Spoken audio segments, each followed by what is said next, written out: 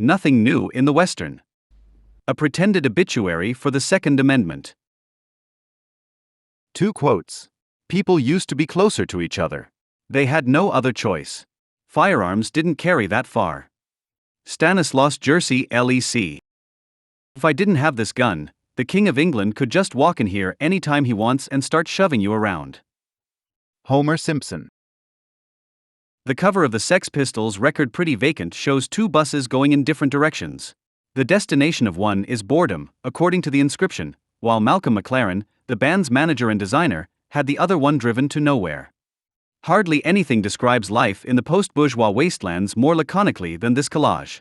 The television program consists of the endless repetition of the same old thing. Everything seems to have been said between people, and at the breakfast table the clichés of the previous evening series are repeated with tiring regularity. When people can no longer tolerate their hopeless unhappiness, apathy and boredom, they regularly dismantle their living room furniture, get into never-ending neighborhood disputes, commit suicide or run amok, whereby the latter is of a completely different quality than the other forms of autodestructiveness mentioned. After a schoolboy in Bad Reichenhall killed his sister, 3 passers-by and finally himself in November 1999, Wolfgang Port wanted amok runs to be understood as an act of self-defense. In a killing spree, he explained, the desperate individual defends himself against the loss of faith in humanity, against the decals you see on TV, against people of whom there is nothing left. Under the keyword amok, he noted, people without conscience, without self, without shame and without dignity cannot be hurt except with a knife. You can neither expose nor offend them because there is nothing behind the facade or the mask. They don't break down and their world doesn't collapse when it is proven to them or made public that they are despicable little scoundrels. End of quote. In Port's work, the man running amok thus appears as the executor of one of André Breton's most famous statements. The simplest surrealist act, Breton declared in 1930 in the Second Surrealist Manifesto, consists in going out into the street with revolvers in your fists and shooting blindly into the crowd for as long as you can. End quote. The blind violence that Breton describes here is in fact the violence of the desperate individual who recognizes the hopelessness of his situation. It is directed against the conditions dérisoires, ici-bas, against the unacceptable conditions down here. However, Port overlooks the fact that no surrealist ever understood Breton's statement as a guide to action and actually set out to shoot people. Rather, it was those who stormed the cinema where Luis Buñuel's surrealist film The Golden Age, inspired by Breton, premiered in 1930, for example, who took up the revolver, fascist thugs. While Breton's dictum is aimed at criticizing a society that turns people into hateful, lethargic old men as early as adolescence, its practical execution, the murder of randomly selected people, expresses nothing but the need for extermination. Even the usual ending of a killing spree indicates that the person running amok is not interested in his self-defense as an individual, as Port suggests, but in his self-extinction. As a rule, he leaves the scene of his rampage in a body bag, together with his victims, who had to provide the stage for the rampage runner's departure. For the rampage killer, as he is sometimes called in the USA, his own death seems to be just as important as the death of his victims. This is because those rampage killers who are not killed by a special police task force or in a suicide by cop attack regularly end up turning the gun on themselves. This combination of the need for annihilation and the longing for one's own demise is reminiscent of Adorno's description of National Socialism. In the concentration camps and gas chambers, as he put it in Minima Moralia, the downfall of Germany is discounted, as it were. No one could overlook the moment of deadly sadness, the half-knowing entrusting of oneself to something disastrous, which accompanied the faked intoxication, the torchlight processions and drumbeats. If there is no way out, the urge to destroy becomes completely indifferent to what it never quite distinguished, whether it is directed against others or against its own subject. End of quote. In this context, the killing spree appears to be an individual variant of National Socialism. And in fact, the modern gunman first appeared at a time when the bourgeois individual was already in decline. Even at the end of the 19th century, the authors of encyclopedias could only imagine the acts that shortly afterwards gave the name to the hitherto largely unknown phenomenon of the modern rampage, the Malay-Indonesian amok, in which warriors rush into battle regardless of their own lives in order to kill as many opponents as possible, as the result of opium consumption. After a student at Virginia Tech in Blacksburg, USA, shot and killed 32 people in a rampage in mid-April 2007, the local media, whose various sections, from the Bild newspaper to the Frankfurter Rundschau and Süddeutsche Zeitung to Pro 7 News, speak to the mental state of the German public in a target group-oriented manner, were initially unable to conceal a certain fascination. The countrymen obviously feel too lied to and deceived by the world and their fellow human beings not to feel a certain satisfaction when someone puts into practice the wishes for destruction that they still prefer to express while driving. Der Spiegel reported meticulously on the course of the crime. The Bild newspaper printed the violent fantasies that the gunman had jotted down in large letters, and Stern reported in a separate article on the guns of the gunman, their caliber, magazine capacity, weight, and so on. Despite this fascination, which was expressed in the muck specials of the various newspapers, there was no real enthusiasm for the crime. At the same time, the FAZ declared that not only America was horrified by a terrible act, Hessischer Rundfunk said that we were stunned, and an editor at Tagesschau explained that the events in Blacksburg were shocking.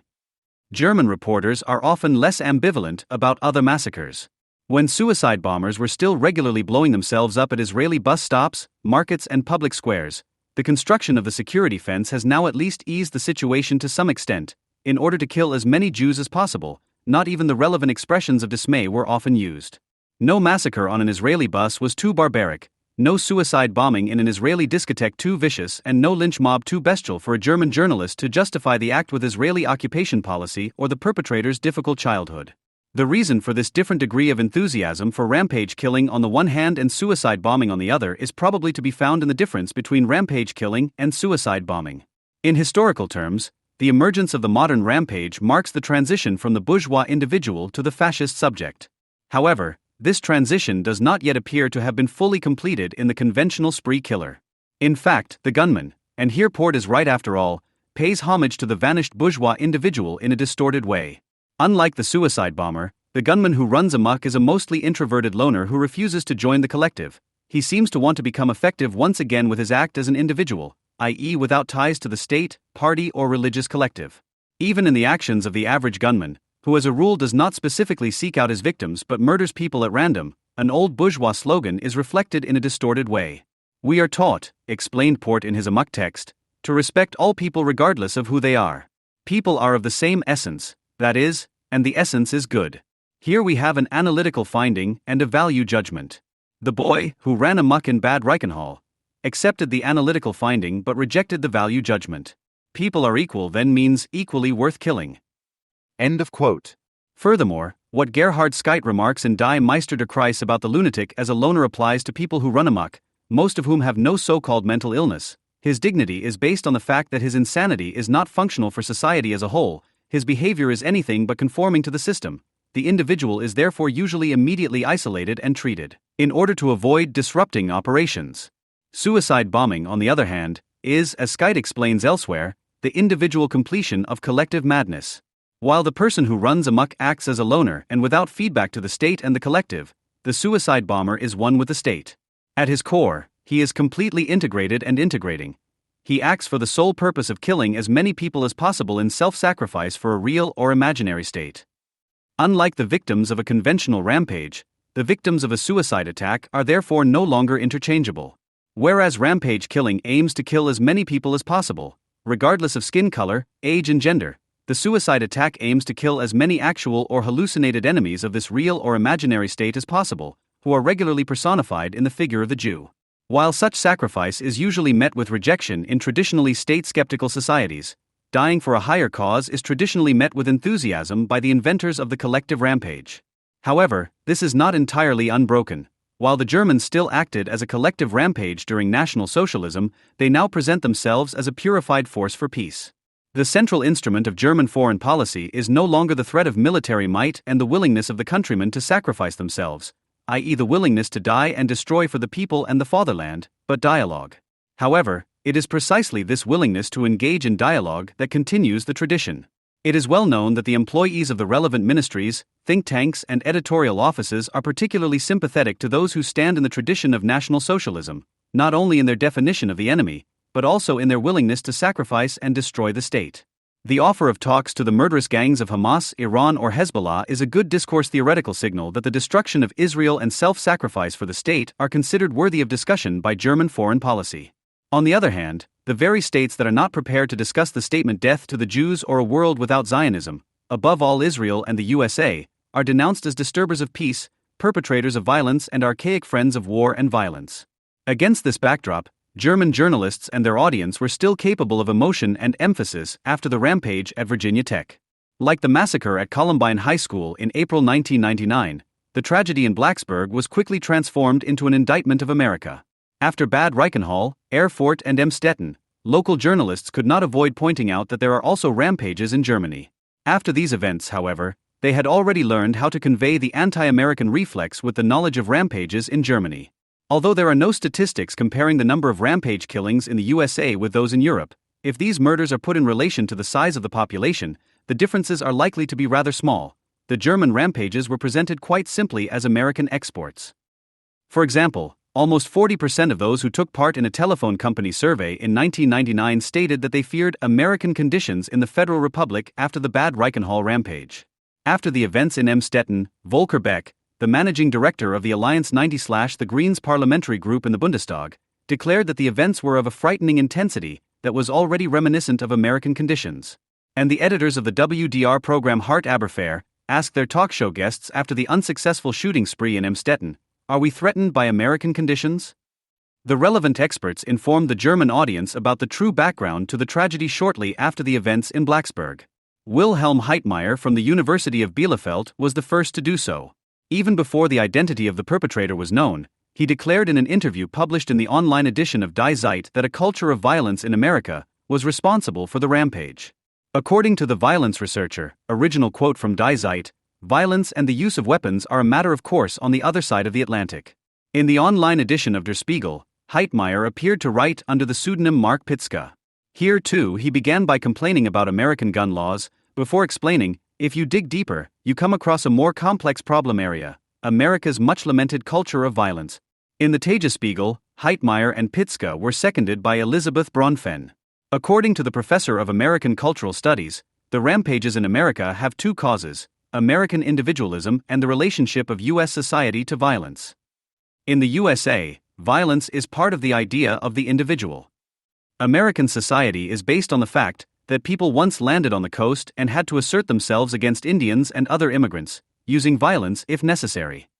This basically defines American politics to this day. End quote. Even an author from Jungle World claimed to have discovered a connection between the Blacksburg rampage and the political culture of the USA. Jorn Schultz refrained from using the formula culture of violence. However, while there was still debate in the USA about whether the name Ismail Axe, which the gunman Cho Sung-Hughes had written on his forearm before the crime, referred to a Christian, an Islamic or no background at all, Schultz was already clear that the rampage was the act of a Puritan who could not stand the happiness of other people. However, unlike Schultz, who had some suggestions for preventing rampages, U.S. society represses the fact that Cho's personal Armageddon was motivated by ideas quite similar to those of a significant current in U.S. society. The owners of Remnant Reason, occasionally to be found in the various publishing houses, were not in a good position. Thomas Klein Brockhoff, who had accused Heitmeyer and Bronfen in the online edition of Die Zeit of working with American clichés, was reprimanded the very next day by his superior Ludwig Greven. Heitmeyer, Greven ordered, had pointed out far from any hostility towards America, that there are more frequent rampages in America. Quote, which raises the question of whether this has anything to do with the specific approach to violence and its normality in American society. End quote. As always, when the German public finds its unity in the fight against America, the countermodel to the bloodthirsty USA was also supplied immediately after the Blacksburg rampage. And Wilhelm Heitmeyer had already provided the keyword. In contrast to the USA, where rampage killings are presumably part of the school curriculum, according to the violence researcher, rampages are not part of everyday life in Europe. Elizabeth Bronfen, who is currently a guest lecturer in New York, was of the same opinion. She also presented Europe as the peaceful antithesis to the USA, where you yourself are the law and you have to defend yourself against the Indians within your own sphere of life. Not only has the death penalty been abolished in Europe, Europeans are also, as the professor explained, drawing on behavioral biology and ethnology, in a certain way more domesticated, more chastised than Americans. Shortly after the initial media response in the USA, the relevant German word processors finally echoed everything they had always wanted to say about the Wild West. Representatives of American gun associations had explained that the rampage might have been less bloody if there had been no gun ban at Virginia Tech. Larry Pratt, the executive director of the Gun Owners of America Association, had pointed out that most school shootings in recent years could only be ended prematurely, i.e. before the police arrived, because a law-abiding citizen was carrying a gun. After this statement, the Mitteldeutsche Zeitung felt reminded of the Wild West. An author from Spiegel Online came up with a statement like once in the Wild West, and Ludwig Greven believed he had to give the United States a lesson in the lessons of history. The answer to violence, and to humiliation, declared the head of text at Zeit Online, can never be violence from a European perspective. The answer, as he added in the jargon of the Ecopax movement of the 1980s, can only be disarmament in thought and feeling and in the literal sense. In the USA, however, his colleagues insinuated elsewhere, nobody was interested in such disarmament. The entertainer Thomas Gottschalk complained in a major women's magazine that no consequences were being drawn in the United States from the discussions about rampages. Wilhelm Heitmeyer was outraged that it was always business as usual in the USA after such events. And even provincial newspapers such as the Rhenish Post stated that the Americans lacked the political will to change the gun laws. These sentences also implicitly formulated expectations of the European counter-America. As the demand for changes to laws and the platitudes about the lack of political will in U.S. society show, at the heart of these expectations is the state, which is prepared to draw precisely those consequences, i.e. to issue bans, tighten laws and further encroach on the rights of its citizens. There is indeed a difference here between the USA and old Europe. While in Germany there are always cross-party calls for new types of computer games to be banned, stronger surveillance measures, etc., in the USA there are intense debates in the same context about whether and to what extent the state is allowed to interfere with the civil liberties of its citizens. It is no coincidence that these discussions are sparked by the truly bizarre question of whether U.S. citizens are allowed to keep assault rifles, machine guns and grenade launchers, while stricter laws in other areas are often accepted without major protests. The Second Amendment to the Constitution of 1791, which allows citizens of the United States to bear arms, is one of the central symbols of the relationship between Americans and their state. Contrary to what is repeatedly claimed in the local press, this right is not an expression of archaism and the glorification of violence. Rather, the recurring American debates about the relevance of the Second Amendment reflect the traditional separation of state and society. The seemingly anachronistic refusal of American society to tighten gun laws not only points to the awareness of the emergence and historicity of its own polity, i.e. to the awareness that bourgeois society in the USA was constituted against the, in this case, British state. At the same time, the gun law reflects the self-confidence of the long-defunct citizen who is prepared, if necessary, to defend himself against encroachments by the newly created state. The European astonishment at the American gun debates is regularly met with a bon mot, not only in conservative newspapers. Americans and Europeans believe that the state will be just as well disposed towards them in the future as it is today. However, the Americans are hedging their bets in case they are wrong. Contrary to what was regularly claimed in the German press after the Blacksburg shooting spree, American gun laws are not the domain of Republicans, gun nuts, or right-wing extremists. In fact, when Democratic presidential candidate Al Gore made the tightening of gun laws one of the key campaign issues in the 2000 election campaign, it cost him crucial votes among longtime Democratic supporters. Many traditional Democratic Party voters voted for a Republican presidential candidate for the first time in their lives. It may be that some of these swing voters were driven by fantasies of omnipotence, without which the demand to be allowed to handle weapons will probably never be met. However, at least some of the renegade Democrats justified their decision at the time with a fundamental democratic aversion to the state interfering with its citizens and their privacy, interference that is not only called for across party lines in Germany after shooting sprees. On March 24, 2018, the largest demonstration against unrestricted gun ownership took place in Washington, D.C. under the title March for Our Lives. The initiative came from student associations, in particular survivors of the shooting rampage at Marjory Stoneman Douglas High School. 500,000 people were expected to attend the children's crusade against certain weapons.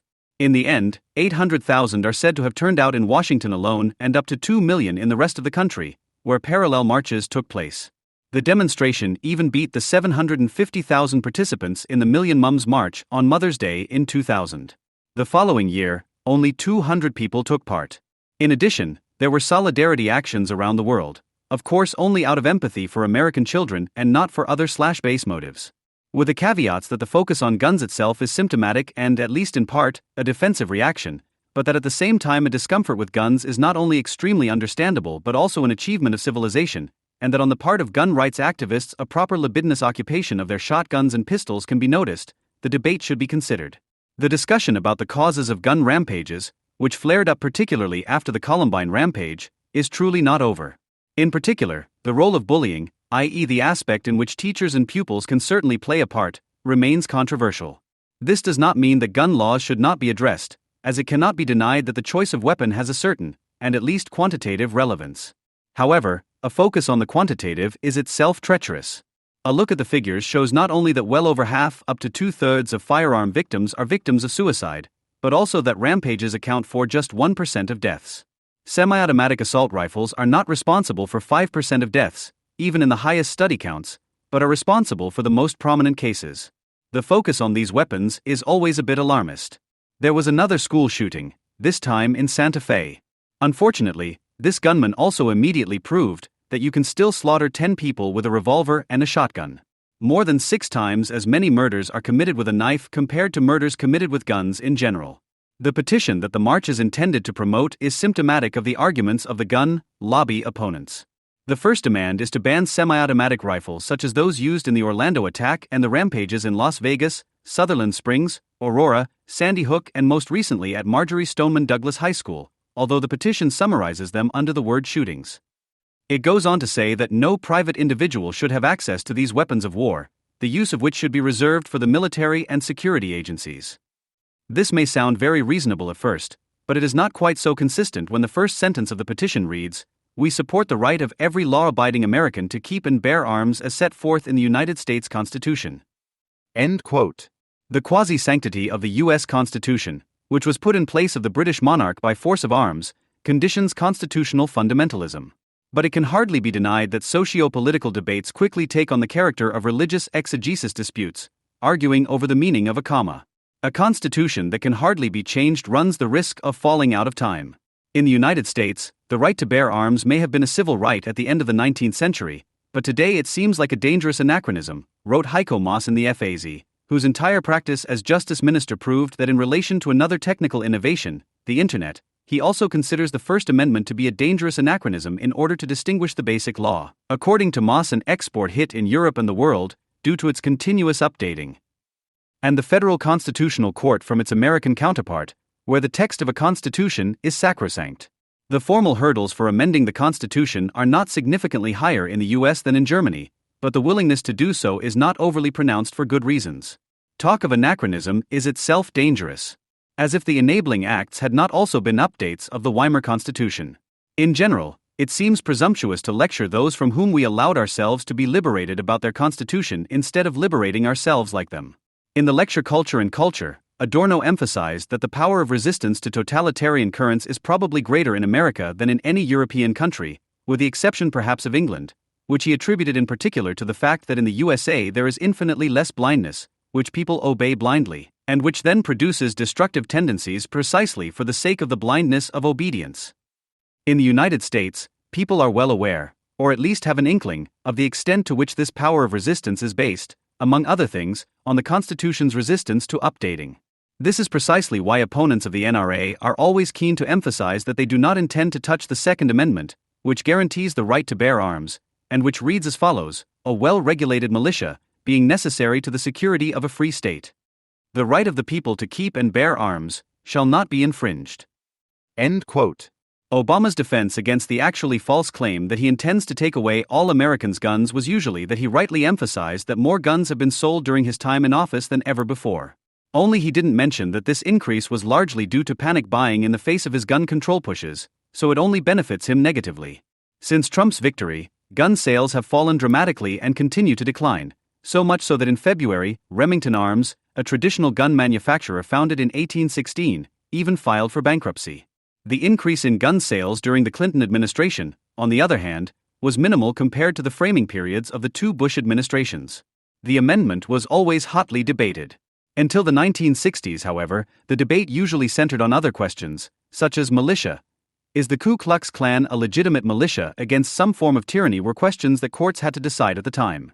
Those smart alecks who have objected for some time that the amendment was intended solely to secure the right of slaveholders to put down slave rebellions fail to recognize that radical abolitionists in particular were key proponents of the amendment. Insofar as these historical debates in the USA concerned the type of weapons, this usually referred to the concealed carrying of weapons. In one sensational case in 1822, a sword and a walking stick was involved. For a long time, it was small weapons such as pistols and knives that were restricted, unlike guns, as they could be concealed. In this respect, the judgments were generally directed against the element of malice or the blurring of the boundary between the armed and the unarmed. In the USA, concealed carrying is still more problematic than open carrying. This follows a long tradition of assuming that only criminals carry a weapon concealed. The statistics of crimes committed with guns support this view in that most crimes are committed with small weapons such as handguns. The fear of concealing weapons is reminiscent of the blindness emphasized by Adorno. The aversion to concealed carry and the attempt to cast it in legal form was the first conflict with the Second Amendment.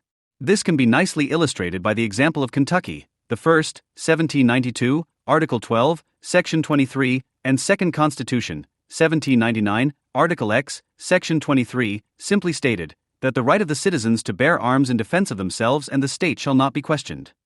From the third, strongly pro-slaveholder Constitution, 1850, Article 13, Bill of Rights, Section 25, onwards, however, the paragraph reads as follows, i.e., with the postscript, that the rights of the citizens to bear arms in defense of themselves and the state shall not be questioned, but the General Assembly may pass laws to prevent persons from carrying concealed arms. It referred to the fact that the 1813 Concealed Carry Act, one of the first gun laws, was unconstitutional under the 1799 Constitution, see Bliss v. Commonwealth, 1822 above.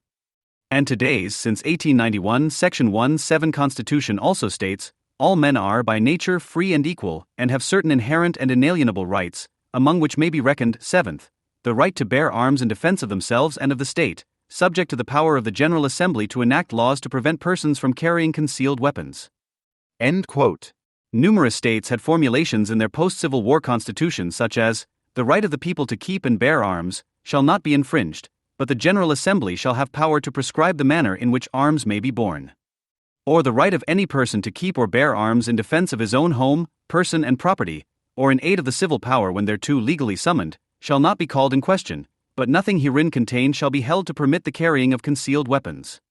An act to suppress the evil practice of carrying weapons secretly was the official name of the corresponding offense in Alabama in 1837. Travelers were mostly exempt. For some years now, the social debate has been about big guns, especially semi-automatic AR-15 rifles, but it's not as if there hasn't already been a nationwide ban on these rifles, which are classified as semi-automatic assault rifles based on various criteria. Former Presidents Ford, Carter and Reagan, among others, had called for this in a letter in 1993. It was then prepared by Bush Sr. and passed by Clinton in 1994 after it was approved by Congress and the Senate, but expired in 2004 because it should have been extended in accordance with the expiry clause, which did not happen. The actual benefits of the ban are hotly debated. In general, however, rifles and assault rifles do not play a large percentage role in acts of violence. While there have been several to numerous lawsuits over those rifles and their ban, never on the grounds that the ban violates the Second Amendment. Not only did all but one of the Republicans in the Senate vote against Obama's new attempt in 2013, but also 15 Democrats. However, the Supreme Court has not yet ruled on assault rifles under the Second Amendment, but has so far only rejected cases in which state-level bans were challenged, for which the Constitution simply does not or did not have jurisdiction. In these cases, the federal compromise simply applied. Only 7 states have a ban on semi-automatic rifles, in the rest they are legal under various conditions. The march must therefore be about a national ban, but one that, according to them, takes into account the Second Amendment, which again is not that simple. The NRA generally does not sue in the high courts because they fear that a ban on those guns could be struck down by the Supreme Court in the last instance, and they are far better off with a compromise. The general rule for many issues is therefore, where there is no plaintiff, there is no judge.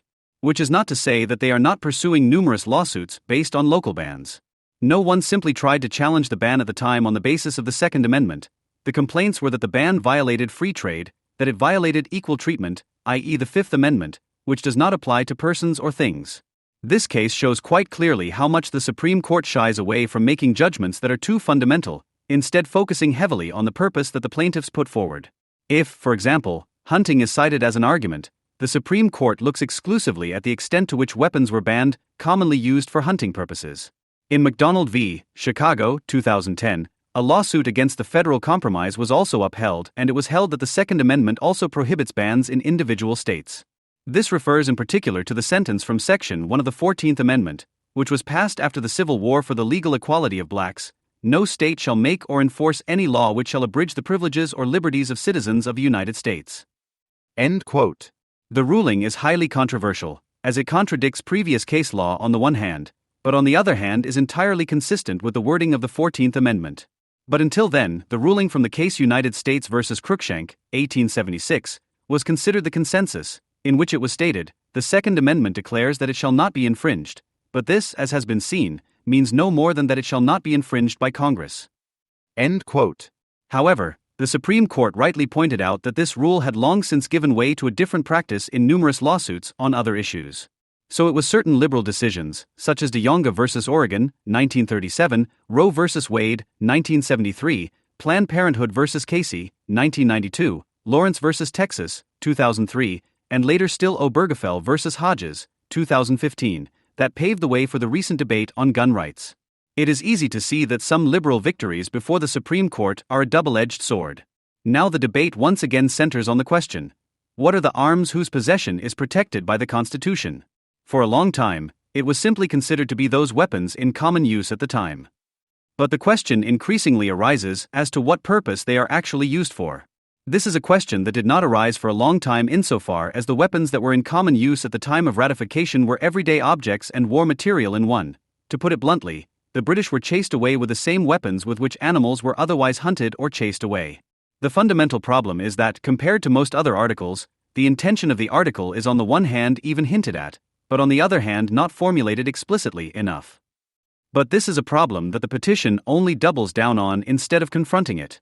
The Supreme Court's first serious consideration of the nature of arms in relation to the amendment was United States v. Miller in 1939, which was based on the National Firearms Act of 1934, passed shortly before in response to the St. Valentine's Day massacre attributed to Al Capone and an assassination attempt on Roosevelt.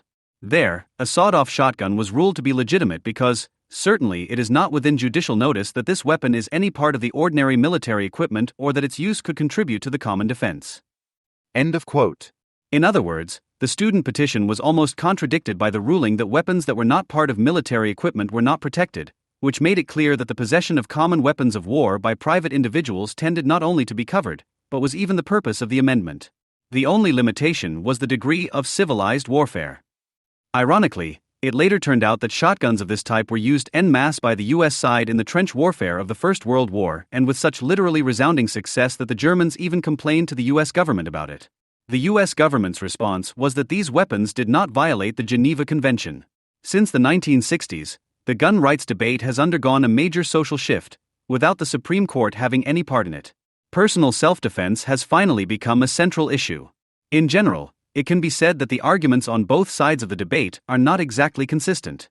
However, in order to avoid having to deal with the most stupid omissions, one can look again at the lines of argument in one of the most fundamental cases before the Supreme Court, the 2008 case District of Columbia versus Heller. The basic question or point of contention was the extent to which a certain ban or rules on the storage of weapons in D.C. would impair self-defense or the allegedly guaranteed right to it. The complainant was upheld at the time. Thankfully, during the course of the hearing, the question of the extent to which self-defense was the purpose of the article was addressed. The case is interesting, as both groups emphasize and hold on to important points, but at the same time overshoot the mark and their own actual intentions if the arguments are extended in the direction of the current debate. The minority position at the time was represented by Justices John Paul Stevens, appointed by Ford, and Stephen G. Breyer. Breyer, who is a pragmatist appointed by Clinton, clearly belongs to the liberal justices and is even prepared to use foreign precedents for this purpose if it benefits him, noted that self-defense is not the purpose of the article. The Second Amendment protects militia-related, not self-defense-related, interests. These two interests are sometimes intertwined. To assure 18th-century citizens that they could keep arms for militia purposes would necessarily have allowed them to keep arms that they could have used for self-defense as well. But self-defense alone, detached from any militia-related objective, is not the amendment's concern. End quote. First of all, this is indeed correct, even if it already contains a tendency that will lead into the completely wrong direction. For the time being, however, it should be noted that this is again about handguns, i.e. again more about small arms, the constitutionality of which is in question. Quote, nor, for that matter, am I aware of any evidence that handguns in particular were central to the framers' conception of the Second Amendment. The lists of militia-related weapons in the late 18th century state statutes appear primarily to refer to other sorts of weapons, muskets in particular. End quote. The law therefore covers weapons of war that were historically also used for self-defense, according to one of the most liberal judges of the Supreme Court at the time. The repeated attempt to limit the right to the weapons available at the time of writing, muskets or, by derivation, single-shot weapons, is absurd and was also rejected in this way. Not only would almost all weapons then be banned, including revolvers etc., But in this reading, films would also not be included in the freedom of speech. His colleague Stevens, however, radicalized this position and noted with reference to the above case US v. Miller, the amendment is most naturally read to secure to the people a right to use and possess arms in conjunction with service in a well-regulated militia.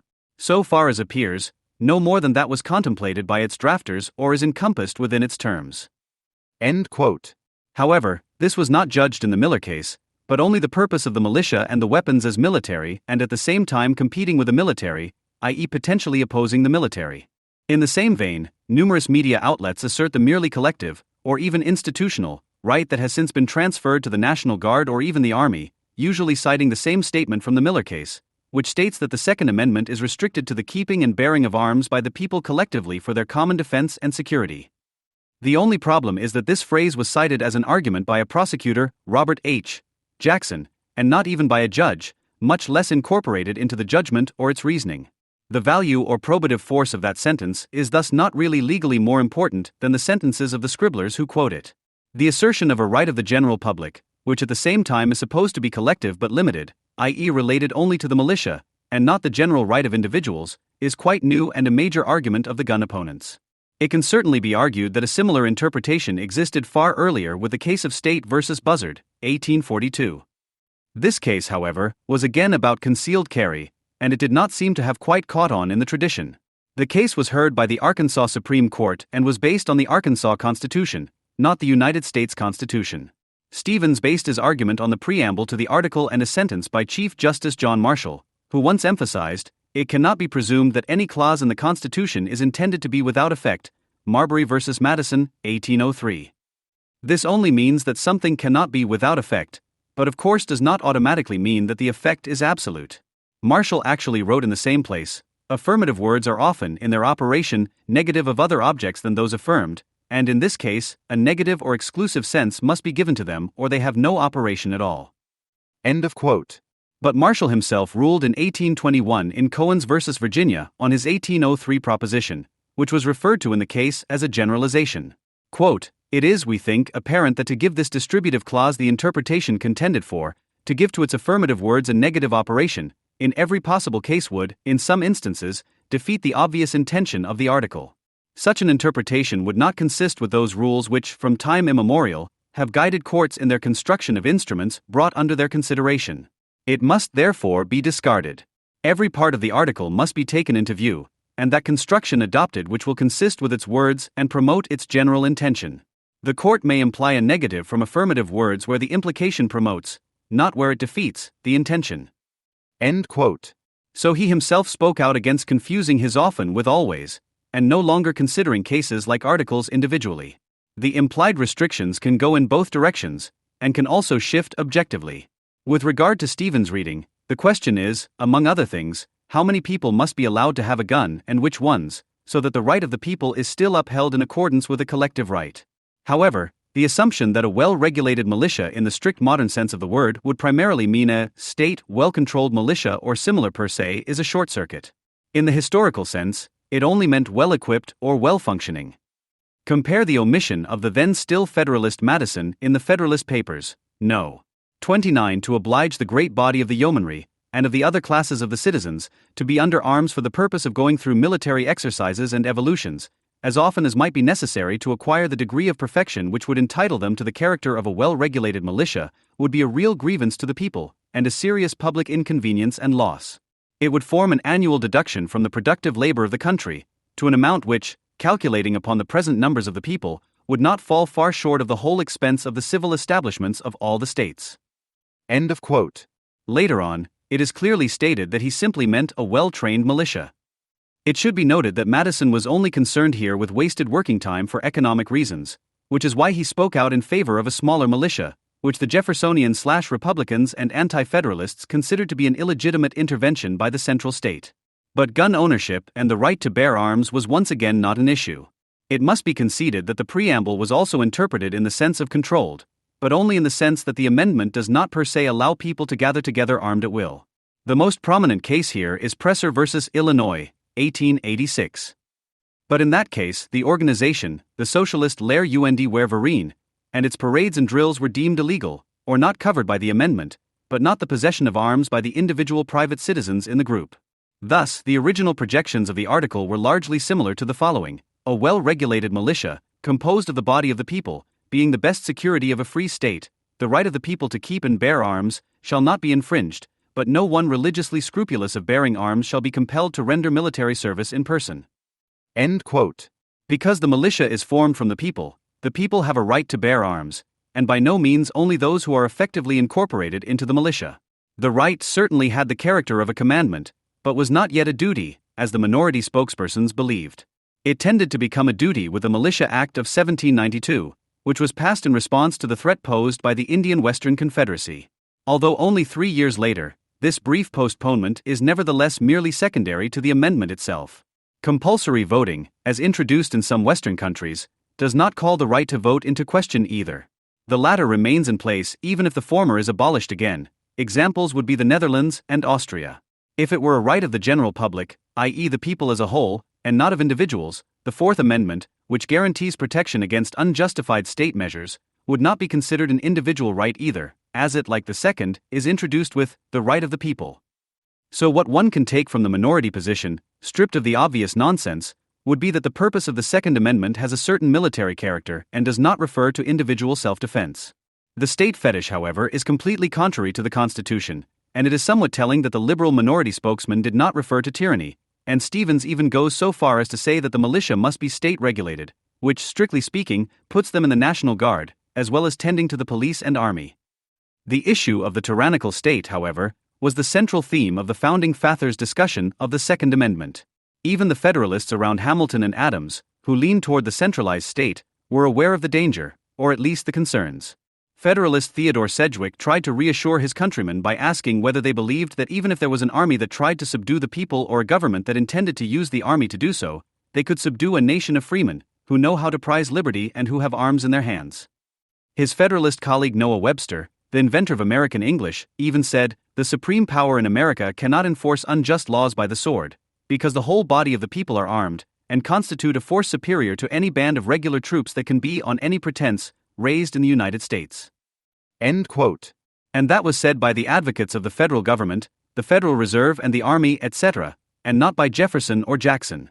For that reason alone, it would be absurd to see the Second Amendment as immediately or abruptly repealed in the Army or police, however much the well-regulated militia had to partially fulfill their duties. In the Heller case, the majority position was represented by the now-deceased Antonin Scalia, who is considered by some to be a hardliner appointed by Reagan, as he always argued in a very text-bound manner. Scalia's decisions may have repeatedly offended some, such as his minority position in Lawrence v. Texas, Texas sodomy laws, or Roper v. Simmons, execution of minors, but people like to short-circuit his rulings on the constitutionality of laws with his own moral views on the issues in question.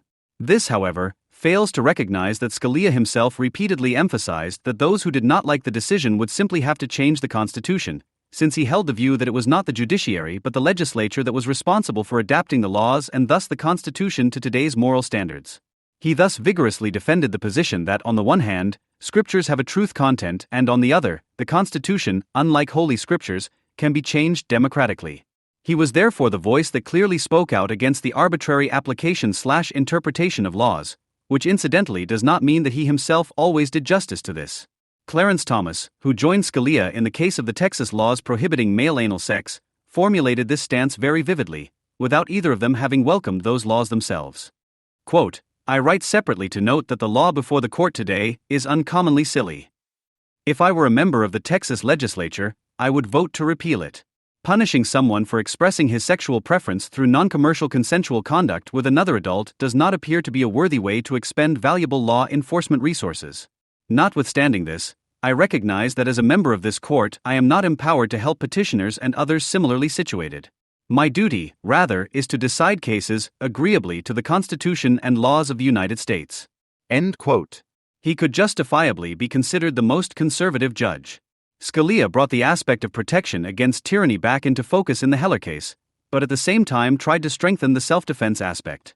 For this reason, he noted that Breyer bases that assertion solely upon the prologue but that can only show that self-defense had little to do with the right's codification, it was the central component of the right itself. First of all, this is a very weighty argument, but even in its emphasis on central component, or even the central component, it fails to recognize the direction of the Constitution. In a nutshell, personal self-defense is not the primary or central concern of the article. This is a misunderstanding to which Scalia, the NRA, Trump, and opponents of assault rifles, including Obama, are equally subject, albeit for entirely different motivations and reasoning. One can certainly argue that the use of guns for self-defense and self-preservation through hunting was simply a silent consensus that was so widespread that it did not need to be articulated. This is an interpretation that is covered by the wording of the article. If it says the right shall not be restricted, it must have existed beforehand. But the legal interest of the Second Amendment is the possession and carrying of weapons, but not the active use of these weapons. Historically, the possession and carrying of weapons would have been part and condition of the natural right of self-preservation and self-defense. Scalia is quite right. However, it was not only simply protected in this sense, but also abolished. The extent to which the use of self-defense is abolished is not easy to answer and at the same time affects numerous other areas, such as the relationship between self-defense and its proportionality, which in turn affects the type of weapons and the legal interest defended, and so on and so forth. The difference between Hobbes and Locke with regard to the right of self-defense in the face of robbery or theft, which in Locke's case can no longer really be separated from bodily harm, is very interesting. However, self-defense, unless explicitly prohibited, which it is not, is protected by the Ninth Amendment, which states, "The enumeration in the Constitution of certain rights shall not be construed to deny or abridge others retained by the people." This tends to be of secondary importance, as the purpose of the militia is obviously the security of a free state, set out in the preamble. The preamble can neither be hypostatized nor explained away. Rather, the relationship between the two parts of the sentence is decisive. The word necessary alone is quite significant here. Madison's first draft still stated, "The best security of a free country is the militia." In the adopted wording, however, the organization of the militia is accepted as a necessity. A virtue is not made out of necessity, but rather the opposite. The claimed virtue is recognized as a necessity, from both a Federalist and a Republican perspective. It should also be pointed out here that the question of what the Founding Fathers intended is fundamentally wrong, as they did not represent a monolithic bloc. It would be more correct to ask what compromise they were able to agree on in each case. Some states included a variation of the phrase, "a well-regulated militia being necessary to the security of a free people," in their constitutions for certain periods. The main motive is the free, and not the state. In this context, the Star-Spangled Banner is the musical arrangement of the Second Amendment. Say does that star-spangled banner yet wave, o'er the land of the free and the home of the brave. Courage has its purpose in freedom, and is not an end in itself as in classic soldierly societies. One of the most authoritative and still most significant interpretations of the amendment comes from Joseph Story. This youngest Supreme Court justice to date and author of the judgment in the so-called Amistad trial, wrote on the last pages, section 1890 ff, of the last volume of his fundamental 3-volume commentaries on the Constitution of the United States, 1833, about the Second Amendment. The importance of this article will scarcely be doubted by any persons who have duly reflected upon the subject. The militia is the natural defense of a free country against sudden foreign invasions, domestic insurrections, and domestic usurpations of power by rulers.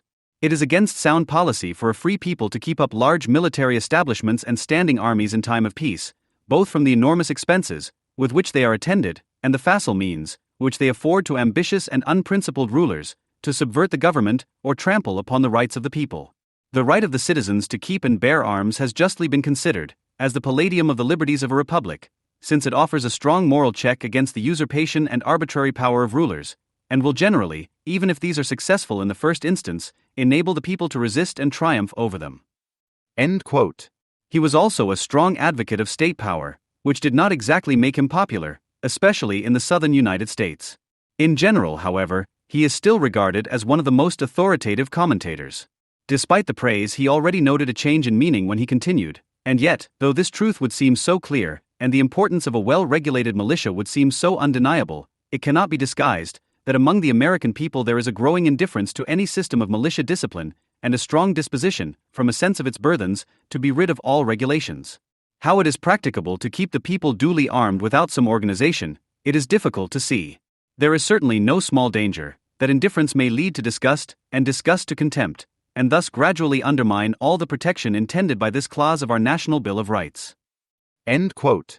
But, and those who cite him should always be reminded of this, he only asks to what extent it is practical, not to what extent it has constitutional legal relevance. Story also makes no further comment on this, which clearly distinguishes him from today's representatives of pragmatism as a basic principle of judgment. Story's continued abstention carries more legal weight than the content of the sentences submitted. A few years later, in his familiar exposition of the Constitution of the United States, 1840, he added the following two sentences: one of the ordinary modes, by which tyrants accomplish their purposes without resistance, is by disarming the people, and making it an offense to keep arms, and by substituting a regular army in the stead of a resort to the militia. The friends of a free government cannot be too watchful to overcome the dangerous tendency of the public mind to sacrifice, for the sake of mere private convenience, this powerful check upon the designs of ambitious men. End quote. However, it is also clear from his criticism that he was not concerned with the type of weapon, but with the indiscipline and lack of practice of the militiamen and gun owners. The only problem is that the NRA would also agree with this and immediately refer to their shooting training and other courses. The militia was more of a bulwark against the militarization of society, which is how the officers were initially elected. It was an attempt to preventively civilize the army, whereas by 1865 Engels was already relying solely on general conscription, as a proletarianization of the army and simultaneous militarization of the proletariat. Quote, "The more workers are trained in arms, the better. Universal conscription is the necessary and natural complement to universal suffrage.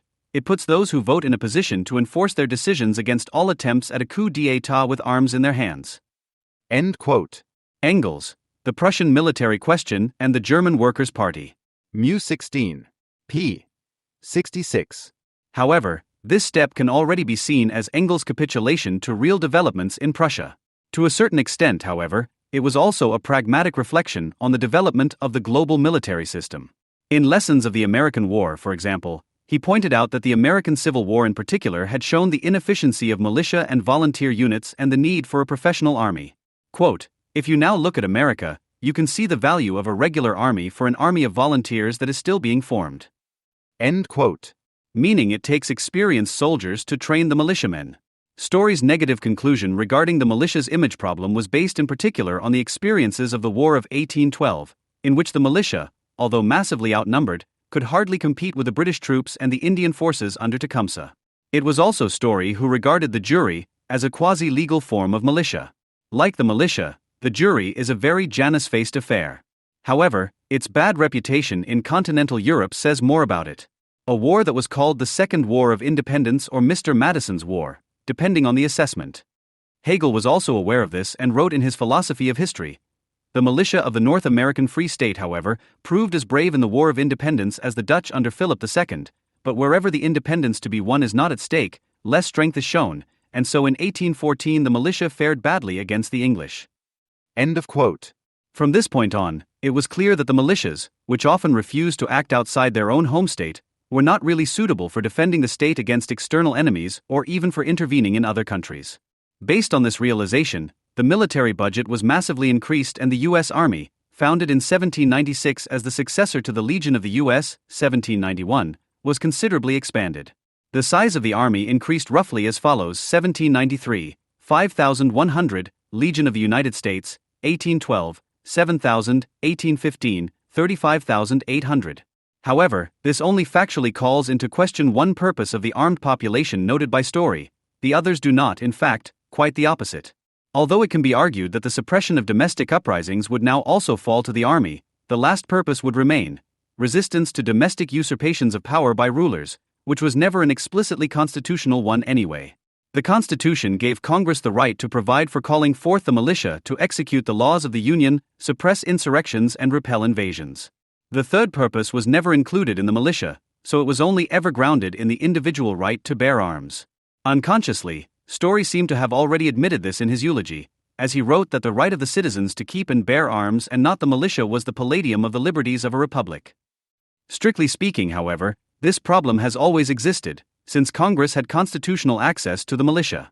Quote, Section 8, "The Congress shall have power to provide for calling forth the militia to execute the laws of the Union, suppress insurrections and repel invasions, to provide for organizing, arming and disciplining the militia, and for governing such part of them as may be employed in the service of the United States, reserving to the states respectively the appointment of the officers, and the authority of training the militia according to the discipline prescribed by Congress." End quote. With regard to the Second Amendment, The period around the War of 1812 should be seen as the first regression to natural law, from which the Constitution had just broken away, insofar as the right to bear arms no longer had a potential for resistance mediated by the militia. A regression to natural law is not something condemnable per se, or at least a distinction should be made between the various approaches to regression. Strictly speaking, it belongs to the realm of mere practice, which does not mean that it did not appear in theory. It was John Locke in particular who was the central reference for the Founding Fathers, especially when writing the Declaration of Independence. Jefferson was repeatedly accused of having copied directly from Locke, although it should be noted that Locke himself was significantly influenced by American practice for his theories. In another writing, for example, he explicitly referred to the Pilgrim Fathers' Mayflower Compact of 1620. The Founding Fathers found their access to Locke primarily through William Blackstone's Commentaries on the Laws of England, 1765, which was widely read in the colonies. Quote, and lastly, to vindicate these rights when actually violated or attacked, the subjects of England are entitled in the first place to the regular administration and free course of justice in the courts of law, next to the right of petitioning the King and Parliament for redress of grievances, and lastly to the right of having and using arms for self-preservation and defense. The fifth and last auxiliary right of the subject, that I shall at present mention, is that of having arms for their defense, suitable to their condition and degree, and such as are allowed by law. Which is also declared by the same statute and is indeed a public allowance, under due restrictions, of the natural right of resistance and self-preservation, when the sanctions of society and laws are found insufficient to restrain the violence of oppression. End quote. Although Locke took the detour via God, his writing remained fundamentally an argument based on natural law, which, however, departs from the vulgar individual form and, at least in the higher stages of Lockean resistance, represents an unfolded one. Locke conceived of self-preservation, even if primarily, not only as individual, but noted that everyone should preserve the rest of mankind as well as he can. According to Locke, one of the two fundamental powers that every person has in the state of nature is self-defense, which is in that state, as the execution of the natural law, in every man's hand. For him, common defense would be a principle of the state of nature. If in this state of nature, each individual may punish the other for a wrong committed, so may all. But it is precisely this power to punish crimes that man completely relinquishes in bourgeois society, since executive power belongs to society. The potential right to resist the executive or the legislature now arises from the fact that the people have never and would never give either of them the right to be governed by anyone to their detriment. Thus, if the executive or the legislature dissolve the contract through manifest misconduct, they put themselves in a state of war with the people, and not in the actual state of nature. Locke himself divides the state of nature into two parts, the pre- and post-monetary state, the state of nature and the state of war. The latter is similar to Hobbes' state of nature. But in Locke's resistance, only the contract of domination is dissolved, not the social contract, which coincide in Hobbes. Therefore, although Locke's right of resistance is derived from the individual and collective right to self-defense and self-preservation, it is more than this. For Hobbes, on the other hand, who did not envisage a collective right of resistance, the individual natural right is never extinguished. Thus the guilty criminal also has the right, i.e. the freedom, to defend himself against his own punishment and sentence, even though these are lawful and just, or to flee, but in no way may he help another to defend himself against his punishment. With Locke, for example, the death penalty is somewhat different, as long as not a penny is confiscated. Since the citizen has given himself the law, he can no longer rebel against the lawful punishment if it affects him, i.e. if he has broken his own law. The government, not society, is dissolved. The unique movement of the Constitution of the United States is now revealed in the fact that, on the one hand, the Declaration of Independence is an explanation of this right to resistance through and through, and also proclaims it as the right of the people to alter or to abolish it, and to institute new government, or even as a duty to throw off such government. But on the other hand, there is no formulated right to resistance in the Constitution, which Kant also rejected because it cannot be formulated as a right in terms of reason. Kant wrote in the Metaphysics of Morals, against the legislative head of the state, therefore, there is no lawful resistance of the people, for only through submission to his general lawgiving will is a legal state possible, for in order to be authorized to do so, there would have to be a public law which permitted this resistance of the people, i.e. the supreme legislature would contain a provision in itself, not to be supreme, and to make the people as subjects in one and the same judgment sovereign over him to whom they are subject, which is contradictory, and of which the contradiction is immediately apparent by the question, who ought to be judge in this controversy between the people and the sovereign, for they are always two distinct moral persons in law, where it then appears that the former wishes to be so in his own cause. End quote. Lincoln's first inauguration speech still contained, or again contained, the right of resistance based on natural law. Quote, "This country, with its institutions, belongs to the people who inhabit it. Whenever they shall grow weary of the existing government, they can exercise their constitutional right of amending it or their revolutionary right to dismember or overthrow it." End quote. Locke explicitly pointed out that it was a mistake to believe that this error, despotism, tyranny, etc., is only found in monarchies. The American Constitution here tends to contradict the French Constitution of 1793, which stated in the last article of the rights of man and of the citizen, "When the government violates the rights of the people, insurrection is to the people and to every part of the people the most sacred of their rights and the most indispensable of their duties." Incidentally, it is significant that resistance was not included as a duty in the German Constitution, leaving internal emigration as a familiar alternative.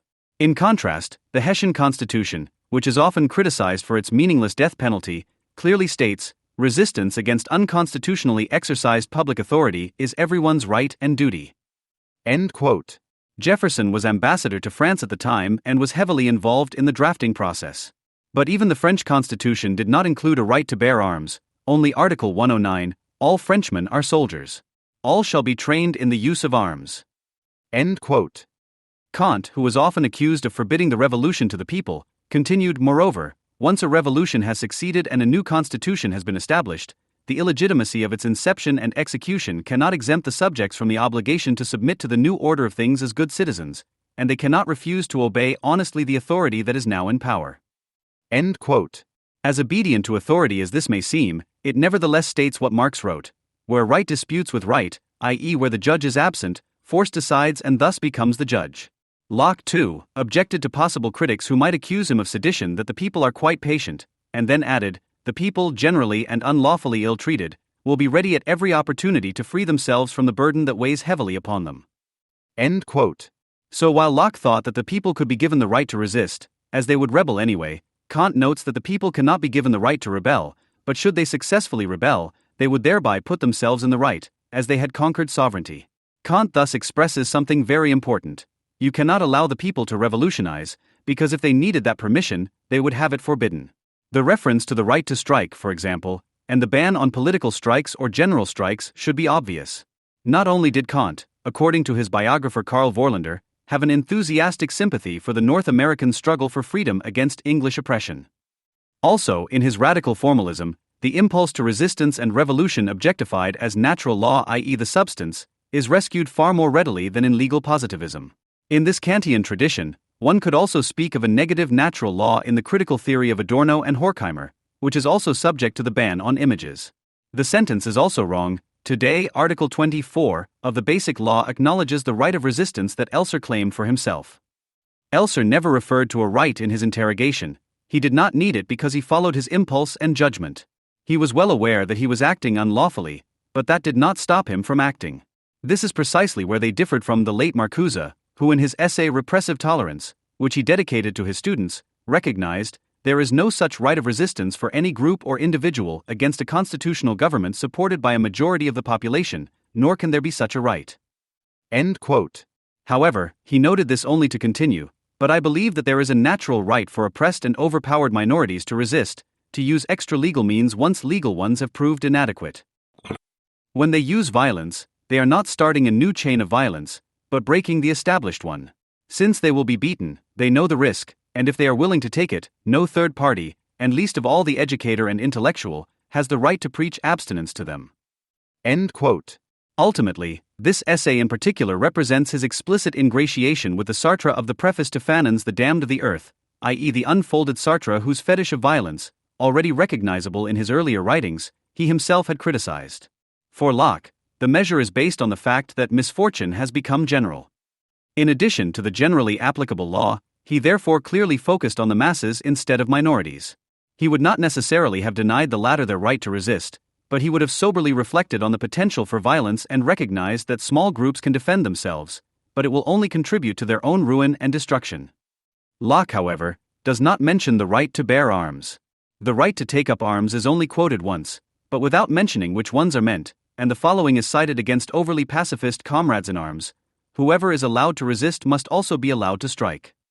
In his essay on perpetual peace, Kant made no secret of the form of government he was striving for.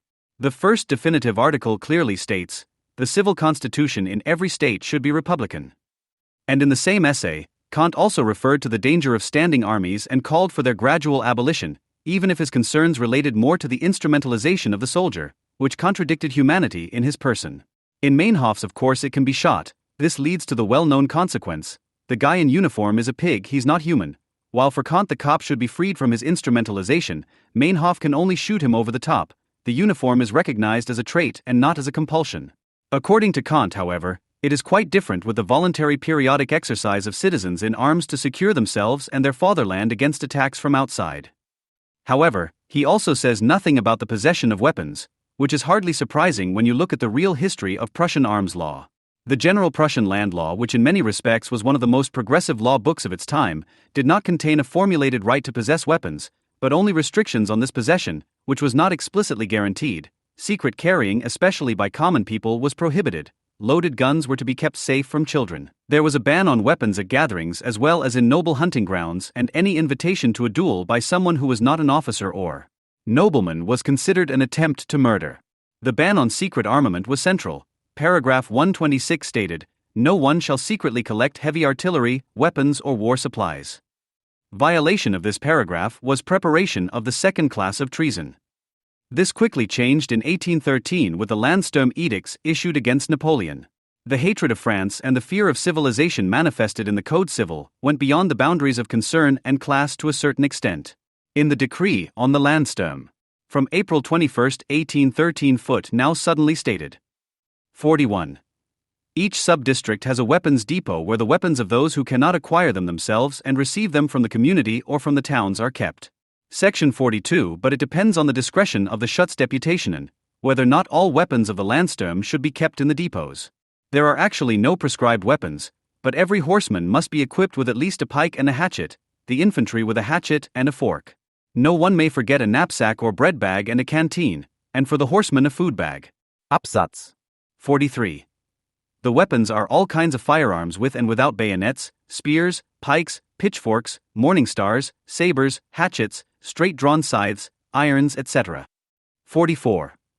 The weapon depots are never to be placed on the army road, but in forests and inaccessible fields. They can be easily entrenched at best, and serve as drill grounds on Sundays and holidays. Absatz 45. Anyone who betrays a weapons depot to the enemy will be shot. End of quote. Secret arsenals suddenly change from treason to a duty for the fatherland. But this was definitely never intended to be an individual right to freedom. From the outset, it was a collective right of emergency against external enemies, i.e. the world spirit on horseback. In this sense, the Landwehr always resembled the Volkssturm in terms of its origins and intentions, which is not to say that it corresponded purely to that intention. While in the USA the experience of 1812 shifted the focus from the militia to the army, in Prussia it was briefly the other way around. But the potential of the militia, recognized in the USA as a guarantor of freedom, was seen in Prussia primarily as a risk. Duke Karl von Mecklenburg probably summed up the concerns most clearly when he emphasized that the military reformers had armed the revolution against the state and royalty, with the Landsturm and the Landwehr. As early as 1819, the restorative forces succeeded in bringing the Landwehr under the control of the army. Nevertheless, the Republicans of 1848-1849 placed great hopes in the Landwehr and Landsturm, and Parliament always tried, usually rather unsuccessfully, to extend their powers. Assessments of gun ownership in Germany vary widely. Some believe that the general rule in Germany since 1495, and seriously widespread since the 16th century, was that only the representatives of state power were legally allowed to carry weapons. Others paint a picture of a fairly well-armed society. Either way, the law remained natural law in the purest sense, namely unwritten, and can or could only be inferred from the scattered prohibitions and restrictions. It was completely at the mercy of the arbitrariness and toleration of the rulers. The general right to individual gun ownership was therefore one of the central demands of the March Revolution. Article 26 of the projection for the Prussian Constitution of 1848 states, "Every Prussian is entitled to bear arms after the age of 20. Exceptions shall be determined by law." In contrast to many other liberal paragraphs, however, this one was not adopted, even though it included the possibility of its own restriction. Heine picked up on this in his poem Erinnerung aus Krawinkel Schreckenstagen. Everyone lays out his weapons / in the guildhouse, / ammunition of every kind / is also deposited in the same place. According to Section 28 of the Socialist Laws, 1878, the carrying and possession of weapons could be banned in certain regions, meaning the workers' strongholds. Based primarily on the preamble, the Second Amendment is not merely a natural or rational right, but a rational right that sublates elements of natural law. When Martin Luther King remarked in his dream speech that with the Declaration of Independence, the Founding Fathers signed a promissory bill to which every American should be heir, he was right beyond his justifiable but narrow intention. According to Locke, however, the right to resist is the best protection against rebellion, as it prevents the legislative and executive branches from abusing their powers, either preventively or by silent threat. This is precisely what tends to lift its conception out of natural law. In the Second Amendment, the threat of natural law codified in the Declaration of Independence, and its enforcement is sublated in the Hegelian sense, negated, preserved, and raised. But it is preserved above all materially, and that is precisely what makes it unique. Fritz Bauer failed to recognize this in his latent legal positivist and Locke-oriented essay Das Widerstandsrecht des kleinen Manns, The Right of Resistance of the Little Man. For the same reason, his massive criticism of Kant and Hegel, about whom he wrote, "The German philosophers have done away with the right of resistance," is also misguided. Bauer revealed the difficulties of his own argumentation elsewhere. Quote, "The standard, just as the right of resistance has been handed down through the centuries, is of course not a new right, but always an old right, which, in the opinion of the resistance fighters, is bent by the state.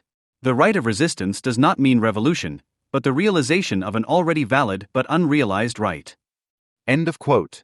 It was his last lecture a few days before his death, Disobedience and Resistance in the Past and Present. In the series Evolution or Revolution, he remained completely undecided as to whether it was a matter of breaking a constitution, for example, or that of unwritten law or even an ideal, correct law, the old good law. This is why he referred to the American War of Independence, which was indeed a revolution, as well as stylizing Antigone, Brutus and William Tell as ideal types of resistance fighters without any mediation, without noting that these three in particular were defending limited principles. Hegel recognized Antigone in particular as a representative of human immaturity, which does not mean that her counterpart Creon is completely in the right. For this reason alone, Hegel can be held much less responsible for National Socialism than is often the case. In his case, the idea that limited family ties can be an essential protection against state totalitarianism has been removed. For Locke, on the other hand, the right to resist is generally based at least on an open breach of the Constitution. The fact that she failed to recognize this is one of Hannah Arendt's greatest weaknesses. In her work on revolution, she repeatedly criticizes the fact that the American Revolution did not succeed in preserving the actual revolutionary spirit of those decades and the principles that manifested themselves at that time and securing them from oblivion, or subsequently conceptualizing and articulating the spirit of the revolution, because the revolution had found institutions for everything except the spirit that manifested itself in it, but on the other hand she does not mention the Second Amendment with a single word. It is simply not possible for Arendt to regard gun ownership as a political institution. Her separation of violence and politics, with the former being either apolitical or pre-political, reveals its ideological content when one confronts her ancient references with historical reality. When she states that physical violence was incompatible with the dignity of an Athenian citizen under all circumstances, this would first have to be reconciled with the Attic Stasis laws, according to which, in the event of a civil war, every citizen is forced to take sides, as otherwise they would lose their civil rights. The two-party system she praises is itself the result of majority voting. This, however, would have to be seen as a cold or politically sublimated civil war, in which one of the parties, now for a limited period of time, gets everything. If, on the other hand, she mentions the old Roman principle, according to which all power lies with the people, and which she saw realized in the American town halls, it should also be remembered here that the plebs urbana participated in the political process less through participation in institutional procedures than through the rare use and permanent threat of massive outbreaks of violence. But for Arendt, it is clear, directed against Mao, what never comes out of the barrels of guns is power. The focus on conscription and or popular militia in the continental version, as with Engels, is always one on the citoyen, while the American right to arms means the right of the bourgeois. To be trained at arms or in arms, as Engels repeatedly and euphorically demanded, is only the training, i.e. the concretization of labor power, and not the appropriation of the means of production, labor or, in this case, the means of war and violence.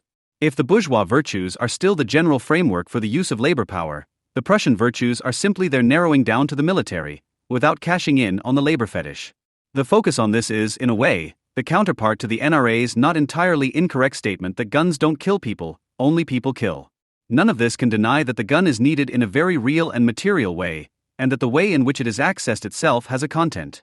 Carl Schmitt, for example, lamented in his essay Staatsgefüge und die Zusammenbruch des Zweiten Reichs with a lamenting subtitle Der Sieg des Bürgers über den Soldaten, the victory of the citizen over the soldier, that the state was threatened by the citizen, against which conscription would have been a bulwark, as it had transformed the citizen into a soldier. Half a century after Engels, he therefore made the same claim with the opposite intention. Schmitt summarized the conflict between army and constitution, state and society, i.e., soldier and citizen or German and Jew. What Schmitt misjudged in particular becomes clear in a handwritten change of the subtitle to the victory of the commodity over the weapon. He of course meant the victory of the exchange value of all goods over the alleged use value of the weapon and thus of the mutual contract, also in the employment contract, over the unilateral oath of the soldier, which provides him with the weapon in the first place. In A Thousand Plateaus, Deleuze and Guattari attempted a distinction between weapon and tool that was not only guided by their intention, the destruction of people and the production of goods, as they rightly noted that the same things were used for those two intentions for a long time. Instead, they suggest that weapons be thrown away, while tools remain in the hand. To eliminate at least one of the obvious problems with this assertion, they again follow it with the claim that war did not grow out of hunting, and hunting did not produce a weapon, while they are not sure whether the weapon invented speed or the discovery of speed invented the weapon. On the other hand, the Red Army, for example, knew very well that anyone who regularly or even professionally shoots at wolves, bears, etc. can also hit Germans quite well without much further practice. The fact that the hunter-tell lays down his hunting weapon after the kill is, in psychological terms, a defense and not a reflection. It is only possible to desecrate what has previously been artificially raised. As much as it is true that the intention of the producer enters into the product, this intention or purpose is not always as clear as when comparing a table and a box that serves as a table. To choose an example from Port. The purpose of the rifle is to shoot. What it is to shoot at is initially irrelevant, or is set by certain limits. You could hardly go hunting with the first rifles because you wouldn't have hit anything. The fact that tools can also be used as weapons, such as the farmer's pitchfork, while others can hardly be used at all, such as the quill, or that weapons can no longer be used as tools, such as the sword, is a later result of the division of labor and the differentiation of goods.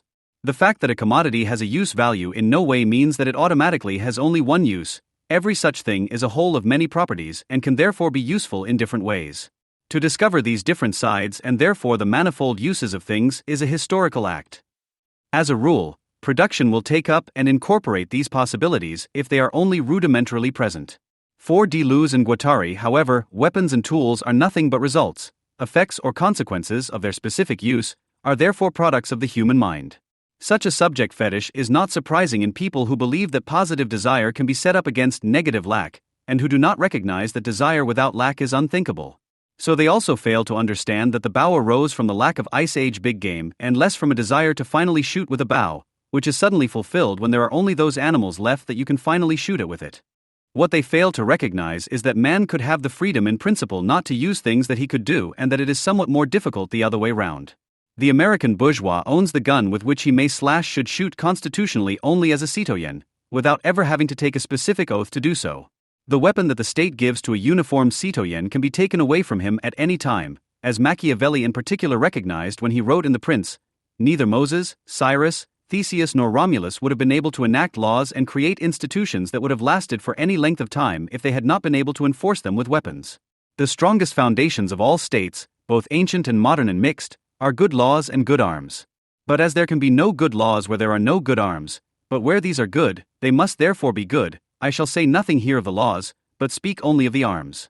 A republic which defends itself with its own arms is not so easily subjugated by one of its fellow citizens as when it keeps a hired army. I conclude, therefore, that no dominion stands firm without its own arms, for he who has no strength to protect him in adverse fortunes, depends only on fortune. For there is no relation at all between an armed man and an unarmed man.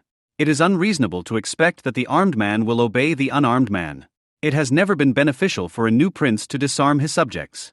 On the contrary, he has always armed them with advantage when he found them unarmed, for if he arms them, these arms become his, the suspicious become faithful, the faithful can preserve themselves, and the subjects become followers of their master. But since it is impossible to arm all subjects, those who are chosen for this purpose must be given certain privileges, but the others can be dealt with at will. End quote. His vacillation expresses not only the author's inner conflict, but also the ambivalence of his subject. First and foremost, Those passages were directed against the omnipresent mercenary armies. To this end, he referred to the Roman Republic, where civis citizen and miles soldier could hardly be separated. But Marius' military reform, which provided for arming by the state, was the beginning of the end of the Republic. This sentence in itself is very abbreviated. However, it is based on the interpretation of the Roman Republic from Machiavelli to Arend, which excludes the entire area of private law. Machiavelli himself founded a citizens' militia in Florence in 1506, but it was equipped by the city and consisted mainly of peasants. Both the monarchy and the republic had to emancipate themselves from the mercenaries by arming the citizens, but at the same time they should understand the possession of arms as a privilege granted by the sovereign and not as a general right. Machiavelli's unachieved goal was universal conscription for the purpose of nationalizing the army, whereby he saw religion in particular as an ideology that should be made subservient to the subordination of citizens, also in the army. The uncontrolled armed rabble was also an abomination to him, which is why he proposed fraud as the best means of disarmament in his explicitly republican discourse. It is enough to ask a man to give up his weapons without telling him that you intend to kill him with them. Once you have the weapons in your hand, you can do with him as you wish. End of quote. And it is precisely that fraud that Second Amendment advocates fear, though the more reasonable among them do not see this fraud as an active conspiracy, i.e., they did not believe that Obama wanted to deprive them of certain weapons in order to kill them immediately afterwards, but that the erosion of the amendment and the deprivation of certain weapons would create a basis that would allow a future tyrant to seize power, and this completely independent of the underlying intentions of the one who confiscated the weapons. The army, or the armed citizens in Machiavelli's conception, was to be a means of the sovereign and not a potential means against the sovereign. But the militia army had such a clearly republican flavor that it is hardly surprising that the Medici did not swallow the reconciliation offered to them by the prince. It is a great merit of that thinker to have recognized the foundation of sovereignty in violence, which he expressed in the discourse in the sentence. The wise have therefore observed that the sciences come after arms and that in the states the generals arise before the philosophers. End of quote. In Arendt's view of the modern revolution, the weapons only slip in without any reflection when she points out, with some justification, that the later armed uprising, if it came about at all, was not fed by secret stocks of weapons, but by arsenals of weapons that the army or police handed over to the people in the course of the revolution. End of quote. Even the mere secret possession of weapons refers to a legality, without even once questioning its genesis and validity. Self-defense and hunting are the elements that fall away or are preserved for the American citizen as the owner of goods under arms instead of the German continental citizen in uniform. He becomes a shooting citoyen when he is attacked as a bourgeois. He defends himself, his freedom and his property with the state and the constitution and against them. Aux armes, citoyens, begins the refrain of the Marseillaise, only to sound the march immediately afterwards. This almost institutional egoism not only incorporates Kant's definition of human social antagonism, which he understood as unsociable sociability, but also, as Gerhard Scheidt has rightly pointed out, what Hitler could not stand about the Jews of his projection. Gerhard Scheidt, Critique of Political Engagement, page 33. FN 36 with reference to Hitler, Mein Kampf. Page 330, where it says, "The will to sacrifice of the Jewish people does not go beyond the naked instinct for self-preservation of the individual." A certain herd instinct could be observed in the Jews, which, however, only ever leads to mutual support as long as a common danger makes this appear expedient and unavoidable. The Jew is only united when a common danger forces him to do so, or when a common prey lures him. End of quote. Hitler, who by emphasizing the common danger himself reveals that only anti-Semitism welds the Jews together, has to add the predatory instinct in order to save the alleged danger posed by the Jews. Richard Demmel expressed this German spirit wonderfully apologetically in his prayer to the people. Thanks to fate, people in arms, Germany against all the world. Not to seize booty, God has created us for battle, purely to fight on the field of honor, heroic people. End of quote. Neither the pursuit of profit nor the instinct for self-preservation can set a limit to the ideological German, since the fight is an end in itself, but only one's own death. Adorno's sentence directed against Wagner, "A German is a person who cannot utter a lie without believing it himself," is always linked to the hope that a few bombs to the head will remind the German that his own life is more important to him than the death of the Jews after all. Or to quote Golda Meir about the revenants of that spirit, "There will only be peace when the Arabs love their children more than they hate the Jews."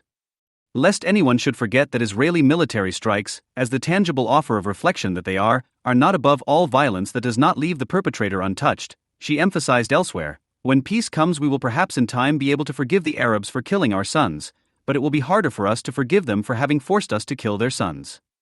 American bravery is an idealized necessity, not an alleged and ideologically asserted virtue. It is a division that Jefferson expressed in a letter to Washington with the words, "One loves to possess arms though they hope never to have occasion to them." Letter dated June 19, 1796, although it could be emphasized that some founding fathers or even second-generation presidents, such as Jackson, were quite quick with their finger on the trigger.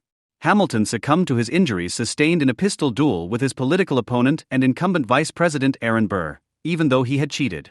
And Jackson shot someone who had insulted his wife and faced numerous other duels. Again, it was Jefferson who tried to pass tough laws against duels, especially since he recognized them as a continental aristocratic institution. Furthermore, there is also a big difference to Switzerland, which also has very liberal gun laws, but where the weapon is primarily obtained through compulsory military service and reserve duty, which can or could then be transferred to private ownership. All direct democracy and a militia parliament, in which all members of parliament still have a profession, cannot deny the enormous importance of military service, compulsory shooting and active citizenship, as a mode of socialization. The first Helvetic Constitution of 1798 already stated, 24. Every citizen, when he has completed 20 years of age, must be enrolled in the register of citizens of his canton and take the oath, to serve his fatherland and to adhere to the cause of freedom and equality as a good and faithful citizen, with all punctuality and zeal as he is able and with a just hatred of anarchy or licentiousness. 25. Every citizen is a born soldier of the fatherland. He may be replaced by another if the law permits, but he is obliged to serve at least 2 years in a draft corps that each canton will raise. The day on which the young citizens are armed for the first time shall give rise to a civic celebration. The governor inaugurates them as defenders of the fatherland. End quote.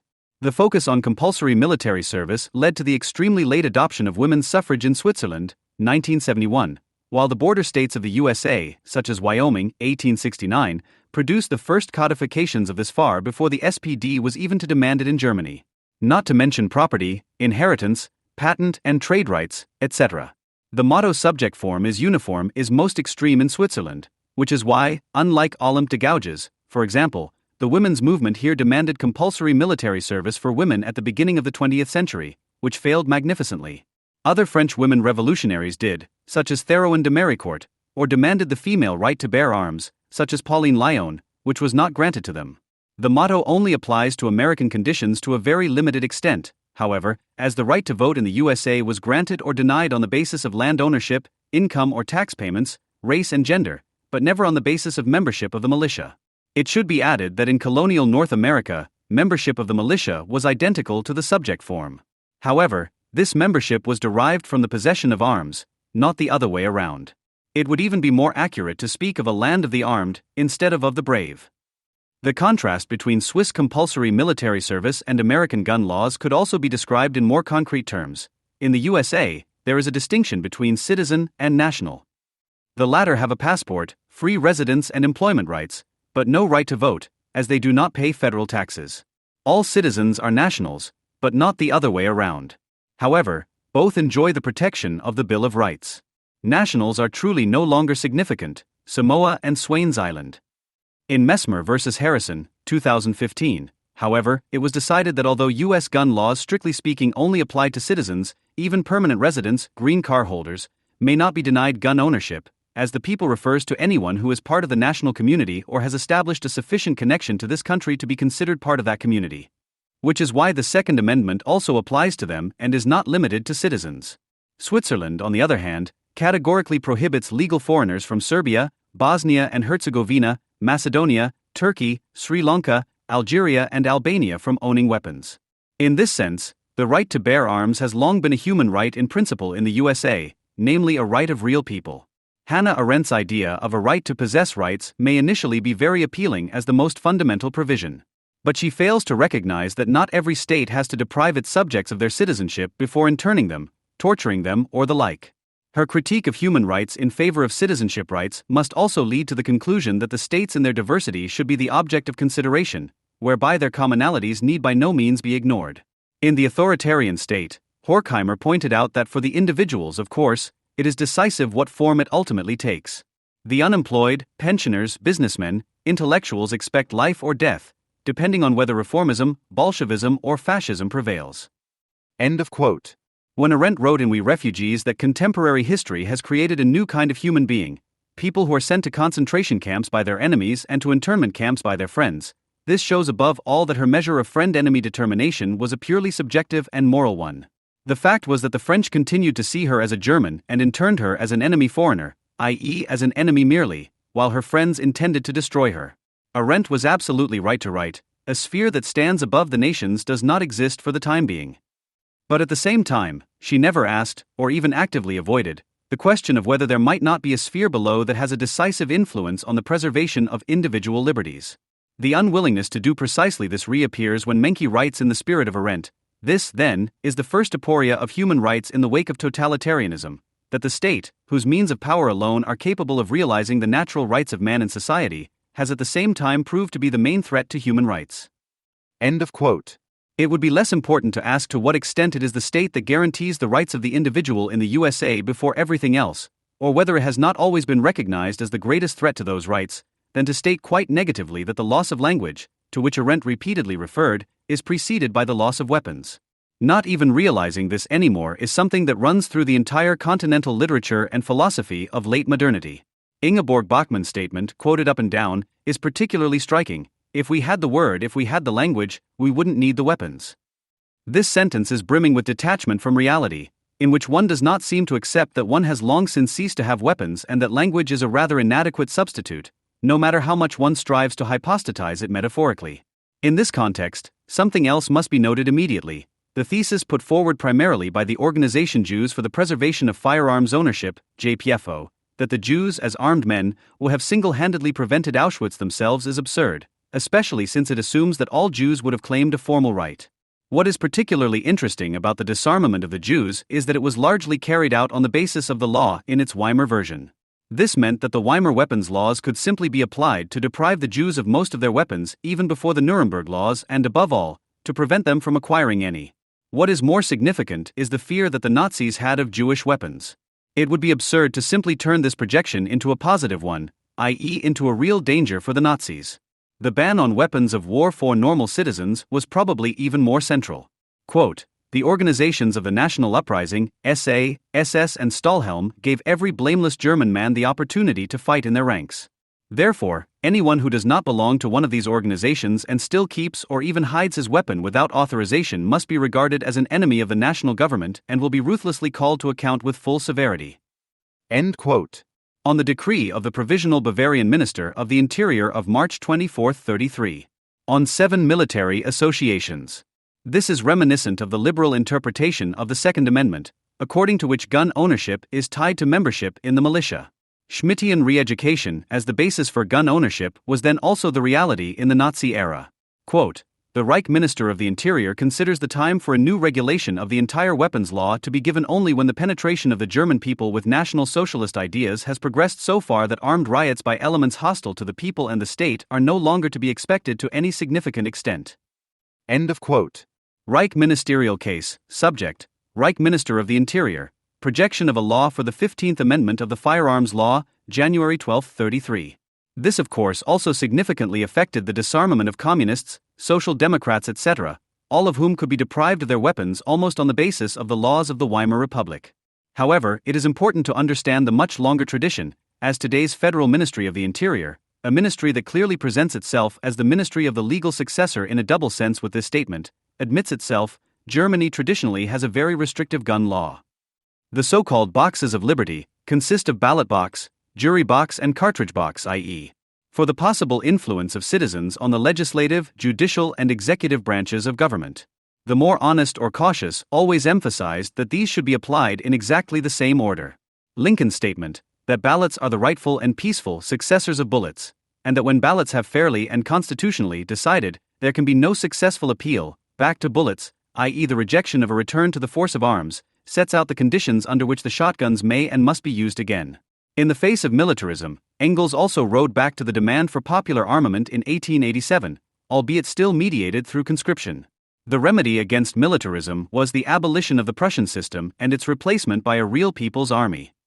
However, instead of only teaching people how to wield weapons, as he had intended a good 20 years earlier, he now demanded that every person fit for military service should have his rifle and equipment at home, as is the case in Switzerland. It was above all a tactic that he himself revealed when he continued, a nation would prove its love of freedom by the very fact that it arms all its citizens. For what government would dare to encroach on political freedom when every citizen has a rifle and 50 live cartridges at home? Point 4 of the demands of the Communist Party in Germany, co-signed by Marx and Engels in 1848, simply called for the general armament of the people. In the Anti-Düring he had pointed out, using the example of Robinson, the victory of violence is based on the production of weapons and on the material means available to violence. In the movement towards its drafting, the Second Amendment is a continuation of the English Bill of Rights, which served as a significant model for some parts of the American Constitution, in particular the American Bill of Rights, which was written almost exactly 100 years later and consists of the first 10 amendments. In the English Bill of Rights, individual gun ownership is one of only 2 positive civil rights, along with the right to petition, albeit limited to Protestants. The Bill of Rights was largely drafted by Madison. He was initially still a Federalist who, together with Hamilton, defended the new Constitution in the Federalist Papers, 1787. Under the impression of the government of Washington and Adams, he increasingly feared the monarchist tendencies of the Federalist, which Jefferson had already noted earlier, and sided with the latter, with whom he founded the early Republican Party and finally wrote the projection of the Bill of Rights demanded by Jefferson alone. Jefferson was in France. In this sense, the structure of the American Bill of Rights places it in the tradition of the English Bill of Rights. The first 2 articles are freedom of speech, assembly, petition, and possession of arms, of which Hannah Arendt significantly mentions only the right to petition. It states that subjects of the Protestant faith may, according to their station, and so far as the law permits, possess arms for their defense. In the English Bill of Rights, the wording is simply have arms. Of course, this wording sounds a lot like the right to possess arms for purely personal self-defense. But every guaranteed right in the Bill of Rights is related to the previous offenses of the former king, noted in the same document. Quote, the former King James II, with the aid of various bad counselors, judges and servants appointed by him, has endeavored to subvert and extirpate the Protestant religion and the laws and liberties of this kingdom, by disarming several good subjects of the Protestant faith, while at the same time unlawfully arming and using followers of the Pope. End quote. In other words, it can already be inferred from the context that the paragraph clearly referred to the possible tyranny of the monarch. However, the 2 phrases so far as the law allows and according to their position were quickly recognized by legal commentators in America as a huge problem, as they realized that they provided pretexts for disarming the people to such a gradual extent that this would mean a reversal in quality. Thus, they looked very skeptically at English laws that prohibited the majority of the English population from owning guns for reasons of game protection, thus disarming them. C.F. St. George Tucker in his Blackstone's Commentaries, 1803. Quote, in England the people have been disarmed generally, under the specious pretext of preserving the game, a never-failing lure to bring over the landed aristocracy to support any measure, under that mask, though calculated for very different purposes. True it is, their Bill of Rights seems at first view to counteract this policy, but the right of bearing arms is confined to Protestants, and the words suitable to their condition and degree have been interpreted to authorize the prohibition of keeping a gun or other engine for the destruction of game, to any farmer or inferior tradesman, or other person not qualified to kill game. So that not one man in 500 can keep a gun in his house without being subject to a penalty. End quote. This, of course, also expressed the genuine criticism of privilege by the Americans, who had always practiced the liberté illimitée de chasseur, proclaimed by Robespierre, for example, in opposition to the aristocratic hunting privilege. In the Brumaire, Marx also criticized the French Constitution of 48 for the fact that each paragraph of the Constitution contains its own antithesis, its own upper and lower house in itself, namely, in the general phrase, liberty, in the marginal gloss, the abolition of liberty. So long as the name of liberty was respected and only its actual execution was prevented, by legal means of course, the constitutional existence of liberty remained intact, untouched, no matter how dead its common existence was. According to Marx, additions such as far as the law allows made it possible for the friends of order to invoke the Constitution without any problems in order to demand restrictions on freedoms. Stirner and Marx actually agreed on this point. The problem with Stirner is rather that he wanted to see the use of violence legally sanctioned at the same time as the right to duels, p. 263f, or to beatings, p. 204ff, among other things. The U.S. version is unspecific for precisely this reason. That is, it does not tie the right to bear arms to a specific purpose, so that it cannot be reduced to self-defense or hunting or common defense. The only thing formulated in the preamble is a purpose as the highest purpose/measure, not the purpose. Thus Thomas Cooley, in his General Principles of Constitutional Law 1880, in which he also very clearly argued against the right to bear arms being tied to membership in the militia, stated, "What arms may be kept? The arms intended by the Constitution are such as are suitable for the general defense of the community against invasion or oppression, and the secret carrying of those suited merely to deadly individual encounters may be prohibited." End quote. The absurdities that arise from the Columbia versus Heller case would be that the minority spokesman, Stevens/Breyer, who are considered proponents of gun regulation, argue in favor of weapons of war, while the representatives of the majority opinion, as gun proponents, with their focus on self-defense, certainly open up the possibility of restricting gun ownership to that purpose. In this case, one could legitimately argue about whether or to what extent AR-15 rifles are really suitable as instruments of personal self-protection. The contradiction, and this is the central point of the ruling, appears with unusual clarity. However, while the liberals find the more than dubious way out via militia membership, the contradiction is somewhat more pressing for the conservatives. Scalia had emphasized in his remarks that certain restrictions on gun ownership were perfectly legitimate, especially when it came to unusual or dangerous weapons. Thus, in the same ruling, he had to argue against his own arguments. Quote, "It may be objected that if weapons that are most useful in military service M16 rifles and the like may be banned, then the Second Amendment right is completely detached from the prefatory clause. But as we have said, the conception of the militia at the time of the Second Amendment's ratification was the body of all citizens capable of military service, who would bring the sorts of lawful weapons that they possessed at home to militia duty. It may well be true today that a militia, to be as effective as militias in the 18th century, would require sophisticated arms that are highly unusual in society at large. Indeed, it may be true that no amount of small arms could be useful against modern-day bombers and tanks. But the fact that modern developments have limited the degree of fit between the prefatory clause and the protected right cannot change our interpretation of the right." End quote. None of the parties involved succeeded in mediating, as they each took sides. While the liberals tried to bind the right to the preamble by emphasizing it and thus restricting it, the conservatives endeavored to strengthen that individual right against the preamble, although they presented the inconsistency of their argument more strongly and openly than the liberals. The amendment has long since been partially repealed. Not even the NRA demands that tanks, missiles or bombs may be privately owned. For the most part, however, this has been done behind the backs of the actors, which points to the moment of immaturity in the debate. One of the few cases in which the issue was made explicit was State v. Kessler, 1980, which Scalia also referred to in the Heller case. It should be noted, however, that the case was heard by the Supreme Court of the State of Oregon and therefore referred to the state constitution, i.e., it cannot claim any validity at the federal level. Section 27 of the Oregon Bill of Rights states, "The people shall have the right to bear arms for the defense of themselves and the state, but the military shall be kept in strict subordination to the civil power." End of quote. The self-defense aspect is thus actively anchored. The case was actually only about a baton, but the argument is nevertheless interesting, as this is where the change is expressed most blatantly. The central question was whether that particular baton fell under the term arms, and the judges went to unusual lengths to clarify this question. The paragraph is quoted here. The term arms is also subject to several interpretations. In the colonial and Revolutionary War era, weapons used by militiamen and weapons used in defense of person and home were one and the same. A colonist usually had only one gun which was used for hunting, protection, and militia duty, plus a hatchet, sword, and knife. When the Revolutionary War began, the colonists came equipped with their hunting muskets or rifles, hatchets, swords, and knives. The colonists suffered a severe shortage of firearms in the early years of the war, so many soldiers had to rely primarily on swords, hatchets, knives, and pikes, long staffs with a spearhead. Therefore, the term arms as used by the drafters of the constitutions probably was intended to include those weapons used by settlers for both personal and military defense. The term arms was not limited to firearms, but included several hand-carried weapons commonly used for defense. The term arms would not have included cannon or other heavy ordnance not kept by militiamen or private citizens. The Revolutionary War era ended at a time when the rapid social and economic changes of the so-called Industrial Revolution began.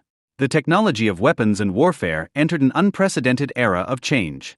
Firearms and other hand-carried weapons remained the weapons of personal defense, but the arrival of steam power, mechanization, and chemical discoveries completely changed the weapons of military warfare.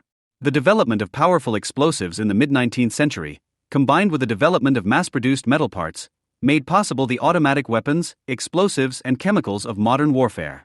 These advanced weapons of modern warfare have never been intended for personal possession and protection. When the constitutional drafters referred to an individual's right to bear arms, the arms used by the militia and for personal protection were basically the same weapons. Modern weapons used exclusively by the military are not arms which are commonly possessed by individuals for defense. Therefore, the term arms in the Constitution does not include such weapons. If the text and purpose of the constitutional guarantee relied exclusively on the preference for a militia for defense of the state, then the term arms most likely would include only the modern-day equivalents of the weapons used by colonial militiamen. The Oregon provision, however, guarantees a right to bear arms for defense of themselves and the state. The term arms in our Constitution therefore would include weapons commonly used for either purpose, even if a particular weapon is unlikely to be used as a militia weapon. End of quote. This is an almost materialistic approach, which is usually avoided because it would reveal the contradictions all too clearly. However, this approach does not yet lead to corresponding conclusions, but reveals itself here as pure positivism. Even the assertion that an artillery piece, like a cannon, does not fall or did not fall under the term arms is thrown in so naturally and succinctly that one hardly dares to doubt the legitimacy of that assertion. Yet the sentence is already treacherous due to its double negative. A cannon that was not in the possession of militiamen or private individuals would not have been included. But the cannon issue, like many others, has never been addressed by a court, and yet it is used to infer a ban on numerous other modern weapons, with other routes of inference chosen as well. Scalia, for example, outlined his possible view in an interview with Fox, and not in an opinion or ruling. Here, he noted that the article obviously doesn't refer to guns that can't be carried in the hand. After all, it says to keep and bear. He therefore also came to the conclusion, albeit by other means, that the article did not apply to guns. But he objected, logically from his derivation, that this argument of course does not apply to rocket launchers, hand grenades, and the like. But firstly, one can object that to bear does not automatically mean to carry something in one's hands, but to be equipped with something. For example, Webster's New World College Dictionary says under bear, among other things, to hold and take along, carry, transport or to move or push as if carrying and to be equipped with something. Under bear arms it says to carry or be equipped with weapons. The official translation of the Constitution published by the U.S. Embassy reads, to possess and carry. This is therefore itself an interpretation, which applies to any translation. In this case, however, it must also be interpreted in its historical shift and generally unclear structure in American. The overall translation is also significant. Since a well-trained militia is necessary for the security of a free state, the right of the people to keep and bear arms must not be impaired. The reverse translation would be something like, since a well-regulated militia is necessary to the security of a free state, the right of the people to keep and bear arms shall not be infringed. One could also say, a well-regulated militia is necessary to the security of a free state. Therefore, the right of the people to keep and bear arms shall not be infringed. Or, and therefore. However, the phrase being necessary actually refers to a because it is necessary when compared with similar phrases. However, there would also tend to be the freedom to simply put a period. A well-regulated militia is necessary to the security of a free state. The right of the people to keep and bear arms shall not be infringed. End quote. So you can see, in most interpretations, including the translation, the two parts sometimes move more or less together. However, the implications are truly not only of a gradual nature, because as the liberal argumentation in the Heller case showed, if the right is almost identified with the preamble, but the militia is more responsible for the security of the state, then the right to bear arms would fall away. Some people go even further, using comma placement to try to argue in court that what they really meant to say was a well-regulated militia shall not be infringed, without noting that this would make today's U.S. Army largely unconstitutional. They forget that rules for the use of commas and punctuation marks are generally a very modern matter, so much so that Bishop Robert Loth wrote in his short introduction to English grammar in 1762, the doctrine of punctuation needs be very imperfect. Few precise rules can be given which will hold without exception in all cases, but much must be left to the judgment and taste of the writer. End of quote. His writing was often quoted in handbooks for American teachers even in the first half of the 19th century. It can be noted that a comma was also used at the time as a mere pause for breath. An example would be Article 3 of the Constitution. The judicial power of the United States shall be vested in one Supreme Court. This is exactly the same construction as the right of the people to keep and bear arms shall not be infringed. In this case, we know that it had no other function, because some of the copies sent for signature simply did not contain this comma. Second, it should be noted that the possession and carrying of property are not automatically tied together as a condition, which Scalia himself had argued in Heller v. Stevens, which held keep and bear arms is established by the Second Amendment's calling it a right singular, rather than rights plural. To which Scalia replied, there is nothing to this. State constitutions of the founding period routinely grouped multiple, related, guarantees under a singular right, and the First Amendment protects the right singular of the people peaceably to assemble and to petition the government for a redress of grievances. End quote. The connection in this case would otherwise be that citizens would only have the right to assemble to address the government and for no other purpose. This is precisely why it would be necessary to insist that you can potentially own guns, for example, even if you can't carry them around. So the interpretation fluctuates, if you want to make it a bit more vivid, between the right to keep and the right to bear or the right to keep and bear. Furthermore, how artillery was actually valued in the past, especially those cannons that are legal to own today, is largely unclear. This would be very interesting for the question, because if it were shown that despite the term to bear arms, cannons were allowed to be owned, this would invalidate Scalia's argument. Scalia's relationship to custom is best demonstrated by his argument in his defense of capital punishment. The Founding Fathers passed an article in the Constitution against cruel punishments, Amendment 8, but continued the death penalty everywhere. For Scalia, this meant that in the spirit of the Founding Fathers, the death penalty was not a cruel punishment from a constitutional perspective, despite a changed public consciousness or his private judgment. The early militias possessed artillery. One of the Founding Fathers, Alexander Hamilton, was himself a member of the New York volunteer militia Hearts of Oak, which became an artillery militia under his leadership. This raises the question of what the ownership structure actually looked like. Of course, the enormous price of cannons, their weight and the fact that they could hardly be handled individually meant that their distribution was likely to have been very limited, regardless of any legal provisions. But there is, for example, a letter from President Madison from 1812, a letter of marque that he issued to a private citizen with the approval of Congress, authorizing him to use his private armed brig called the Prince Neuchatel, mounting 18 carriage guns to raid anything and anywhere that had anything to do with the British. It may be argued that different standards applied during the war, but interestingly the license only applied to privateering. The guns on board, however, were simply registered, as was the crew. Anyone who now rightly argues that national laws do not apply on the high seas should be able to explain why the private steamboats on the Mississippi carried cannons, and not just in Mark Twain's depictions. So there is a lot to be discussed and interpreted. Private cannons from ships were a significant source of artillery for the American rebels against the British.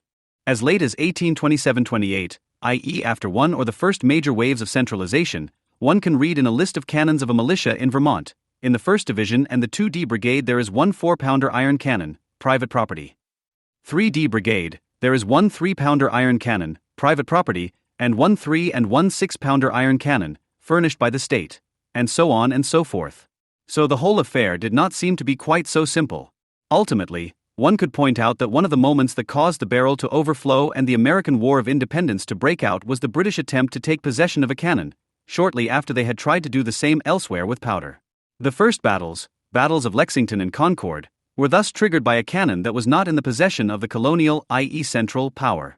Considering that the Third Amendment was directed quite decidedly against the British Penal Act, the Quartering Act, the Second Amendment is certainly also directed against that act, which was clearly directed against an artillery weapon. It can only be emphasized once again that the restrictions and regulations on the possession and, above all, the carrying of small arms were historically secured by the fact that militarily relevant weapons were not affected. In Oregon, however, the tables have turned completely, so that the ban on hand grenades, bazookas and certain mortars is justified by the fact that they are not used for self-defense, while small arms are permitted, even if they are obviously not used in the militia or for the defense of the state. As much as the justification for this may initially make sense when it says that those advanced weapons of modern warfare have never been intended for personal possession and protection, it should also be asked by whom they were never intended for this purpose. The terms arms and bear arms were used particularly, but by no means exclusively, in a military context. And it should be emphasized that historically, firearms were never manufactured primarily for private consumption. The military was almost always the first intended customer or client, which does not mean that the private market did not subsequently become the more important customer. The significance of firearms for the development of early capital relations was aptly described by Robert Kurz in Money Without Value. The dynamic triggered by the military revolution quickly led beyond mercantilism. To a large extent, it was mass production and the Industrial Revolution that made it possible for private individuals to own weapons in the first place by reducing costs. It was the French gunsmith and gunsmith Honoré Leblanc who tried to introduce the mass production of individual or exchange parts into musket production in 1785, but was defeated by the guilds in France. Jefferson brought the concept to America. He entrusted the realization of the application to Eli Whitney, who also introduced the assembly line to musket production. It was continued by Samuel Colt until it was taken up much later by Henry Ford. It is also a myth that multi-shot weapons did not exist at the time of the Founding Fathers. The Continental Congress itself was offered one in 1777. They were enthusiastic at first, but cancelled the order when they learned of the horrendous price. Pepperbox pistols were a pre-existing form of the revolver at the time. Even earlier rifles caused quite a stir due to their increased performance.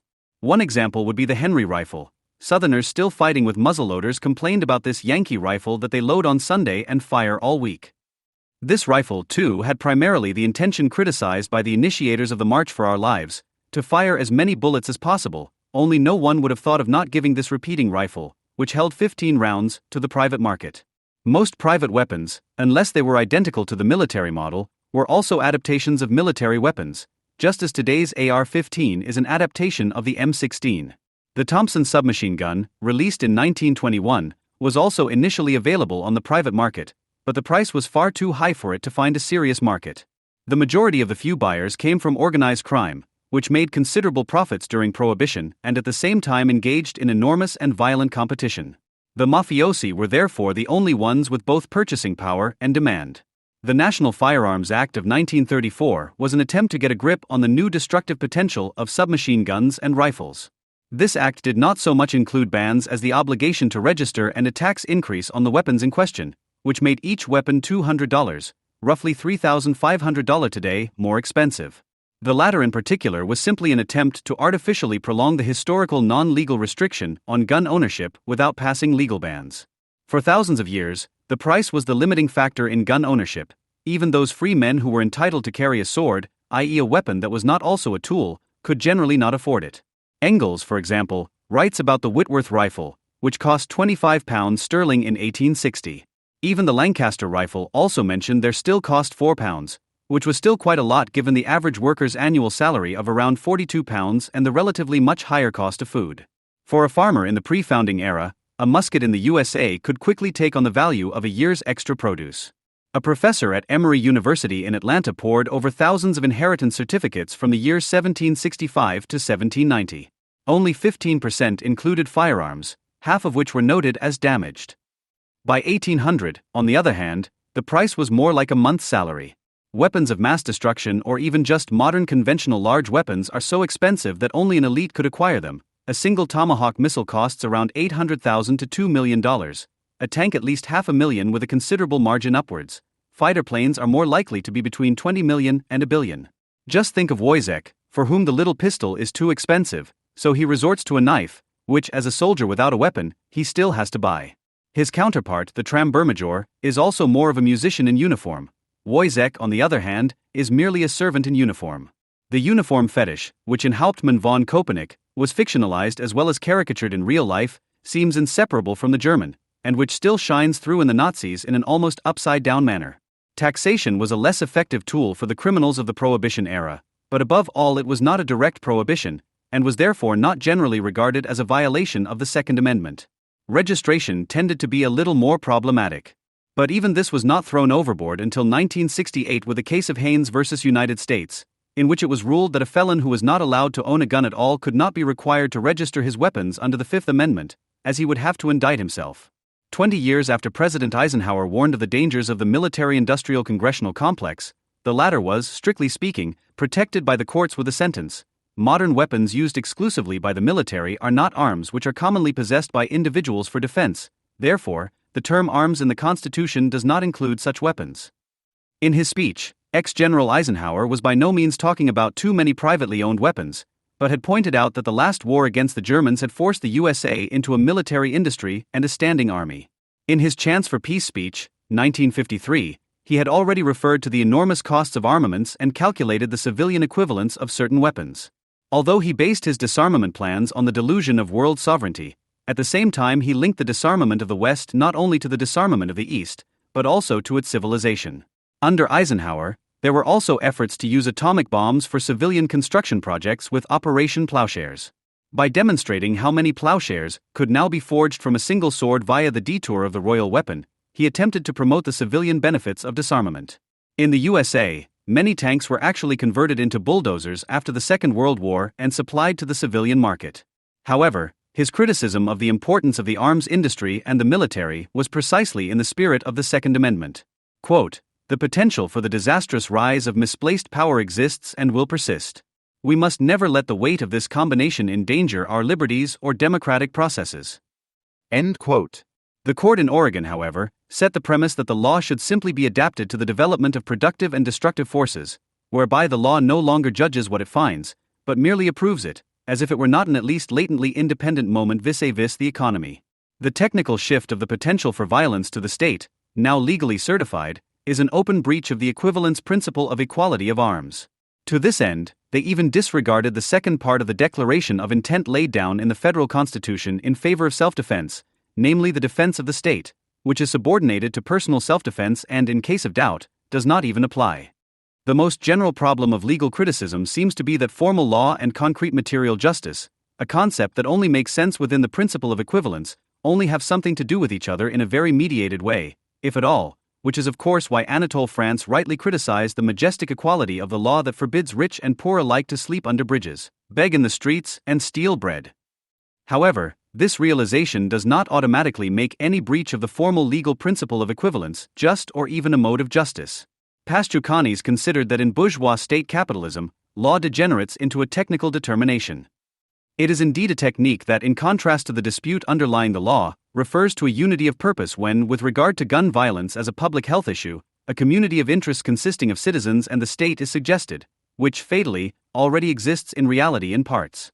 In this case, the law becomes a political medical commodity, rather than a sociology or psychology as in many other cases. As a formal matter, rights are relatively unsatisfactory, just as the Second Amendment does not allow people to be armed, but allows them to be armed. If it were not used, it would be meaningless. This was the point of the saying that circulated after the Civil War: Abe Lincoln may have freed all men, but Sam Colt made them equal. Of course, this does not mean economic equality, but merely political and violent equality. However, it is precisely this form of equality that the attempts at moralization are aimed at, which push for a voluntary renunciation of the use of the law, and as a result of which a former gun nut who sought up his AR-15 on camera and started the #OneLess campaign quickly became a hero of the anti-gunners. The fact that the tension between Leviathan and Behemoth has played an enormous role in the USA since the first discussions about the shape of the Constitution and came to the fore in its purest form in the related wing battles hardly seems to find its way into the criticism of the state here. The Federalist Hamilton, in particular, proved his Hobbesian origins in his remark against a Jeffersonian: "Your people, sir, is a great beast." For the Federalists, the Leviathan was to be created with the help of the Constitution. Nothing but a permanent body can check the imprudence of democracy. But the Leviathan is also quite simply a monster, as we knew all too well from our own experience. It was up to Jefferson in particular to point this out permanently, as he clearly included himself in the dangers of tyranny. If once the people become inattentive to the public affairs, you and I, and Congress and assemblies, judges and governors, shall all become wolves. End quote. The Bill of Rights was passed to reign in the Leviathan. Despite the severity of her criticism, Arend could not or did not want to see that the Bill of Rights was indeed essentially negative, but at the same time established a body politic, at least in terms of potency, through the Second Amendment. As numerous commentators, including Joseph Story and St. George Tucker cited above, have noted, the Bill of Rights in general, Arend is correct, but the right to bear arms in particular was considered the last and strongest bulwark of individual liberties. It was Madison in particular, whose own career most clearly represents the tension between the two factions, who recognized the danger of tyranny in its diversity. Quote, "It is a melancholy reflection that liberty should be equally exposed to danger whether the government have too much or too little power, and that the line which defines these extremes should be so inaccurately defined by experience." End quote. Madison tended to be right about this, even against Jefferson, insofar as he emphasized that in addition to the tyranny of the individual or a minority, there is also the threat of tyranny of the majority, although Jefferson was also well aware of this. Madison emphasized that experience proves the inefficacy of a Bill of Rights on those occasions when its control is most needed. Repeated violations of these parchment barriers have been committed by overbearing majorities in every state. In Virginia, I have seen the Bill of Rights violated in every instance where it has been opposed to a popular current. Notwithstanding the explicit provision contained in that instrument for the rights of conscience, it is well known that a religious establishment would have taken place in that state, if the legislative majority had found as they expected, a majority of the people in favor of the measure, and I am persuaded that if a majority of the people were now of one sect, the measure would still take place and on narrower ground than was then proposed, notwithstanding the additional obstacle which the law has since created. Wherever the real power in a government lies, there is the danger of oppression. In our governments, the real power lies in the majority of the community, and the invasion of private rights is chiefly to be apprehended, not from acts of government contrary to the sense of its constituents, but from acts in which the government is the mere instrument of the major number of the constituents. End quote. Letter from Madison to Jefferson dated 17 October 1788. Madison foresaw the alliance of popular spirit and state/government and noted that paper tigers would not be able to do the slightest thing against it, should a rebellion or insurrection alarm the people as well as the government, and a suspension of the Hab. Court be dictated by the alarm, no written prohibitions on earth would prevent the measure. End quote. It was precisely this realization that led St. George Tucker to describe the Second Amendment as the true palladium of our liberties, as this is the right to freedom that would be used to defend all others in case of doubt. Because of universal gun ownership, the behemoth is now the merely latently threatening monster that Leviathan is characterized as in the Bible. Jefferson's ban on images was always one between utopia and naivety, but one that, as with Rousseau, kept alive the thought or belief that people really could change. This can be seen in his comments on the ward or council republic, which could be generalized for Jefferson's fundamental attitude: make a beginning with them only for whatever purpose, it will soon become clear for what other purposes they are best suited. End quote. It is important to note that Jefferson had only been promoting the council system, unsuccessfully, since 1815-16, i.e. at the time when it became clear for foreign policy/war reasons that the USA would indeed have to maintain a standing army. It should by no means be forgotten that Jefferson was extremely optimistic about the importance of education and enlightenment. And this even at the end of his life. Quote, "Enlighten the people generally, and tyranny and oppressions of body and mind will vanish like evil spirits at the dawn of day." Although I do not, with some enthusiasts, believe that the human condition will ever advance to such a state of perfection as that there shall no longer be pain or vice in the world, yet I believe it susceptible of much improvement, and, most of all, in matters of government and religion, and that the diffusion of enlightenment among the people is to be the instrument by which it is to be effected. End of quote. From a retrospective perspective, this optimism has been debunked by the reality of history. With a view to the USA itself, however, it must be said with regard to Jefferson that with the council system and similar proposals, he also brought instruments into play to realize his optimism, none of which were accepted. It is pointless to riddle about whether these would have sufficed, but at the same time one can just as easily deny their potential effect. In the debate on gun control, the state monopoly on the use of force, as a material monopoly on weapons, is now tending to return to its absolutist core in the USA too. Hobbes' mastermind Jean Bodin believed that the common people should not be armed under any circumstances. He later added the following justification: the cause of an endless number of crimes is he who wields a sword, a dagger, or a pistol. This in particular shows that Bodin's criticism of Machiavelli, according to which the latter proclaimed a mere tyrant's rule, referred above all to the fact that Machiavelli openly expressed what Bodin now demanded via the detour of the postulate of the citizens' own interest in their disarmament. In general, it seems to make all the difference whether weapons are banned or merely the use of weapons is subject to all kinds of penalties and punishments. No threat of punishment would, of course, be able to deter assassins and rampage killers who deliberately accept or even wish for their own death in relation to their actions. For the vast majority of crimes committed with firearms, however, it would indeed be an instrument of resistance that should not be underestimated. However, the push to ban certain weapons unmistakably involves a real and material shift of sovereignty to the state, which Europeans simply take for granted. Both Carl Schmitt's monopoly of decision and Max Weber's monopoly of force are based on the disarming of citizens, although Weber at least reflected this when he wrote that the modern state is an institutionalized association of rulers, which has striven successfully to monopolize legitimate physical violence as a means of rule within a territory, and to this end has united the material means of operation in the hands of its leaders, but has expropriated all the estate's functionaries with their own rights, who formerly had them at their disposal, and has put itself in their place at its highest apex. End quote. Weber thus also presupposes that the state not only arms itself, but also disarms its citizens, which in turn is expressed in Weber himself above all in the fact that weapons are almost exclusively mentioned explicitly only for the pre-modern period. Weber mentions them in passing in his essay, Politics as a Profession, in which the idea of the monopoly on the use of force was coined for the first time. Quote, "The maintenance of every violent rule requires certain external material goods, just like an economic enterprise. All state systems can now be divided according to whether they are based on the principle that the staff of men, officials, or whoever else they may be on whose obedience the ruler must be able to count, are in possession of the means of administration, whether they consist of money, buildings, war material, wagons, horses, or whatever else, or whether the administrative staff is separate from the means of administration, in the same sense as today the employee and proletarian within the capitalist enterprise is separate from the material means of production. End of quote. Now Weber speaks of the monopoly of legitimate physical violence, which is a veritable monster of a word. It most likely refers to the monopoly of the ability or capacity to act violently, i.e. by using physical force. From Weber's further explanations it can be seen that this property is founded both legally and materially, as can be seen from his distinction between the states and the modern state.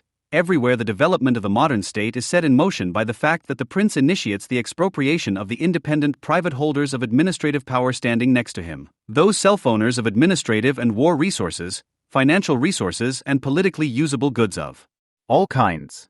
The whole process is a complete parallel to the development of the capitalist enterprise through the gradual expropriation of the independent producers. In the end, we see that in the modern state the disposal of the entire political means of production actually converges in a single head. No single official is any longer the personal owner of the money he spends, or of the buildings, supplies, tools, or machines at his disposal. In today's state, therefore, the separation of the administrative staff, the administrative officials and administrative workers, from the material resources has been fully implemented. Weber's overly rigid identification of companies and the state, due to certain structural similarities, is unable to grasp the possibility of a tendency toward separate or even opposing developments. But it must also be mentioned that expropriation in the so-called primitive accumulation was actually accompanied by disarmament through the disarming acts. The expropriation of the peasantry from land and soil in the Highland clearances was always also, at least on a trial basis of arms, one might add to Marx's remarks. A very readable overview of British gun legislation through the centuries and its significance for the American situation. David B. Kopel. Joseph Olson, All the Way Down the Slippery Slope. Gun Prohibition in England and Some Lessons for Civil Liberties in America.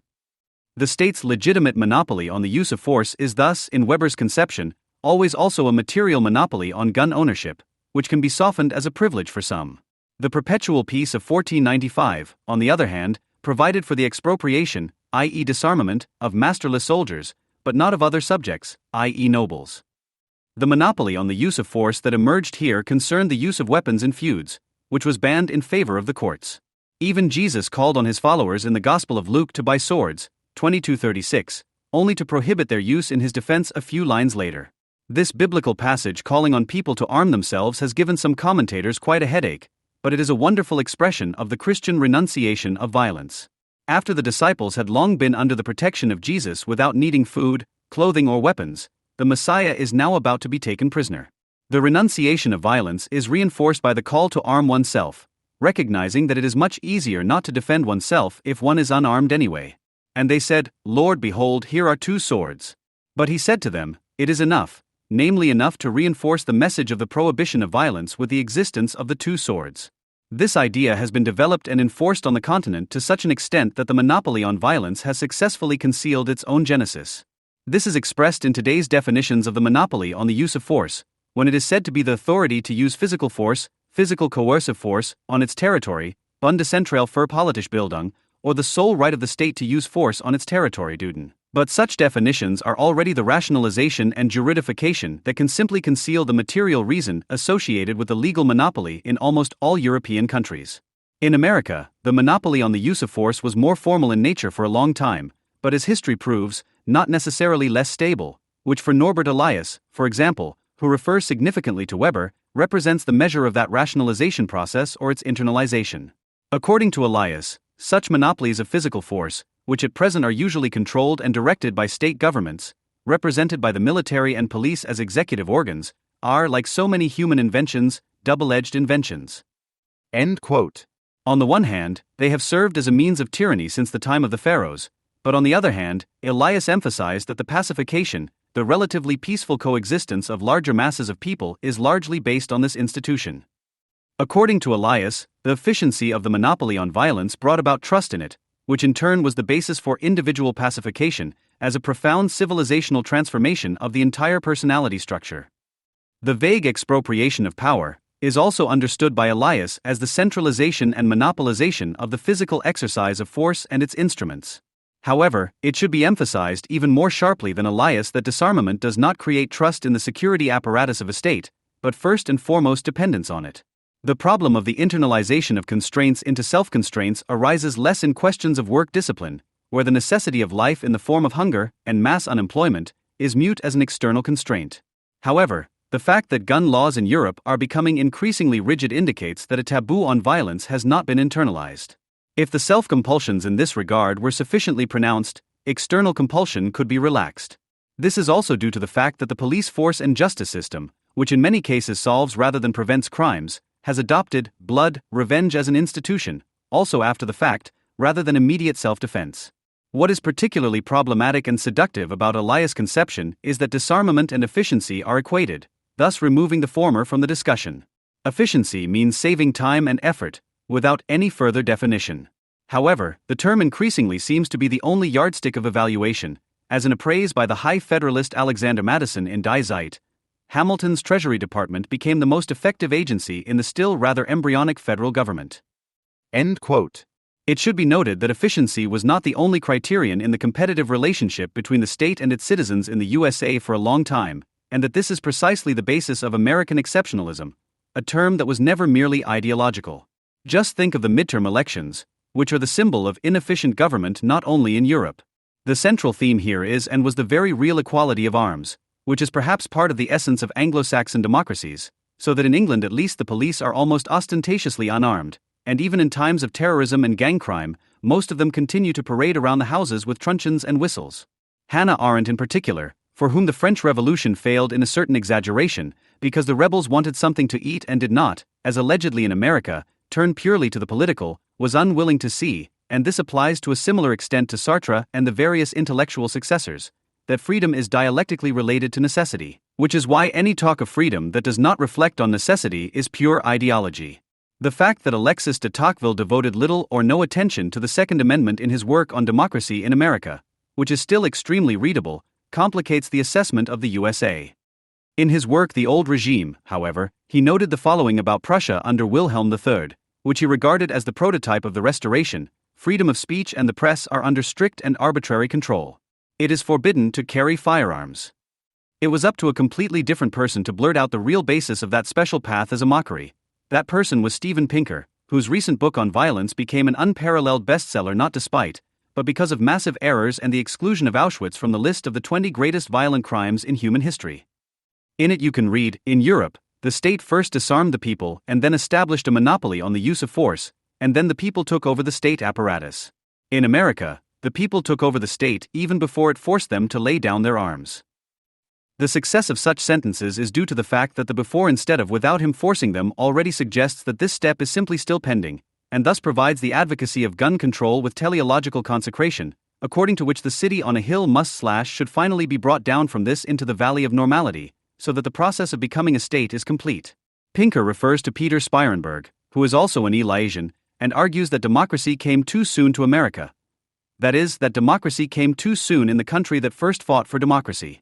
Lyndon B. Johnson also announced, after he signed the Gun Control Act in 1968, the toughest U.S. gun control law, that this was far from enough. We must continue to work for the day when Americans can get the full protection that every American citizen is entitled to and deserves, the kind of protection that most civilized nations have long ago adopted.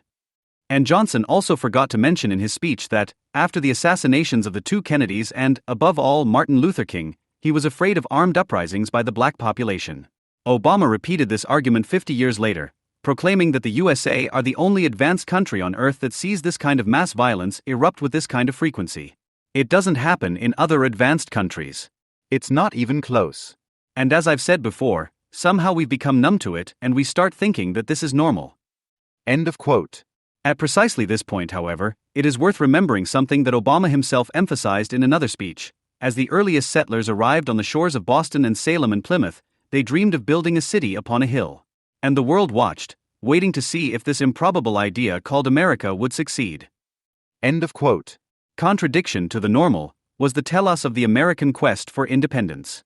The image of the city on the hill meant, to borrow a phrase from Oscar Wilde, not that America should become normal/global, but that normality/the world should become American.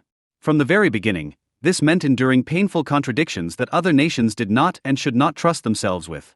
In this sense, it could be noted that the Americans, with their right to bear arms, have preserved something of the potentially revolutionary or democratic petty bourgeois and peasant, who also represented Jefferson's political ideal subject, even though their economic basis has long since been extinguished. From a strictly English point of view, they were already an anachronism at the time of the Revolution. After all, they should have been expropriated and transformed into proletarians long ago. Marx summarized the bourgeoisie's complaints in this regard beautifully in the colony chapter of Capital. At the same time, however, they must display a much greater ability to sublimate their aggression than Europeans. The rate of victims of crimes committed with firearms is indeed very high in the USA, but this is only ever in relation to the number of inhabitants, whereas the number of crimes committed with a gun in relation to the number of guns is simply in the normal Western midfield, lower than Finland or Canada.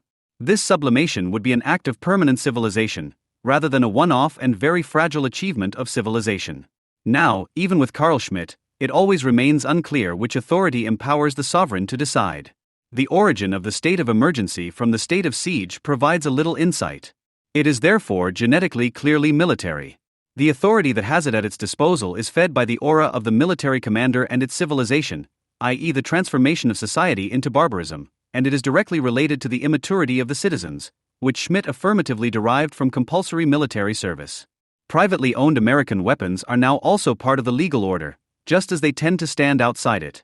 In this sense, they are the direct corrective of Schmitt's sovereign, or state of exception. The connection between the two can again be found, albeit negatively, in Kant, for whom there is not only no right of resistance on the part of citizens, but also no state right of emergency, which is often forgotten. In addition, the resistance clause was only included in the basic law when the emergency laws were passed. Conscription, which transforms the citizen into a soldier, is the basis of Schmitt's construction, albeit in its civilization in the form of mass mobilizations. His sentence alone, "The state of emergency has an analogous meaning for jurisprudence as the miracle has for theology," points to the psychological damage inherent in its acceptance. Anti-German criticism, however, threatens to degenerate into anti-Germanism or even into anti-German tumuli when Brun states that it is a matter of criticizing Hitler and Carl Schmitt as objective thinkers of the state form in the same way that Marx did with Adam Smith and Ricardo in Capital. Now Schmitt and Hitler are rather thinkers of the people's state or its dissolution into the Grossraum, as well as the various marginal utility schools, Keynes or Schumpeter thinkers of monopoly or even state capitalism. The latter would have to be taken very seriously because, in contrast to Marx, he made cursedly large profits with his speculations. At least this would be the standard that Port repeatedly applied. The objective thinkers of the form of the state would still most likely be the classics, such as Hobbes, Locke or Machiavelli, which is why Hitler and Schmitt were more likely to be criticized in the same way as the Royal Air Force and the United States Army Air Force, whose area bombardments of German cities represented the imminent critique of National Socialism. It is an imprint, not a reflection of historical development, that people like Agamben only refer to the naked human being or life, while Schmitt, now in Allied custody, at least still recognized, the most naked is the human being who is placed naked before a clothed human being, disarmed by an armed man, powerless before a powerful man. The question immediately arises: with whom should the definition of the human being begin, with the naked or the clothed human being? The disarmed or the armed? End of quote. Here, too, clothing seems to be the uniform that authorizes the carrying of weapons, rather than the uniform that identifies a prisoner. The premise, largely concealed today, is that the merely torturable Leib is one who has no weapon to seize, which is why, in fact, enduring torture or going on hunger strike are the only forms of protest of the unarmed Leib in a state of emergency. However, keeping silent means that the continental premises, which not even Arnold Gehlen absolutized with his definition of man as a deficient being in the same way as the existentialists, are given ontological consecration. Therefore, when Gerhard Scheidt introduces his work Qualbarer Leib with Brecht's lines, "All that you saw / when you destroyed the torturable Leib," which come from the poem Zum Friedtod de Flüchtlings WB, the focus should be on all that Benjamin saw and in the face of which he emptied himself, and which Brecht described as follows: "The people / can no longer be seen under the armor. / so the future lies in darkness, and the good forces / are weak." End of quote. Now, like Scheidt, one can take offense at the signal word people and emphasize that it is the individuals, however, who are no longer seen under the armor, if one speaks of peoples at all. As much as Scheidt seems to have the right of judgment on his side here, these sentences themselves express capitulation when it goes on to say, "For Volk is only the word that suggests to them that they have a common body, and that it is under the armor with which the sovereign goes to war." End of quote. However, this would be at least latently unfair to Brecht, and this is also a sentence that is not often written, insofar as he emphasized individual gun ownership in several places in his oeuvre, such as in the poem Der Schontag, when ich nutzlos geworden bin, which reads, "This is a beautiful day," when it says / "put away your weapons, they are no longer necessary. / "Those were good years," after which / "the weapons are pulled out of the shed, and it turns out / "they are rusty." / "Of course I wish that the last one would put me away first / "who was bitten by the dogs." End of quote. The fact that the weapons are taken from the shed, and not from the state armory, indicates that this refers to the private moment, which in turn can very well gain significance in resistance, as Brecht outlined in Mrs. Carrer's Guns, for example, with regard to the Spanish Civil War, which can probably be regarded without great exaggeration as the last twitch of civilian violent reason against fascism and Stalinism. Even when lost, this civil war had the effect of weakening Spain to such an extent that it was unable to wage another war. Clarifying the question of what and the good forces / are weak means involves recognizing that the individual right to bear arms was and is forfeited in the European states, which potentially makes collective self-defense with individual weapons possible in the first place. Even without agreeing with Brecht's pathos, the speech at the Second Writers' Congress in Defense of Culture, which ends quite realistically with the sentences, "Culture has long, all too long, been defended only with spiritual weapons, but attacked with material weapons, itself not only a spiritual, but also and especially even a material thing, must be defended with material weapons." End of quote. Diagnosing an impasse is certainly not a pleasant thing to do, but at the same time it is not something that can be avoided. When Skytte and Dahlmann characterize capital as a system of irresponsibility, the fact that it is first and foremost a system of real powerlessness and weaponlessness is discursively overlooked. Despite Skytte's assurances, the phrase of freedom and responsibility always carries at least a tendency to reproach those who were no longer willing or able to defend themselves. Even the inserted able is a slipped-in restriction that does not sit well with Sartre. Skytte's objection that Adorno left open in certain respects how it should even be possible in this society to act in accordance with a categorical imperative after Auschwitz if all decisions were condemned to impotence through the mediation of the administered post-Nazi world, is justified. End of quote. But Adorno wrote on the page from which Skytte takes Adorno's accusation against Sartre, whose decision was merely internal, in order to then object to the above, whereby the part reads in full so powerless and merely internal, about subjectivity that is actually disempowered and internally weakened. Adorno was well aware that the effect of the decision is either on the object or the subject, depending on who ultimately overcomes whom. And so it says on the same page, such powerlessness allows the dinghaft Unwesen to triumph over the subject. This powerlessness always refers to immaturity and real dispossession, which is why recognition always also refers to the gun in the hand of the other, which subject theorists such as Sartre are simply tempted to deny and repress, and who, in the suggestion that the Hegelian struggle for life and death is repeated, fail to recognize that this is materially predecided, and perhaps always tended to be so. The powerlessness which, according to Skytte, is always evident in the superlative of the most concrete, degenerates into the most abstract when we no longer even attempt to represent it in the concrete. Only then, however, could one recognize that the change in Sartre's work from the denial of death to its apology does not occur by chance, since he denied the dingy horror like weapons. If the guns are missing, the knife will win, or something similar is said in the preface to Fanon's Ham. The fact is that no one really knows how to act, and there is only the hope that the impulse will hopefully kick in when it is needed, and that education etc. is geared towards ensuring that this impulse is not suppressed, without being able to rationalize or even anticipate the impulse.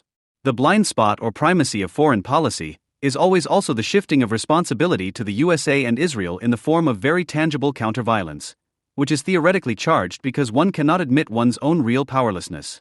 In this, the realization is unconsciously realistic. Skytte now points out that Adorno was not quite as averse to violence as is generally assumed and refers to the discussion on education for barbarization, in which Adorno noted that he suspected that barbarism is present wherever there is a relapse into primitive physical violence without a clear relationship to the rational purposes of society, i.e., where there is identification with the outbreak of physical violence.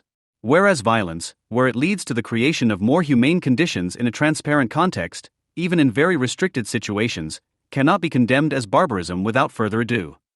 Furthermore, Skytte refers to the marginalia on theory and practice, from which he believes he can glean the following. However, Adorno does not use this definition of violence to include the situation in a concentration camp or an assassination attempt such as George Elser's in his Reflections. This may have something to do with the fact that he also wants to avoid weakening his categorical rejection of political violence, which is clearly aimed at the national liberation movements and their fatal imitators in the metropolises, since he knew how readily the resistance against Hitler was invoked here to legitimize violence. Adorno's marginalia on theory and practice, which decisively reject violence as an alleged force to bring about the overthrow of the whole, are his last word on the question of engagement. End quote. Now, a categorical rejection of political violence is not a categorical one if one sets up conditions under which one would even welcome it. Skytte is fundamentally mistaken in his reasoning, which Adorno expressed quite openly, and this is rare in the same essay, revealing a tendency towards weakness. That sense of proportion, which Skytte still quotes, is simply a realistic assessment of above all material power relations and by no means any reference to Kant or Hegel.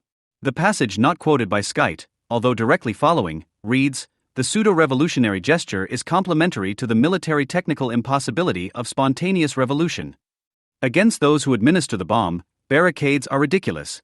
That is why one plays barricades, and the masters temporarily let the players have their way. It may be different with the guerrilla techniques of the Third World.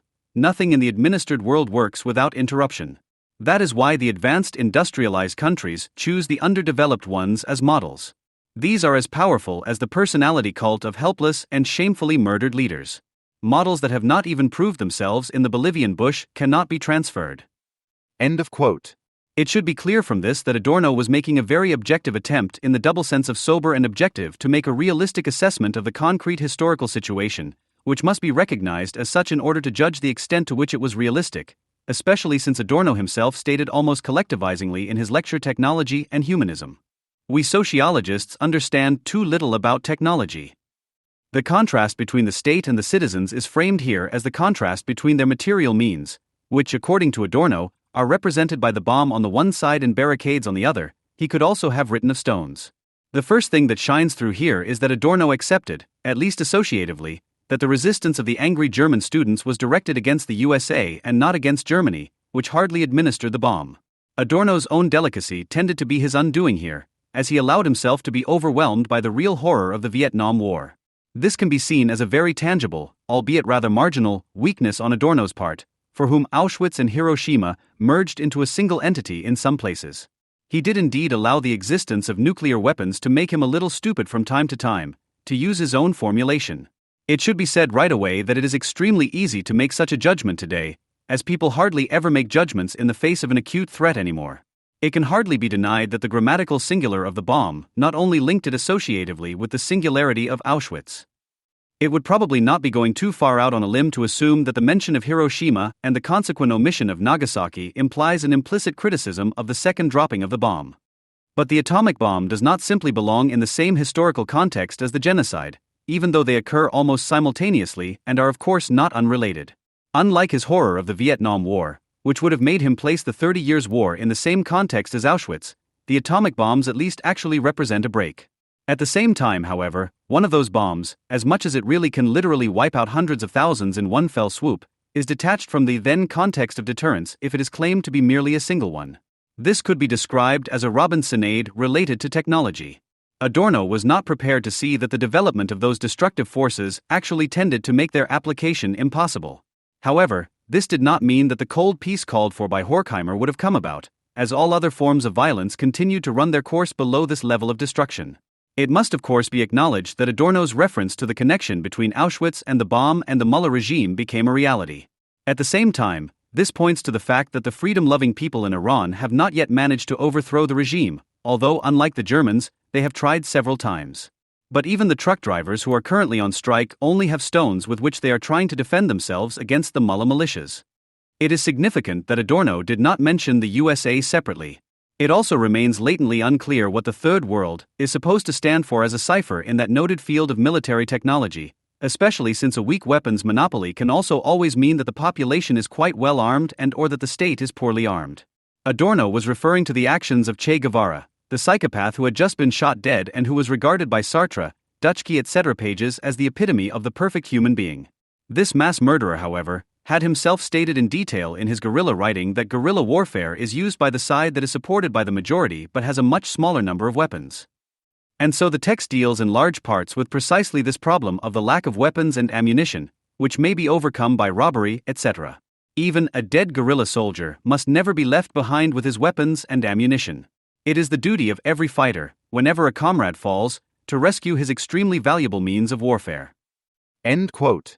The fighter must also never forget that the enemy is the source from which you obtain weapons and ammunition. And so it goes on forever.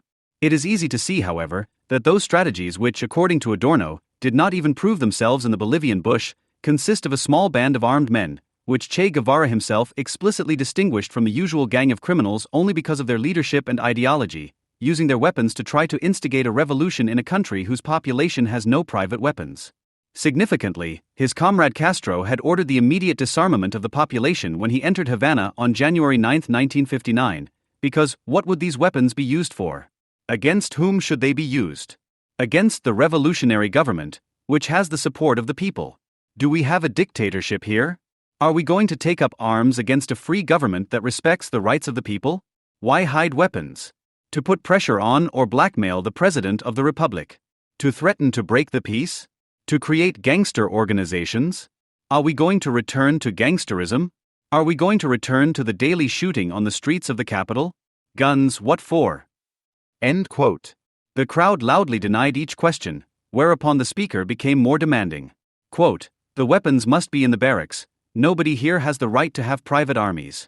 Here weapons will be superfluous, because there is no more tyranny, and it has been proven that weapons are only good when you are right and when the people are behind you, and in the opposite case they are only used to murder and commit misdeeds." End quote. This was the same Castro who had announced 8 days earlier, "Yes, now the people are armed. There will be the necessary weapons so that anyone who wants to fight can arm themselves when the time comes to defend our sovereignty." End quote. Immediately after the disarmament, the mass shootings began. However, one debate that keeps coming up in the USA is indeed whether, or rather to what extent, the USA is turning into a third world country. The central issue here is gun violence, usually linked to the high number of privately owned weapons. The statistics would certainly agree with this. Despite all the nonsense expressed in such theses, it is difficult to deny that the USA occupies an intermediate position between the most advanced and the less developed nations, particularly with regard to weapons, but which is also characterized above all by the fact that it was a conscious position, in terms of its tendency, which sets it apart from both lines of development in the best sense of the word. At the same time, it should be considered whether the basic element described by Adorno in his culture essay on the USA, the relationship between adaptation and reference to reality on the one hand and humanity and friendliness on the other, is not based on or forced by the fact that weapons are almost omnipresent. This would probably also be the judgment of Frederick Jackson Turner, who ended his book The Significance of the Frontier in American History, in which he in no way denies the violence, with a sprawling sentence, "This then is the heritage of pioneer experience. A passionate belief that a democracy was possible which should leave the individual apart to play in free society and not make him a cog in a machine operated from above, which trusted in the common man, in his tolerance, his ability to adjust differences with good humor, and to work out an American type from the contributions of all nations, a type for which he would fight against those who challenged it in arms, and for which in time of war he would make sacrifices, even the temporary sacrifice of individual freedom and his life, lest that freedom be lost forever." End quote. The fact that the American state no longer seems willing to accept privately owned semi-automatic rifles indicates that it sees them as a massive problem for itself. The fact that this tendency is all the more pronounced when the state is in the hands of the Democrats is merely an expression of a very realistic assessment of the material conditions, which simply recognizes that far more Republicans make use of their right to bear arms than Democrats. In the analysis of counter-violence in Adorno's work, it should first be reflected that Adorno repeatedly referred very euphorically to the resistors of July 20th and implicitly characterized their act as a missed revolutionary situation, without pointing out that their political constitution was itself incredibly repugnant. However, this articulates the unspoken admission that only the military, still, had the weapons with which National Socialism could have been eliminated by Germans. This context also includes the fact that people sometimes seem to forget that George Elser failed, which has the advantage that you can always play with the aura of what if it had succeeded without having to answer the question, let alone being able to. As much as Adorno would have been prepared to work as a lift boy in a liberated society, at least that is what is repeatedly reported, which one can believe, especially since he knew for certain that he would not have to prove it, he drew his boundaries much more drastically in the area of violence. "I do not want to be an executioner at any price, under any conditions, or to provide legal titles for executioners." End quote. Even if this is in the context of revenge, and is particularly sympathetic in this respect, the first part seems to have been valid far beyond that context. The abhorrence of being an executioner, i.e. the most understandable personal emotion, appears somewhat unexpectedly at this point, not to say unasked for. The answer bears a mark of guilt that Adorno never made a secret of. In the rejection of violence, the impossibility of categorical rejection shines through in critical theory. It was Horkheimer who, in Twilight, after stating in the introduction that the rejection of violence is purer than the attempt to abolish violence through violence, posed the following questions in conclusion. What if violence were necessary? What if we bought our harmony by renouncing active help? His answer: this question destroys peace. And in this sense, it remains latently questionable when Reich states in his Mass Psychology of Fascism that the domination of the oppressed class by the owners of the social means of production rarely uses the means of brute force. Its main weapon is the ideological power over the oppressed, which powerfully supports the state apparatus, whether one can, like Reich, attribute this quite correct insight in this simplistic manner to Marx, who, after all, traced the genesis of that status from the immediate use of force in more than detail. The history of the strikes that were shot down must not be ignored by anyone who really wants to understand why strikes do not take place, without elevating this to the sole or even decisive explanation. The early Horkheimer in particular recognized the connection very clearly. In his aphorism on the powerlessness of the German working class, he described this powerlessness as twofold, arising on the one hand from the fear of the misery of unemployment, and on the other from the terrible apparatus of power, which was just waiting to try out its own weapons, from rubber truncheons to machine guns to the most effective poison gas, in a cheerful, certainly unrisky civil war. In another aphorism a few pages later, he went even further, noting that the analysis of the mechanism of powerlessness requires a return to armed power for its explanation. In this sense, Benjamin also wrote in his Critique of Violence, if the awareness of the latent presence of violence in a legal institution fades, it decays. End of quote. He continued, parliaments are an example of this at this time. They offer the familiar miserable spectacle because they have remained unaware of the revolutionary forces to which they owe their existence. End quote. But these revolutionary forces also include the material means, and so that sentence always also means that they have not retained the weapons whose use they owe their existence to. Thus the Second Amendment reminds us that those who do not want to talk about compulsory military service and individual gun ownership should keep quiet about the state. Quote, the Constitution can only function as a fixed order if it transfigures the revolution into a distant myth of origin. End quote.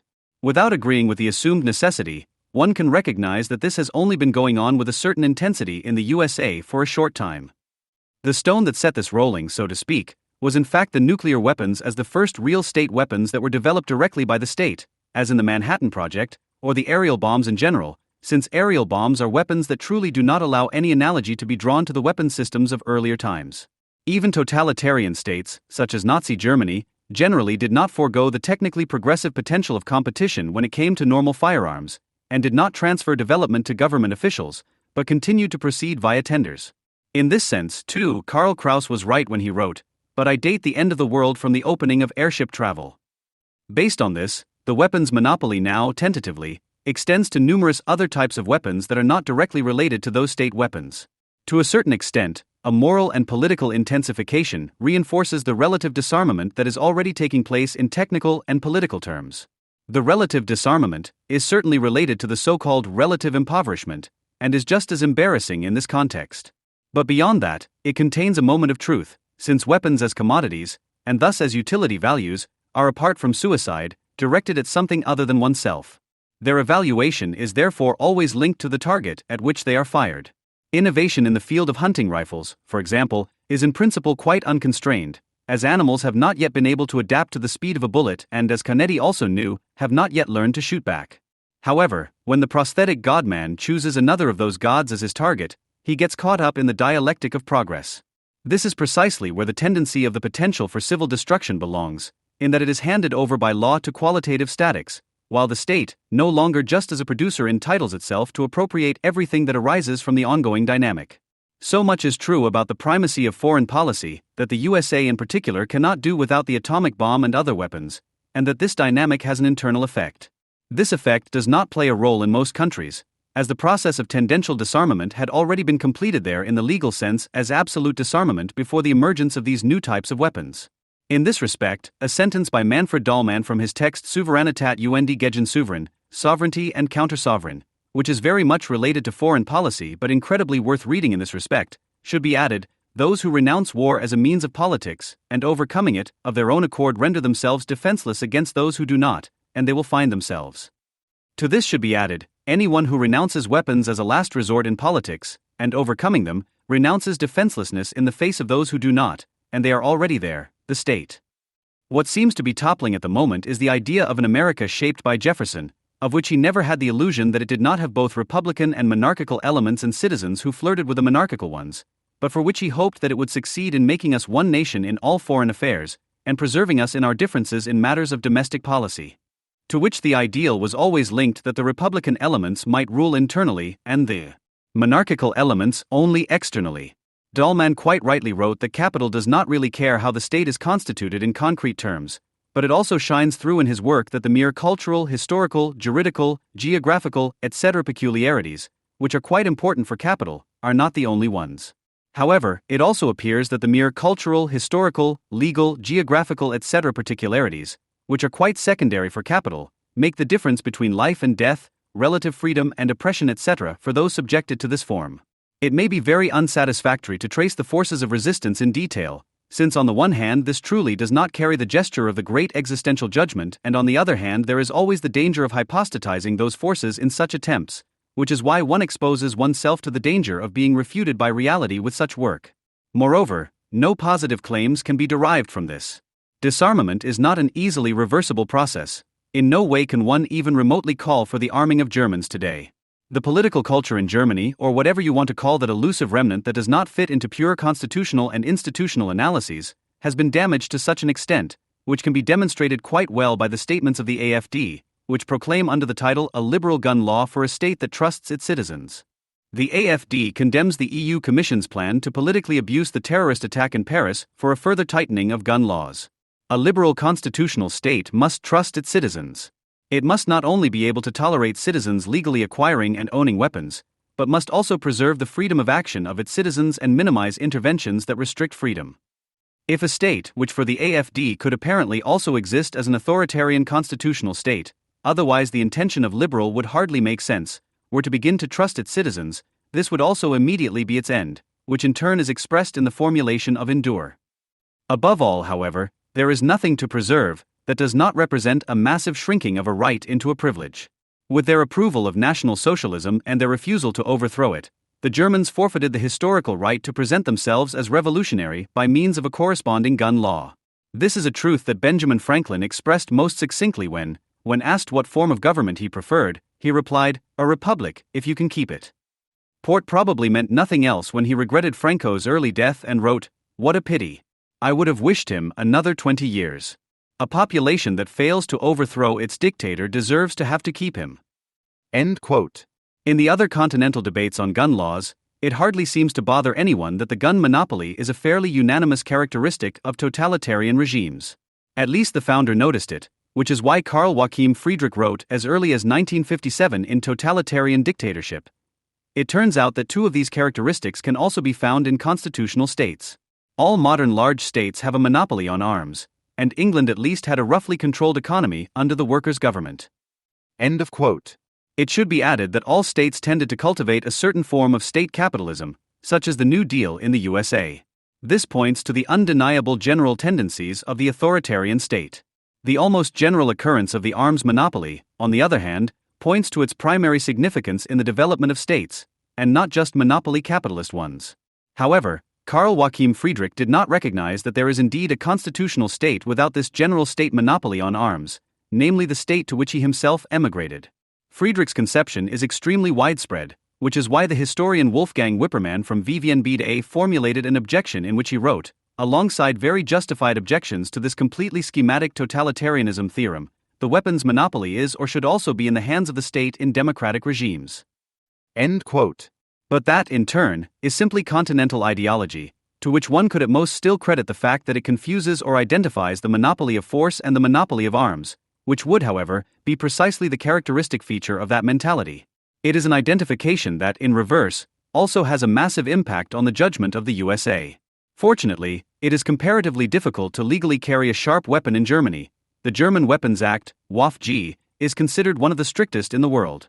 In this country, the state has a monopoly on the use of force, NTV reported some time ago. And in an interview with Die Zeit, the legal psychologist Dietmar Hubrock was allowed to answer the question of why the U.S. population rejects gun laws. One reason for this is that American society does not see the monopoly on violence as lying solely with the state, as is the case in Germany. End quote. Another magazine seems to be critical. Even today, many gun owners in rural areas in particular insist that they can defend themselves in case of doubt against a state that could take away their civil liberties. End of quote. The subjunctive is absurd. Of course, it is about being able to defend oneself against a state that de facto takes away rights. This would be the doubt. The majority of people in the USA still don't quite doubt that the state could do this, that the latent danger exists. But this verbiage only serves to write, this is a striking contrast to Prussian-style Germany, where the state's monopoly on the use of force is accepted by the general public. End quote. If you take these two sentences seriously, this means, probably inadvertently but very truthfully, that Germans will still accept the state's monopoly on the use of force even if they are deprived of their civil liberties, i.e., that they have no doubts at all. In fact, according to studies, trust in the police is higher in Germany than in the USA. Interestingly, Republicans in particular have 13 to 27 percentage points more trust in police officers than Democrats. In Germany, on the other hand, Germans have the most trust in their employer after police officers and doctors. US workers, on the other hand, are among the least likely in the world to indulge in this delusion. Now, the problem is not so much the alleged lack of acceptance of the monopoly on the use of force due to mentality, but rather the very real weakness of the police infrastructure, especially in some rural regions of the United States. The lynching and vigilante justice in the Wild West that is repeatedly cited as evidence, i.e., not the terror that was directed exclusively against black people, arose more from the fact that the regions were often not yet part of the USA. In other words, there was no state there that could have had a monopoly on the use of force. The range wars were regularly seen by the representatives in Washington as an indication that these regions were not ready to join the Union. Of course, the monopoly on force and the monopoly on arms are related, but they are not the same thing per se. It is therefore significant that in the USA, criticism of neighborhood watches, self-defense legislation, or similar laws and regulations relating to the use of weapons attracts a much smaller audience than that of gun laws. Karl Joachim Friedrich and Zbigniew Brzezinski at least deserve credit for pointing out the importance of technological development. In the essay The Unique Character of Totalitarian Society, the weapons monopoly is still described as a technically conditioned, almost perfect monopoly of control over all decisive means of combat. On the one hand, the monopoly of decisive weapons very clearly refers to the denied material basis of Schmitt's decision, but on the other hand it is used by opponents of gun rights to either merely underpin or justify the alleged obsolescence of the Second Amendment. Can we just get to, first of all, how ridiculous it is for people to think that the Second Amendment protects them from tyranny? Asked Bill Maher on his HBO show back in 2013, only to immediately announce, thinking the Second Amendment can protect you from tyranny, it's like thinking the First Amendment protects you from Thor. It's ridiculous. It's nonsensical. And they never called out on it. Not guns when the government has nuclear weapons and the F-22 and the Marine Corps and the drones. End quote. From the possession of nuclear weapons, which would be somewhat stupid even for tyrants to use on their own territory, it follows that the state should generally appropriate the destructive potential of technological development on its own. After the resulting U.S. Army overtook the militia part of the Second Amendment but left the actual right to bear arms untouched, the efficiency and power of the Army, i.e., what was always feared, now serves as an argument for disarming citizens. The New York Times wrote in a similar vein, gun rights advocates also make the grandiose claim that gun ownership is a deterrent against tyrannical governments. That may have made sense in the 1770s, when breech-loading flintlock muskets were the primary weapons tyrants used to conquer other peoples and subdue their own citizens who could, in turn, equalize the power equation by arming themselves with equivalent firepower. But that is no longer true. If you think stockpiling firearms from the local guns and guitar store, where the Las Vegas shooter purchased some of his many weapons, and dressing up in camouflage and body armor is going to protect you from an American military capable of delivering tanks and armored vehicles full Navy SEALs to your door, you're delusional. End quote. But referring to Ruby Ridge as a case study for what would happen were the citizenry to rise up in violence against the state today is really delusional. Unless you already understand citizenship to mean a family barricading themselves in with a dog and a friend. Similarly, the Waco siege, in which around 80 heavily armed cult members entrenched themselves in 1993, was seen by Bill Maher as proof of the pointlessness of the amendment. Bill Maher was at least consequent enough to deduce from his fundamentally wrong analysis that Trump would bring fascism the question of whether liberals would now reconsider their relationship to the Second Amendment. Admittedly, without including his own previous thoughts on its effectiveness. But the danger of tyranny is about a situation in which one can no longer call in a lawyer, as the article suggests, as the only legitimate solution. In other words, it is about a situation, to use Locke's words, in which oppression has become general. General is always to be understood in a double sense, quantitatively, mass, and qualitatively, the inalienable rights. For the problem is and remains, of course, that even an armed minority has no good cards against an equally armed majority and the state, and in this sense the Second Amendment is always tied to a certain quantitative critical mass. Pastrucani's judgment that the jurist is condemned to always be a few tempi too late with his analyses is an important moment of reflection on the functioning of law. However, the facts expressed therein cannot be overstretched without this itself being open to criticism, which is indicated by the few, rather than countless tempi. By 1934 at the latest, the Constitution should have been discussed instead of merely issuing bans or restrictions. It had just been done anyway with the abolition of prohibition by repealing the corresponding 18th Amendment in 1933 through the 21st Amendment. In this case, too, the mafia's weapons were clearly secondary to prohibition, which opened up their field of activity to an unprecedented extent in the first place and created the basic structures for the subsequent drug market. The abolition of prohibition caused the murder rate to fall almost immediately to the level of 1910. It was not until the mid-1970s, when drug-related crime became established, that it returned to the levels of the 1920s and 1930s. Since the 1990s, however, the rate has been falling continuously. But the Second Amendment comes from a different time, which tends to make it appear more untouchable. From based his typification of the authoritarian masochistic character primarily on the fact that this character experiences his relationship to the world from the point of view of inescapable fate. This type of character deifies the past. The powers to which he submits can be of various kinds, be it God, nature, or history, but above all these powers must never be open to attack or change. A textbook example of this character is revealed when Ted Cruz proclaims in a speech the idea that the revolutionary idea that this country was founded upon, which is that our rights don't come from man. They come from God Almighty. And that the purpose of the Constitution, as Thomas Jefferson put it, is to serve as chains to bind the mischief of government. End quote. It is significant that the self-declared atheist David Harsanyi, under the title "Even if God didn't give us the Constitution, we should act as if he did," stands by Cruz and remarks, "If you imagine that the Constitution is merely as man-made, like say, a gun control bill or Medicaid expansion, then contemporary people can fix it.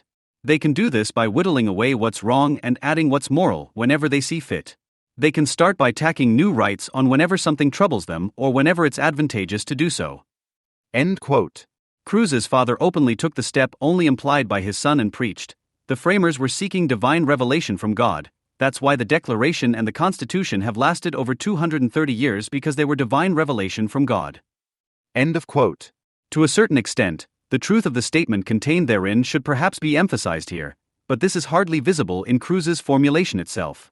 It is somewhat curious when those figures refer with great fondness to Jefferson, who intended that the Constitution and every law would expire after 19 years, after which time it would either have to be re-ratified or rewritten, as he feared that the Constitution would otherwise become a blind force. The 19 years referred to the generational change that had taken place after this time. "The earth belongs to the living and not to the dead," was the motto under which he placed his considerations. In Jefferson's conception, it would have become a general principle with which individual changes could not be short-circuited, if only because they did not affect the tendential rigidity of the Constitution. The implementation of Jefferson's idea would probably have changed the entire political practice in the USA. No one can say to what result, and it would be pointless to speculate. The Constitution is a driving force for, but also an institution against such authoritarian characters and also protects against such nutcases as the representatives of the Cruz family, not to mention those on the other side. It is difficult to declare the Constitution divinely inviolable and at the same time honor it when its own fifth article lays out the procedure for amending the Constitution. This procedure is cumbersome enough to prevent anyone from anchoring their own particular interests in the Constitution. It is precisely for this reason that some citizens demand this adjustment from the courts and accept considerable stretches in return.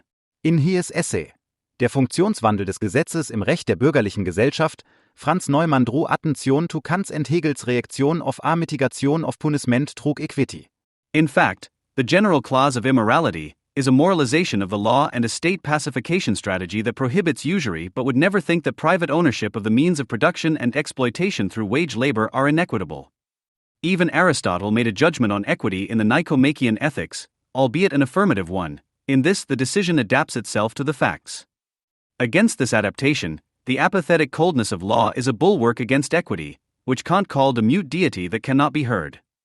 In this sense, Horkheimer drew attention to the content of Kant's formalism in his essay Kant's Philosophy and the Enlightenment.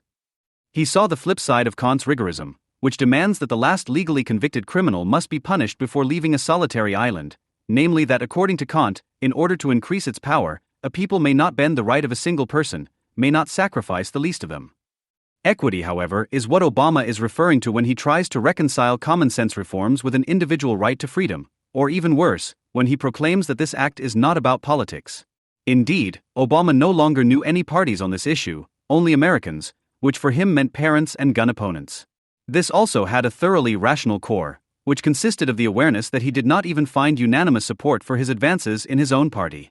It is also part of this moralizing, if this remark is allowed here, that the liberal milieu was outraged by Trump when he simply replied to the revelation that he had paid very little tax, that this made him a clever man. What those ladies and gentlemen of high society fail to understand is that he was elected not in spite of, but because of such statements, since 1. No one with an ounce of sense trusts Obama's advances to collect taxes by reminding them of moral principles, and 2. That the person who fooled that system, provided he didn't break the law, is naturally the most qualified to close the loopholes in the law. The fear of breaking the equality of arms between the state and its citizens is much more present in the USA than in other countries. This was already evident in the New Deal era, when Americans first learned to fear the carrot-and-stick approach with an intensity previously reserved for the continent. Certain forms of rejection of the New Deal were fed by the notion that any government carrot was a bribe in the face of more stick, as was probably most evident in Bismarck's dual program of social and socialist laws, i.e. a program of health insurance and extensive disarmament of working-class strongholds. This was one of the reasons why Roosevelt's proposal for a second Bill of Rights, which was to consist mainly of positive rights, failed. This planned extension of the boxes of liberty was known as the lunchbox. There was a fear that this could absorb the negative provisions of the existing Bill of Rights that were directed against the government, as it would grant the state far-reaching powers. The primary concern was not even that formal freedoms would actually be removed, but above all the fear that the state could bind citizens to itself through welfare to such an extent that those formal freedoms that still existed would simply no longer be used, which would have meant their real end. This is not to say that this would have been even remotely in line with Roosevelt's intentions.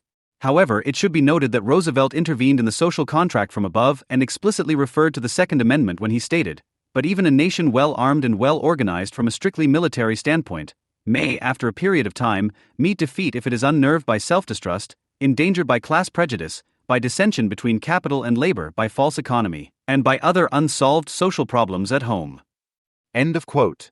Roosevelt was therefore quite right to refer to another impending form of tyranny, namely economic tyranny, and thus, ironically, to the unfolding capital relationship, the unfolding of which Jefferson and Jackson had already unsuccessfully warned against.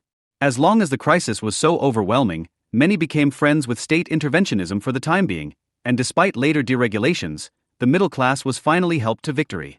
After the crisis was overcome, the critics increased. The fact that Roosevelt was the first president to run for a third term, followed by a short fourth, and passed the National Firearms Act, clearly pointed to the potential downside of his social policies, which in reality never took on German proportions. It is, of course, particularly macabre that those who saw the rise of tyranny in the New Deal and Roosevelt's presidency in general and cried out the loudest were themselves to take up the whip in the McCarthy era, proving themselves to be authoritarian pseudo-conservatives. Adorno described this very precisely in a Roosevelt chapter of Studies in Authoritarian Character, but it should not be forgotten that Roosevelt did indeed break with certain political practices, and that after his death, the 22nd Amendment enshrined the previously merely customary two-term limit, which was derived from Washington's and Jefferson's proclamations, as law in the Constitution.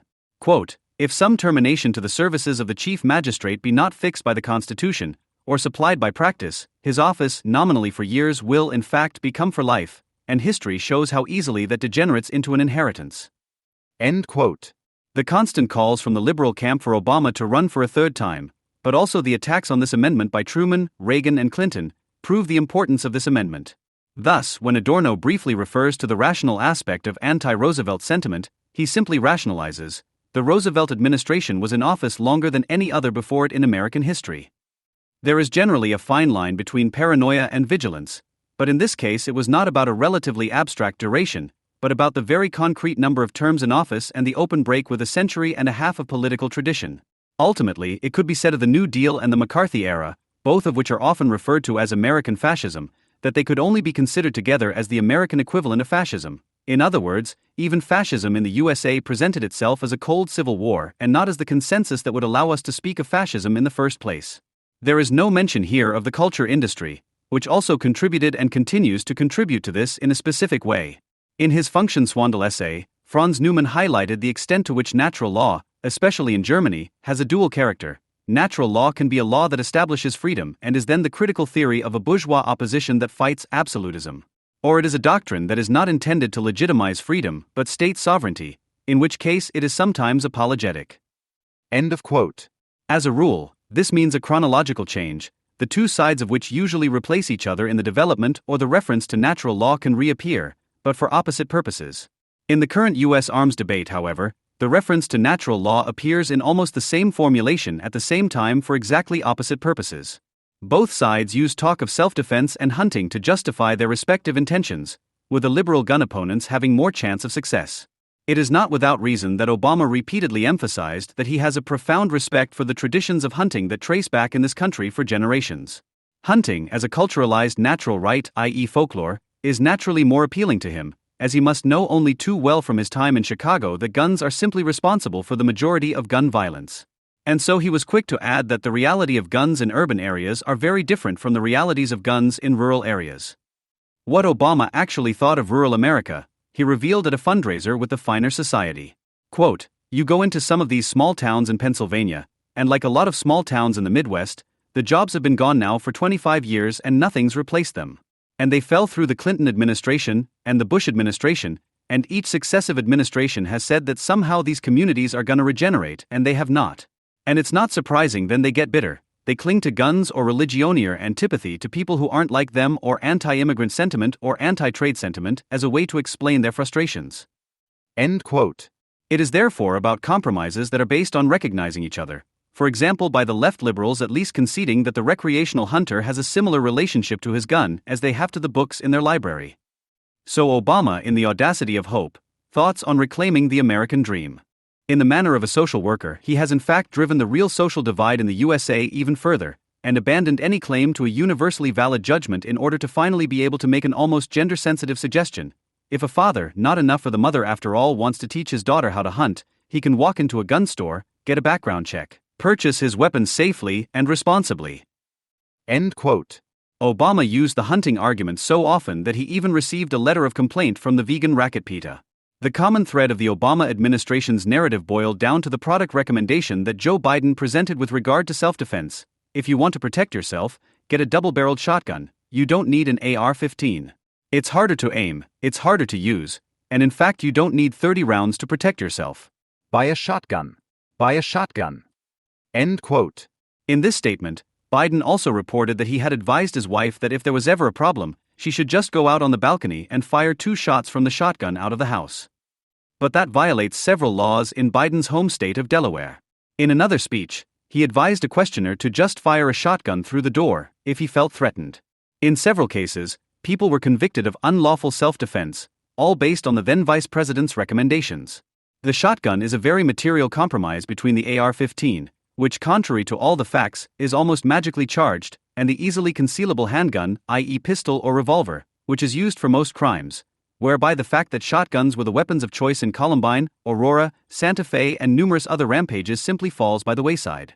Obama had himself photographed by the White House photographer shooting such a shotgun at Camp David in order to visually underline where this journey might lead. And the First Lady was to emphasize once again in an interview, "You know, if I was living in a farmhouse where the sheriff's department is pretty far away and somebody can just turn off the highway and come up to the farm, I would want to have a shotgun or a rifle to make sure I was protected and to make sure my family was protected." End quote. This is not to say that this was an instrumental propaganda conspiracy by the Obama administration, but one can confidently assume that they believed all of this themselves. On March 27, 2018, former Supreme Court Justice John Paul Stevens, who has since retired, dared to make the obviously outstanding advance. In a guest editorial for the New York Times, he called for the abolition of the Second Amendment. Although he also acknowledged the students' efforts, he emphasized, but the demonstrators should seek more effective and more lasting reform. They should demand a repeal of the Second Amendment. End quote. The fear of a standing army as a danger is a relic of the 18th century, which, strictly speaking, does not mean that the danger is the relic, but only the fear, i.e. that everyone has become accustomed to the danger anyway. Stevens returned to his defeat in D.C. v. Heller and proclaimed, Overturning that decision via a constitutional amendment to get rid of the Second Amendment would be simple and would do more to weaken the NRA's ability to stymie legislative debate and block constructive gun control legislation than any other available option. End quote. First of all, it would not be simple at all. 2/3 of Congress and the Senate would have to agree, and in the next round 3/4 of the states. Furthermore, the phrase "get rid" is also a rather treacherous formulation that imagines a constitutional amendment as an act of disposing of the dustbin of history. Most importantly, with those omissions, Stevens belatedly and merely implicitly acknowledged that his interpretation or construction in the Heller case was latently questionable, and that the reading of the article by so-called gun enthusiasts is very much covered by the Constitution, even though the hunting and self-defense loving gun enthusiasts often fall short of the actual intent. The reactions, not from gun rights advocates, but from gun control advocates, were telling. Numerous liberal publications literally went berserk. Slate wrote, "Stevens' call for young activists to work for repeal of the Second Amendment is staggeringly misplaced. At the level of public discourse, it is catastrophic. Even more important than the rhetoric, however, is the law itself. The Second Amendment is simply not an obstacle to effective regulation. Politicians are Recognizing that the Constitution protects at least some core right to have a gun at home for self-defense does not mean that you may have any gun you want, at any time, in any place." End quote. CNN announced under the title, "Why the Stevens Gun Manifesto is Beyond Irresponsible. Repeal would be needlessly provocative, counterproductive and hostile to core American liberties." The arbitrariness of the objections illustrates the ideology. This becomes particularly clear in the order of the accusations, at the end of which is the abstract core freedoms, while it is a freedom that consists only of some core right. It reveals itself as a pure battle of discourse, in which tactics are everything and open debate, in which something could be false or true, is nothing. Even the liberal men's magazine GQ noted, urging gun safety advocates to focus on the Second Amendment, inflames easily inflamed passions. Gun control groups and the main faces of the student march also all oppose Stevens' call. For years, they had all referenced Stevens' position to prove that the article could simply be interpreted differently, not necessarily following his military militia-centric interpretation, but usually invoking self-defense at the same moment to derive the assault rifle ban. And yet it is precisely in this arbitrariness that they correspond to the principle of the living Constitution, which the pragmatist Stevens repeatedly promoted and continues to promote, and which presents itself here as a pure projection surface. It is Darwinian, as the founder of the term, Howard Lee McBain, himself put it in 1927, living political constitutions must be Darwinian in structure and in practice. The living constitution is always an adaptation to the zeitgeist, i.e. an adaptation that does not really know what it is actually adapting to. The more right-wing Trump critic Bret Stephens had already called for the Second Amendment to be repealed in the New York Times in 2017, taking aim at both the conservative fetish for the Second Amendment and the liberals' endless mistakes with the facts. At the same time, referring to the fact that all revolts have failed and to the USA's enormous arsenal of weapons, he also emphasized that the article was useless anyway. But the War of Independence itself began as an asymmetrical war and never completely shed this character. Many Americans only had small-caliber bird guns or long rifles, which took forever to load, but this did not stop them from revolting. It only encouraged them to adapt their warfare. In doing so, they broke numerous rules of decent warfare. For example, they shot at officers who could hit them better with their shotguns, which was completely frowned upon, as the commandment was to shoot at random, which was also just a form of reaction to the rather inaccurate British rifles and was of course intended to protect the noble officers. The Indian disguise of the participants in the Boston Tea Party already pointed to the direction of the impending war. Moreover, the USA had learned in Vietnam, where it dropped more than twice as many bombs as on Germany, that size is not everything when it comes to weapons.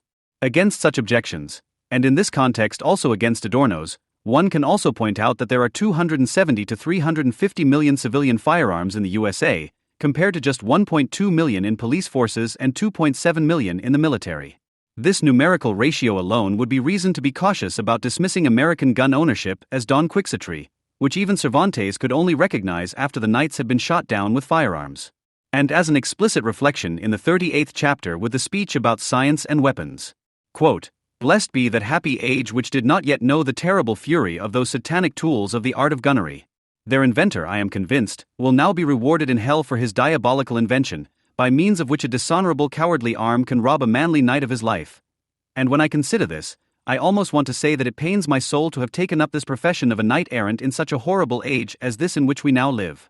For although no danger awakens fear in me, It still gives me a horror to think that perhaps powder and lead should rob me of the possibility of making myself famous and universally known in all parts of the world, discovered so far by the bravery of my arm and the sharpness of my sword."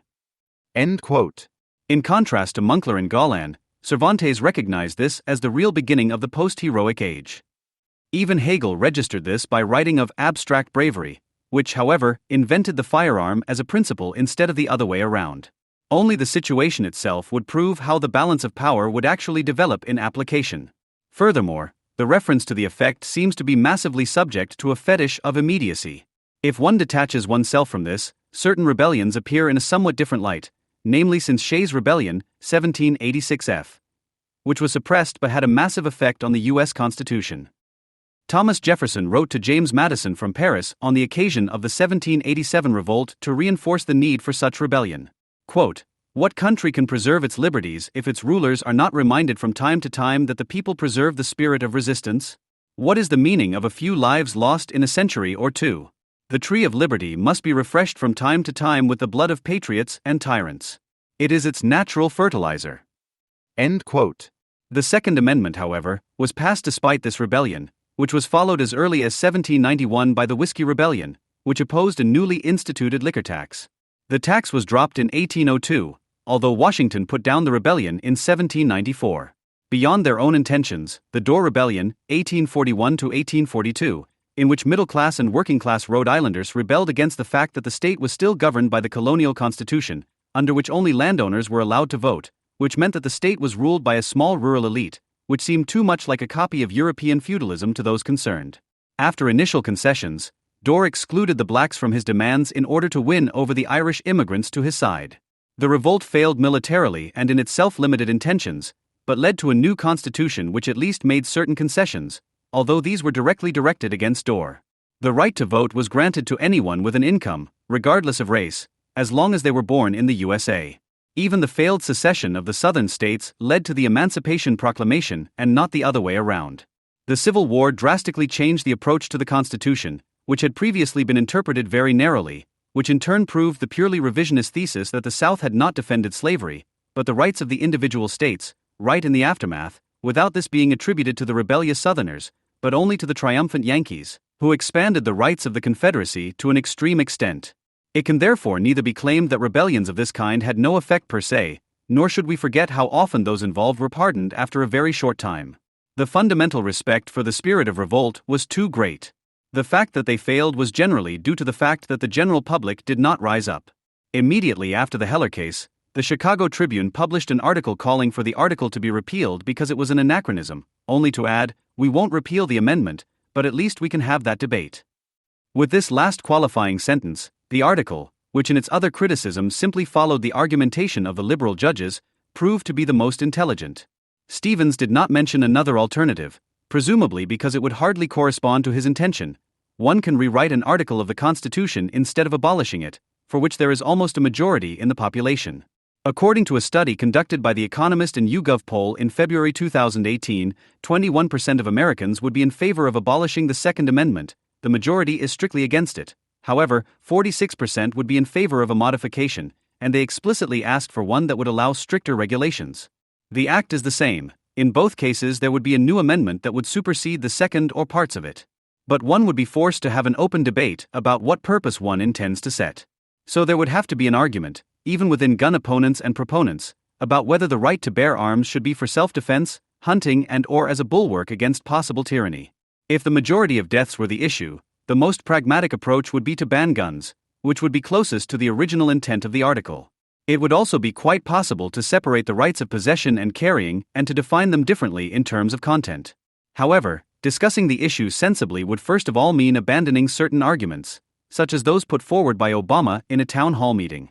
His credible anger and disappointment that he could put an Islamist under surveillance by the FBI on the no-fly list, but not prevent him from acquiring a weapon, does not justify the comparison he and the debate in general often make with cars, which after all have to be registered, for which you have to obtain a driver's license, etc.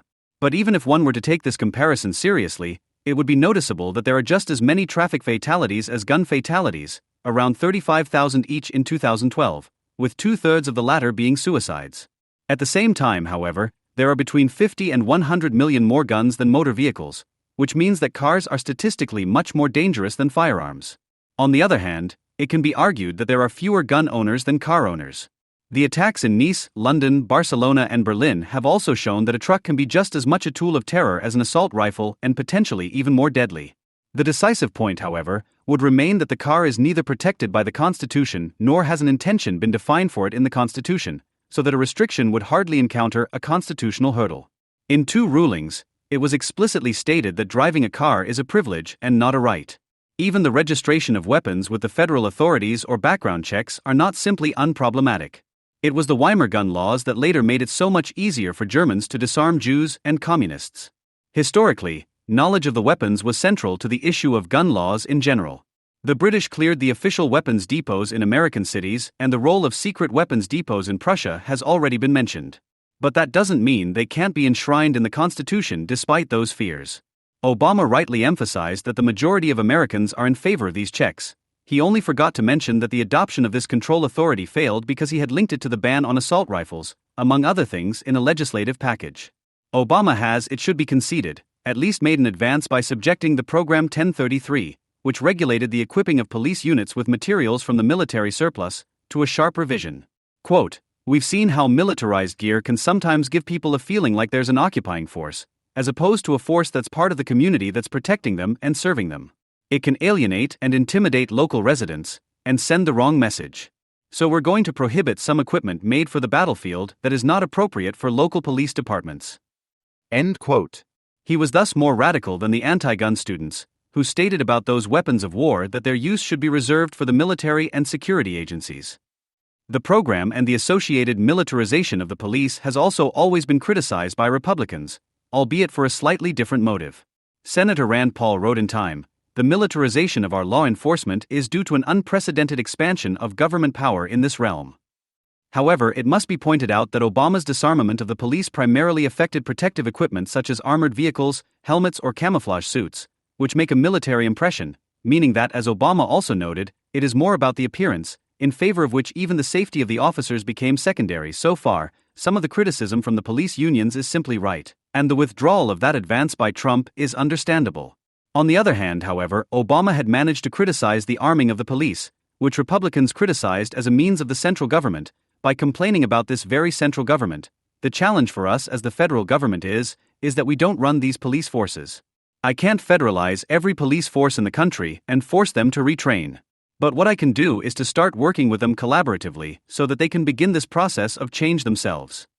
End quote. He couldn't instead of didn't want to. It is precisely these kinds of movements that make certain factions very skeptical about his intentions. The fact that this may seem silly to Europeans says more about them than about the USA. For example, the debate about gun ownership, and this may be a curious objection, cannot be separated from the success of the musical Hamilton, which is now also being used as teaching material. The Hamilton celebrated there was someone whom even John Adams regarded as a representative of an aristocratic ideology who, among other things, wanted to see presidential tenure enshrined for life. It was only under Roosevelt that Hamilton, ironically alongside Jefferson, became a kind of role model, as the former was already in favor of state intervention in the economy. His role model was Jean-Baptiste Colbert, Louis XIV's finance minister.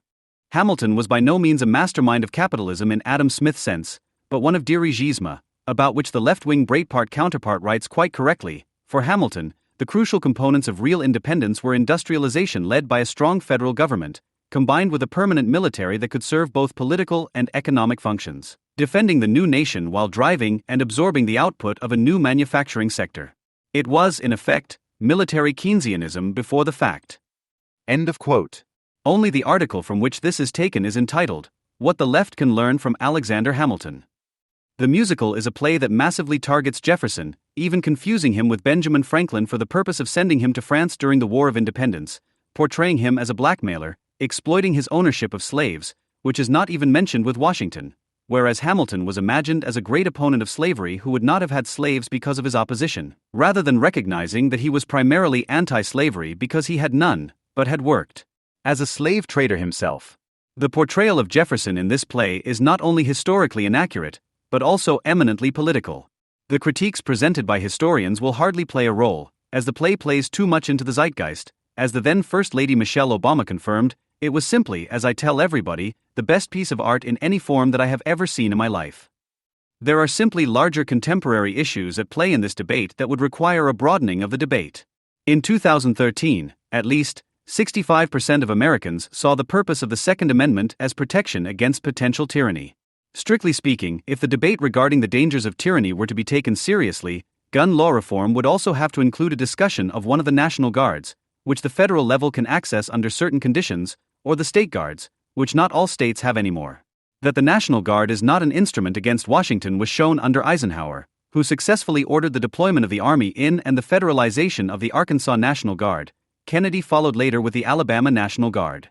The fact that these actions were directed against the most disgusting, thoroughly racist processes cannot hide the fact that very sympathetic intentions were enforced in formally highly problematic ways that are always in danger of being reversed. For example, as a corrective to new gun laws, the National Guard could be placed entirely under the control of the governors, through which, if they agree, the government or Congress can access them, thus introducing an intermediary authority. Now, this itself is a complex issue, which primarily concerns funding issues. But discussions along these lines would at least do justice to the drastic nature that a deletion or massive restriction of the Second Amendment would represent. In the aftermath of the Las Vegas shooting spree, former Fox presenter Bill O'Reilly wrote, "This is the price of freedom." This drew criticism that tended to be more stupid than the sentence itself. It should be noted, however, that the only thing he could have written was that it might one day turn out to be the price of freedom. As long as the weapons serve only as a threat, it can hardly be proven that it is the weapons, of all things, that prevent people from trying to touch freedom. The concept of the gun fetish has its true content in the fact that all too often the gun is confused with freedom and not seen as a mere power to gain or defend it. Even the so-called constitutional militias are simply Second Amendment militias that become a fetish in themselves. This also fails to recognize that the United States has several other mechanisms, such as majority rule, that serve to maintain liberty. O'Reilly continued, "The Second Amendment is clear that Americans have a right to arm themselves for protection. But against what? That freedom, as O'Reilly implies, is more of a state of nature. And if there is a price to be paid, one can certainly argue about whether one is prepared to pay that price." However, Obama's thesis is just as wrong. If we have declined to heed Jefferson's advice to engage in a revolution every 2 or 3 generations, it's only because the Constitution itself proved a sufficient defense against tyranny. End quote. Not only was that sentence directed against gun ownership, which is part of the Constitution. Above all, Obama could not see that such rebellions do occur, and at much shorter intervals, but that people just don't want to recognize it. The fact that certain rampages receive so much attention indicates that they affect something other than their victims. These little monsters, as they are often portrayed, embody a residual twitch of individuality in their armed impotence. As a rule, they seem to beg for their crime to be prevented, so openly do they articulate their announcements, which are rarely absent. Anyone who has ever worked in an open plan office cannot seriously be surprised that someone will start shooting up the place at some point. The fear of guns expressed in the debates, especially on the liberal side, is more likely to be a fear of guns in their own hands than in the hands of others. We don't know what others might do, but we know all too well about ourselves what we would sometimes like to do, and what we can imagine in every second cartoon in which the shot only blackens but doesn't kill. The Texas shooter was accused of toxic masculinity, even though he shot the pupils in a truly gender-appropriate manner. But even this parity in murder no longer seems to be enough for today's feminists. It could well be that a reconciled humanity recognizes those children running amok as their predecessors, and thus appreciates the truth in their pathological deeds. If Gerhard Scheidt quite rightly describes the Islamic suicide attacks as Auschwitz in installments, then perhaps the rampages could be recognized as attempts at revolution or at least rebellion in installments. It was Joachim Brun who pointed out that anyone who shoots at a character mask of capital misses, especially if he hits, since he never hits the character mask, only the person wearing it. Interestingly, some rampage shooters refuse to accept this personalization of authority, and they shoot those whom theory presents to them as allies, classmates and colleagues, who in everyday life are those who represent a far more immediate horror than teachers and superiors, or at least they tear down.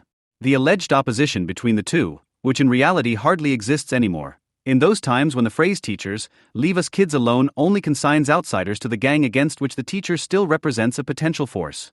The Santa Fe shooter is said to have been bullied not only by his classmates but also by the school's coaches. What they're shooting at tends to be the community of interest made up of bosses and employees. They don't know it, but they do it, and one could know this since Wojciech, to whom nature no longer came as a right, but only as an urge to urinate and run amok. In some cases, these acts even achieve something socially meaningful. It was Robert S. who, with his killing spree in 2002, got the long overdue amendment to the Thuringian school law rolling, not some educationalist or educational scientist. Often these people are Nietzscheans in disguise, but they try to push what does not fall, and in this case children who shoot at children in order to help childhood and adolescence gain their rights against the children and young people who actually exist. This gives Kafka's children's guns from the miniature to all the inhabitants of the house, which ends with the sentence "nobody did it," a completely different dimension. And Kafka really knew what he was talking about when, in his capacity as an insurance salesman, he said of the injured parties he dealt with, "How modest these people are. They come to us for help." Instead of storming the institution and smashing everything to bits, they come and ask. Contrary to popular belief, the fact that there are hardly any women among the shooters does not exactly distinguish the female sex. The defensive action that is carried out by turning to arms, as in the March for Our Lives, is itself a judgment. Those who evaluate the acts strictly quantitatively, according to the number of victims, devalue them qualitatively and consign them to statistics. This is why the attempt to minimize the number of victims by banning semi-automatic rifles is a mere attempt to suppress the crime itself and its underlying motivation. This is applied social pedagogy. Nevertheless, one should not be amused by people who do not welcome the fact that guns are around in their environment to such an extent. You could even imply that they have an inkling of the aggression rumbling inside them that they want to see contained by laws. But you don't resolve or even have a debate by covering it up. If the friends of gun control are serious and honest, they must be concerned with abolishing the Second Amendment or reformulating it, which would be tantamount to rewording it. The fact that they shy away from this, however, says a lot about their understanding of politics and the law. As long as the article exists in its current wording, those who believe that rapid-fire rifles and weapons, which can be useful in war, belong in a private household are in principle, and literally in the right. They might even sell it as a compromise they are making, even if they demand ownership of bazookas or machine guns. Now that doesn't mean you don't have to reply to Trump and the NRA when they say, the only thing that stops a bad guy with a gun is a good guy with a gun, by saying, the best thing that stops a bad guy with a gun is still a cop with a gun. You should be reminded that common defense, i.e. a kind of collective self-defense as outlined by Locke for the state of nature, was not included in the Constitution because, as Locke himself notes, it was transferred to society. This means that the use of force in this area is now the responsibility of the police. One might even point out that historically, teachers were exempt from the requirement to carry weapons, and schools were a place that explicitly could not be armed. Of course, the American dream, like any dream, is a lie, since every dream presents the wish as realized. But this realization should not tempt us to be amused by the fact that people were still dreaming there. Above all, however, those who can no longer imagine anything other than data protection under freedom dies with security should be quiet, the Germans. Snowden is the hero of a country whose inhabitants comforted themselves through countless failed revolutions and omitted acts of resistance by singing to themselves, "Thoughts are free.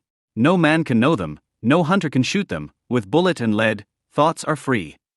Since October 19, 2016 at the latest, when 49-year-old Wolfgang P. fatally injured a police officer from the Special Task Force, SEK, in Georgensgmund in central Franconia, the Reichsbürger have been in the public eye in Germany. Wolfgang P. had defended himself against an officially ordered house search. He recognized neither the administrative apparatus nor the law enforcement officers of the Federal Republic of Germany, FRG, saw himself as the governor of his own Reich entity and explained his use of firearms by viewing the house search as a trespass on foreign soil, the protection and defense of which he had made his mission. Wolfgang P., whose logic was no longer that of a citizen but of the state, acted consequent and not extreme or radical. After all, what state would not try to react with force to the violation of territorial claims, provided it saw its continued exercise of power threatened by a state that was foreign to it? Certainly, it may also be part of the considerations of the state, or more precisely, of politics, not to respond to such violations with war in the first instance, because that would also mean turning society, i.e. the economy in particular, into war. Anyone who believes that a state that does not respond to the violation of territorial claims with war or repression is no longer sovereign is deluding themselves that the sovereign reserves the right to decide on the space and time of its actions. And if, for a moment, the sovereign considers it wiser to refrain from the immediate use of force, thereby also disregarding the legal barrier that the state has given itself qua constitution and, for example, provides for responding with repression or war in a particular case, then this is precisely what characterizes state sovereignty, since it refrains from war but does not renounce violence. Wolfgang P., who through his conversion from a citizen of the Federal Republic of Germany to a free-floating citizen of the Reich, carried out a quasi-state establishment, not only imagined his Reich, but actually constituted it by confronting the sovereignty forced to appear in the form of the state in the form of a counter-sovereign, which, however, appears downright ridiculous in its dimensions compared to other counter-sovereigns who dare to unleash violence more comprehensively, for example in the form of jihad. If you like, the scene of the confrontation between Leviathan and Behemoth was the home of Wolfgang P. After his successful arrest, the police found 31 weapons and a hunting license in his possession. In January 2016, he still tried to return his identity documents to the office in the community of around 6,700 inhabitants. According to his unconventional opinion, he wanted to give up his citizenship in vain, because citizenship is not a right of the individual that they can renounce at will, but is ultimately always subject to the decision-making power of the state. According to Section 18 of the Citizenship Act, Stag of the FRG, a citizen can only be released from citizenship if the acquisition of a foreign citizenship has been applied for and already guaranteed by the foreign state. In the logic of functioning states, there can be no such thing as a person sans nationalite. The state therefore releases its citizens from their nationality, but the citizens themselves cannot resign. Civil servants, judges and soldiers of the federal armed forces and other persons who are in a public service or official relationship, i.e. state employees in the broadest sense, cannot, according to Section 22 Stag, register the claim arising from Section 18 against the state at all. They are in fact state personnel, they also receive a salary from the state, they are state mercenaries. According to Section 23 Stag, a certificate of dismissal is required for the surrender of citizenship. All in all, the state alone has the power to decide on citizenship. No matter how much the citizen may rage, he or she still remains a German, because a person who has German citizenship is a German within the meaning of this law. Section 1 Stag with one small restriction. In any case, he remains a citizen until the state ceases to function and de facto no longer rules over the people and territory of the state, i.e. can no longer exercise its state authority. This is usually referred to as a failed state. In the logic of his own madness, this was in turn only consequent. After all, in his imperial citizen consciousness, he does not see himself as a citizen subject to his state, as he really is, but as a sovereign standing before other sovereigns. Although he still owned property in the town, he deregistered his residence and dismantled the letterbox to prevent further mail deliveries. Financial claims were no longer valid for him. The FRG, he declared, was non-existent and official letters and orders were therefore also invalid. Business at his martial arts studio had been deteriorating since spring 2012, and 4 years later he closed the business. In August 2015, he was asked to make an affidavit, truthful declaration of assets to an official authority. In lieu of an oath, he himself did not appear before the district court. He evaded another summons from the district court and stated that he was in his own sovereign kingdom and therefore not subject to the Federal Republic of Germany's authorities.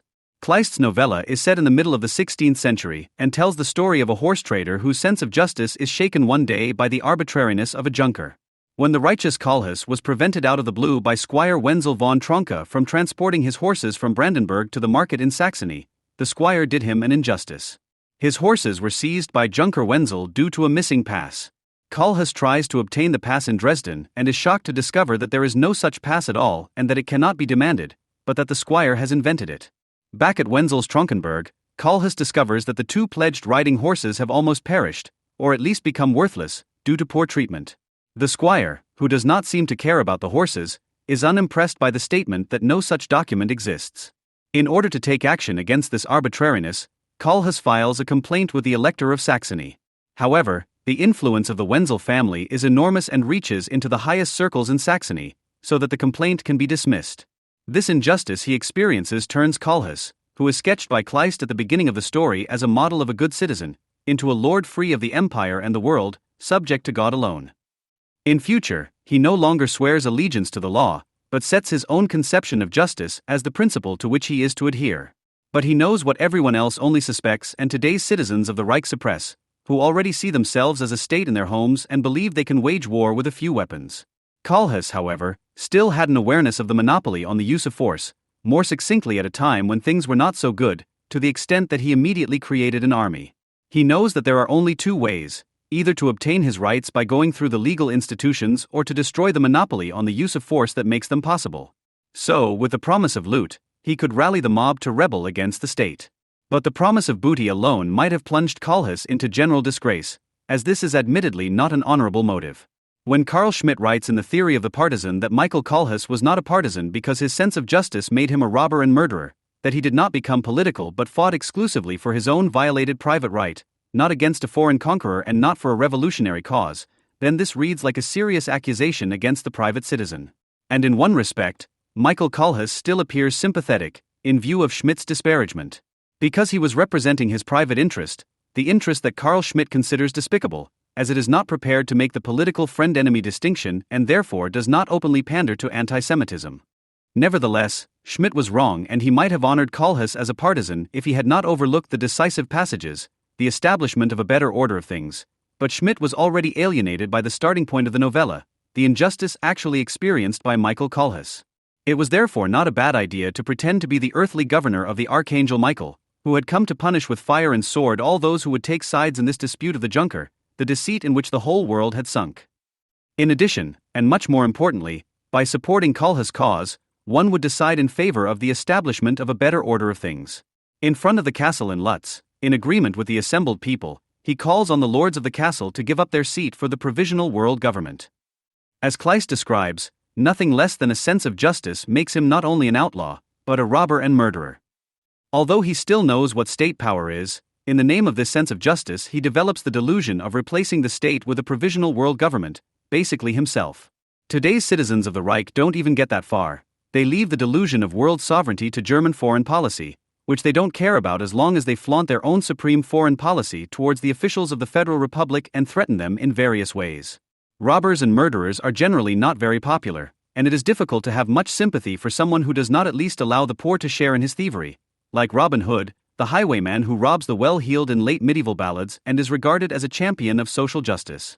What connects the characters of Robin Hood and Michael Kohlhaas is their explicit partisanship for an overriding goal that goes beyond private enrichment and thus allows for an expression of sympathy. The modern partisan, who can and must rely on a certain amount of support and sympathy from the population, has a very similar role to play.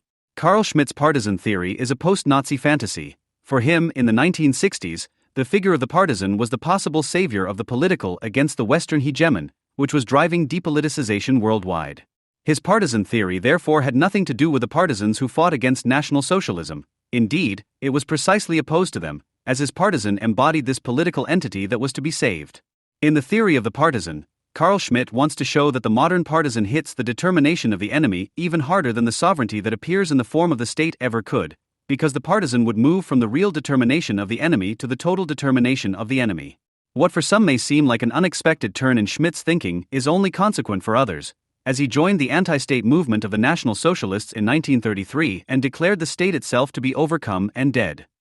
Quote, "For a few centuries, the compulsion to statehood is irresistible. The German people also had to go through the bottleneck of state sovereignty before it became possible for a new German Reich to regain leadership in Europe for Germany." End quote. Against the background of new warfare and by turning away from being a theorist of constitutional law and becoming an enthusiastic supporter of any sovereignty that is willing to meet the total determination of the enemy, Schmitt has now managed to present statehood no longer as the necessary, but sometimes sufficient and then even the actual manifestation of sovereignty, thus expressing his support for the partisans, while deliberately ignoring those fighting against National Socialism. Specifically, he paid a fitting tribute to Mao, who would have been even more close to the people than the former exile Lenin, in his writing and saw Mao's partisan life as a confirmation of his theoretical explanations. Quote, "Lenin's Bolshevik theory recognized and acknowledged the partisan. Compared to the concrete telluric reality of the Chinese partisan, Lenin had something abstract and intellectual in his definition of the enemy. The ideological conflict between Moscow and Beijing, which has become increasingly evident since 1962, has its deepest origins in this concrete different reality of genuine partisanship. Here, too, the theory of the partisan proves to be the key to understanding political reality." End quote. The partisan, Schmitt writes, acts on his own account. He expects neither justice nor mercy from the enemy. He has turned away from the conventional enmity of tamed and cherished war and entered the realm of another real enmity, which increases through terror and counter-terror to the point of annihilation. End quote. The partisan does not enter into open civil war, which would constitute an insurrection, but also not into colonial war and certainly not into interstate war. The partisan represents an irregular fighter. The regular character, on the other hand, is manifested by the soldier's uniform, which is more than a professional suit, because it demonstrates a mastery of the public and the weapon is also worn openly and demonstratively with the uniform. End quote. When Schmidt then states that the enemy soldier in uniform is the actual target of the modern partisan, then perhaps we cannot escape the parallel that the Reich citizen Wolfgang P. presented above inflicted fatal gunshot wounds on a police officer from the Special Task Force. Another characteristic is the intense political engagement that characterizes the partisan above other fighters. The intensely political character of the partisan must be maintained, if only because he must be distinguished from the common robber and violent criminal. In contrast to the state, the partisans, whose affiliation to a revolutionary party would be decisive, could totally integrate their members and relatives. Today, it is not the state as such, but the revolutionary party as such that represents the actual and basically only totalitarian organization. Agility, speed, and surprising alternation of attack and retreat, in a word, increased mobility are still a characteristic of the partisan today, and this characteristic is even further enhanced by mechanization and motorization. End of quote. Whereby Carl Schmitt also wants to recognize the problems of increased mobility in the age of technical industrial progress in the fact that this would tend to promise the partisan a mercenary existence on foreign prairies, and he would therefore run the risk of giving up his attachment to the people. But being a mercenary, which he admittedly does not call it that, is alien to him, because the true partisan, in the spirit of the people, rises up to become a counter-sovereign and is not prepared to give up the autochthonous space. Quote, such a partisan loses his telluric character and is merely the transportable and interchangeable tool of a powerful center that drives world politics, which uses him in open or invisible war and switches him off again depending on the situation. End of quote. In other words, the partisan threatens to become an appendage of world Jewry, the instrument of a powerful center driving world politics. This also largely outlines the criteria of the partisan: irregularity, increased mobility of active struggle, and increased intensity of political engagement. To put it in a nutshell, the partisan, because he cherishes political goals, forces the future nationalization of the policies he pursues, which he seeks to provoke through irregular warfare, but only because he is aware of his popular support. The Reichsbürger, on the other hand, is the perfect parody of the partisan. He knows nothing of how much violence and how much organization of this violence is really necessary to break the monopoly on violence or even to oppose it. But like the partisan, he neither behaves in a merely predatory manner, he may even rob once, nor does he act like a terrorist, but has political space at his disposal, his own home or an acquired area, and can also rely on ever more approval from the population, which, however, always seems to be on the brink of collapse. The mobility is expressed by the fact that the individual partisans, even if not necessarily armed, sometimes supported each other during house searches similar to the ones Wolfgang P. experienced. Quote, on Thursday morning, 200 police officers were deployed to Alte Poststrasse in Reuden to support a bailiff in the eviction of a property. The eviction was directed against Ursach, the man who was once the most beautiful man in the Republic as Mr. Germany and is now a supporter of the so-called Reichsbürger. According to the police, 14 people were on the property with Ursach, family members and sympathizers. A special police task force was pelted with stones. According to the police, Ursach himself had a weapon. There was an exchange of fire. End quote. The political legitimacy, which can be shaken from time to time, is to be taken away from the Reichsbürger by the state, reducing him to a terrorist. The fact that the Reichsbürger have sometimes managed to be portrayed in the media, if no longer as harmless, then at least as largely isolated madmen, and not as potential terrorists, can certainly appear to be a success for them. The misjudgment of the monopoly on the use of force is already evident in the fact that the imperial citizen only wants to see the sovereign as a company in order to imagine himself as the actual sovereign. Like many others, Wolfgang P. rhymes that the prefix personal in an identity card proves that the holder of that card is a staff member of the FRG, which is therefore not a state but a company, often reduced to a limited liability company, BRD GmbH. This statehood is owed to a fiction, and as soon as the citizens renounce such alleged citizenship, the FRG is also invalid.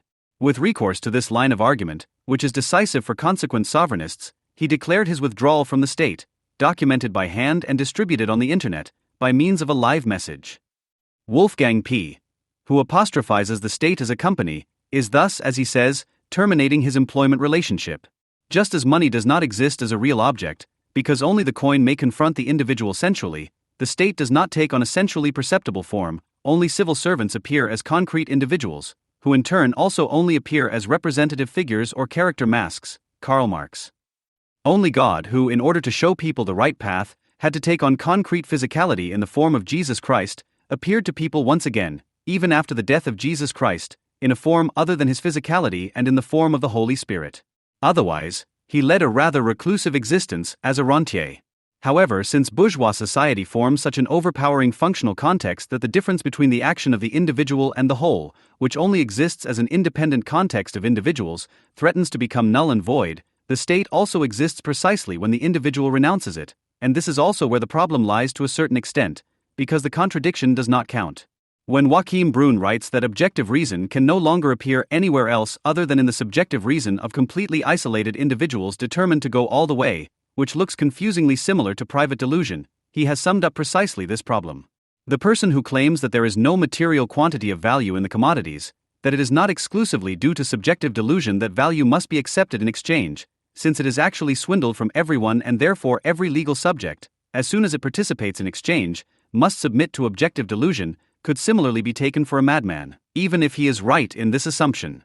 On the theological quirks of capital, see Hans-Georg Backhaus, The Contradictory and Monstrous Core of National Economic Conceptualization. It is generally pointed out that citizens of the Reich deny the state far removed from reality, and it is realistically assumed that the state already exists, since interstate treaties would guarantee the sovereignty of individual states, but it could be insisted that the state, like all other similarly formed synthetic judgments a priori, represents a real abstraction and is only valid as long as each subject adheres to the naturalness of the thing, which is thus granted objectivity through independence, which always manifests itself as a monopoly on the use of force. An example of this is the political science response by Jan Rathje, who wrote an information brochure on the Reichsbürger for the Amadou Antonio Foundation. Among other things, he attempts to refute the 6 most common arguments of the Reichsbürger. For example, he responds to a frequently voiced claim, it is difficult to find an argument, of the Reich ideologues that the FRG is not sovereign with, this statement is false. The sovereignty of the GDR was established by a declaration of the USSR in 1954, while the FRG has been considered sovereign since the Treaty of Germany in 1955. However, the FRG has been a sovereign state at the latest since the 2+4 Treaty of 1990. End of quote. But when exactly is political sovereignty, which he defines as follows: sovereign is whoever determines his actions autonomously and independently, to be dated? We do not know. What is striking, however, is that he displaces the central element of all state sovereignty, namely force, which guarantees every treaty in the first place. Interstate treaties are guaranteed by the military in the first place. To speak of violations of international law, when the sovereignty of a state has been violated, is always disgraceful when no hegemon is prepared to punish the violations. Of course, the validity of the state, just like that of the law, is above all also linked to a functioning economy, because its ostensible purpose is the smooth flow of the free movement of goods, but this is also entangled with the acting subject. The title of the above-mentioned live report is Declaration Under Oath. The original wording is as follows: I hereby declare, as a living, animated and self-conscious man of flesh and blood according to the papal bull of 1540 Nom Sanctum Catholicam, the Sestruique Vi Act of 1666 Wolfgang Johannes of the P family, that I was born in Roth on the 13th day of the month of September and year 1967 of instantaneous chronology, and am actually fully present on this planet, called Earth, physically, mentally, and spiritually. I am still alive and neither lost at sea nor anywhere else in the universe. We living and animated men and women of flesh and blood, actually present on this planet called Earth, physically, mentally, and spiritually fully present, have come together to testify under oath that the living and animated man and human being known to us as Wolfgang Johannes from the P family and who has appeared before us alive, with a free and healthy body, a free and healthy soul, and a free and healthy spirit, has signed this declaration himself and of his own free will. The deed was read aloud. So spoken and written on January 25, 2016. Wolfgang Johannes of the P family. End of quote. 6 witnesses signed this document and notarized it with a red fingerprint. The reference to the papal bull suggests that the mere public announcement gives the document validity. The proper name as well as the names of the signatories are written in small letters to emphasize the non-recognition of the personage. Without wanting to take the word of these people, and in view of the all-too-common journalistic and political science refutations of the Reichsbürger, this is the real difficulty and the real trick. The delusion of the Reichsbürger also says something about the delusion of normal citizens who conform to the current holder of the monopoly on the use of force. The legal person is in fact a real abstraction of the real person, the empirically occurring individual. The legal person is an exclusive positing of the state, which abstracts from the individual, but in no way liquidates him, just the other way round, making him the bearer of rights in the first place, in order to be able to grant him an equality that ultimately enables him to participate in the exchange of goods as a free and equal person, ergo, to be allowed to conclude contracts. The exchange of goods must already logically presuppose the positing of the individual as a person. Where there is no person, there is no exchange of goods in bourgeois society. Persons exist here only for each other as representatives of commodities, and therefore as owners of commodities. In the course of development, we shall find that the economic character masks of persons are only the personifications of the economic relations as the bearers of which they confront each other. It is only through the state, which presents itself on this logical level of representation as the guarantor of the conclusion of the contract, that the contract between two legally equal persons is guaranteed in the real abstraction of the concrete individuals through the violence that the state is willing to exercise in the event of non-compliance with the contract. The inherent force on which every contract is based is displaced by the citizens. It is transfigured into an agreement between two voluntarily concluded declarations of intent, which is only true if the contract is concluded voluntarily, and only as long as it is valid, insofar as both contracting parties are willing to adhere to the declaration of intent and do not feel cheated. The decisive factor here is that the legal person, which represents a real valid fiction, differs from natural persons precisely in that it cannot die, but only becomes invalid, and presupposes a completely different will from that of the individual. The will of the legal person presupposes above all that the will expresses itself through the conclusion of a contract. The will of the natural person can and usually does coincide with it, provided that the will is not to be penalized by the will of the state or the will of the people, whatever exactly that is supposed to be. This can be seen as one side of mediation that is often overlooked. The contracting party renounces his immediate will, be it hunger, superficially, and postpones his need, devoting himself to something else, such as wage labor. However, he also renounces robbery and plunder, the immediate appropriation of objects through violence. In Leviathan, Thomas Hobbes summed up the problem of concluding contracts. Contracts without the sword are but words, and have no power at all to secure a man. After all, the aim is not only to secure the contract as a contract, but also to protect the contracting parties from each other and force them to abide by it, to exchange like for like. Part of the delusion of the Reichsbürger, however, is that he behaves on the one hand as a separate state vis-a-vis the BRD company as a pseudo-state, and on the other hand as a citizen of an empire superior to the BRD company, which is derived from the past. In this ambiguous sense, he argues with reference to so-called provisions of international law, which allegedly have a higher degree of validity than nation-state regulations. As a rule, authorities are then denied with reference to international law, for which there is no supranational guarantor, such as a world state, that could enforce this international law, as it is called exclusively in German-speaking countries. Forms that can be purchased on esoteric-looking websites or at Reichsbürger seminars are offered for sale, which are then addressed to state institutions. In official jargon, the phenomenon of mass mailing of letters with all kinds of absurd explanations to state authorities is sometimes referred to as paper terrorism. The aim is to renounce the coercive manifestation of sovereignty in the form of the state in order to avert the payment of taxes and fines with a clear conscience.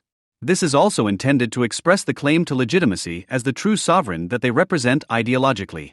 When political scientists say in their analyses that Reich citizens are increasingly flooding state institutions with letters in which they set out their ideology for pages on end, they may be right on the empirical level of representation, but they forget the flood of paper a debtor experiences if they do not comply with compulsory state payments such as tax returns on time. And they also forget the persistence and coercive nature with which these payments can be demanded, which can ultimately bring an extremely unpleasant character such as a real-life bailiff onto the scene. As a rule, the latter will not argue his case, but will refer to the point of view of the law and, if necessary, gain access to the home with the help of the police in order to carry out enforcement. The citizens of the Reich reverse this compulsion, so to speak, and turn it against the authorities, who flood them with similar letters and become counter-officials in their actions. There is also other evidence for this. For example, they print driving licenses that look suspiciously similar to official documents, thus indulging in bureaucratic simulation. But more on that elsewhere. Incidentally, this method is extraordinarily successful, as usually small authorities accumulate mountains of files that promise at least a deferral of payment, as the documents have to be checked. Wolfgang P. founded his, as he calls it, own empire, as evidenced by the coat of arms that henceforth adorns the front of his house. He declares himself a Reichsbürger, a citizen of his empire, on his own property. He publishes all this and much more on Facebook and on the video portal YouTube. Wolfgang P. also points out on the internet that so-called chemtrails and toothpaste are harmful to health and that the Jewish financial mafia is the real power. Journalists who have scrutinized Wolfgang P.'s life down to the last detail believe they can portray him as a conspiracy theorist and fact-resistant guy who moves in his own bubble and is therefore inaccessible to argument. It cannot be denied that Wolfgang P. subscribes to conspiracy theories, but anyone who has ever spoken to a politician will have to admit that he is almost as resistant to facts. And anyone who speaks so innocuously of a bubble forgets that he is always operating in the esoteric, i.e., he is all too happy to constantly use jargon and his own sphere, as the bubble could also be described. The vocabulary of any lawyer, sociologist, or computer scientist is often a source of ridicule for outsiders or even drives them to white heat. As a troublemaker, he receives broad expressions of solidarity from others, sometimes even visits from like-minded people. His empire cell is networked via the internet. His empire strives for self-sufficiency.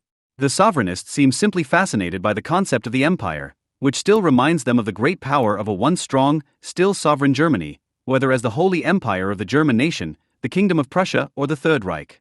But only the glamorous, shimmering term is reminiscent of the great power. The empires of the modern monarchs, which are more like principalities, sometimes fell apart into rival empires that were not yet able to form a unified imperial network. Yet every imperial governor clung to the concept of empire so that he could ultimately establish himself as the supreme sovereign. And so does today's imperial citizen. Anything else, such as being a prince who would have to subordinate himself to a king, would also mean renouncing the sole right of representation as the supreme sovereign of a royal realm in advance. People like Wolfgang P. are a dime a dozen. He is just one of many. Numerous empires have been founded in recent years. The German Office for the Protection of the Constitution speaks of 10,000 Reich citizens, 500 to 600 of whom are right-wing extremists. The term right-wing extremism, as concrete, for example, assumes, does not easily include the Reichsbürger. In the December 2016 issue in the War and Peace section, shortly after the case of Wolfgang P.'s case, the Reichsbürger, over whom the government, police and the Office for the Protection of the Constitution in Bavaria and other Nazi strongholds, Schleswig-Holstein, Lower Saxony, held their benevolent hand until one of them shot a policeman yesterday, have fallen foul of their friends and helpers as a result, but only a little, because even afterwards a spokesman for the State Office for the Protection of the Constitution excused the association as a collection of troublemakers, nutters, conspiracy theorists and profiteers. Which means nothing other than that the Reichsbürger are about the same as the CSU, the CDU, the SPD, the Greens, the Left Party, the AfD, Pegida, Springer and the Office for the Protection of the Constitution. End of quote. True to the maxim that all cats are grey at night, Concret says what the left has only ever conspiratorially suspected. The Reichsbürger would be the extended, armed and ultimately fascist arm of the political establishment. The fact that the Brandenburg Office for the Protection of the Constitution (VS) can define the term Reichsbürger more precisely, even if only by definition, then the left should at least give pause for thought, but no one has yet taken note of this. The VS divides the Reichsbürger into three groups: esoterics, right-wing extremists and so-called self-supporters. The fact that even this working definition is inadequate should be clear from the presentation of this article.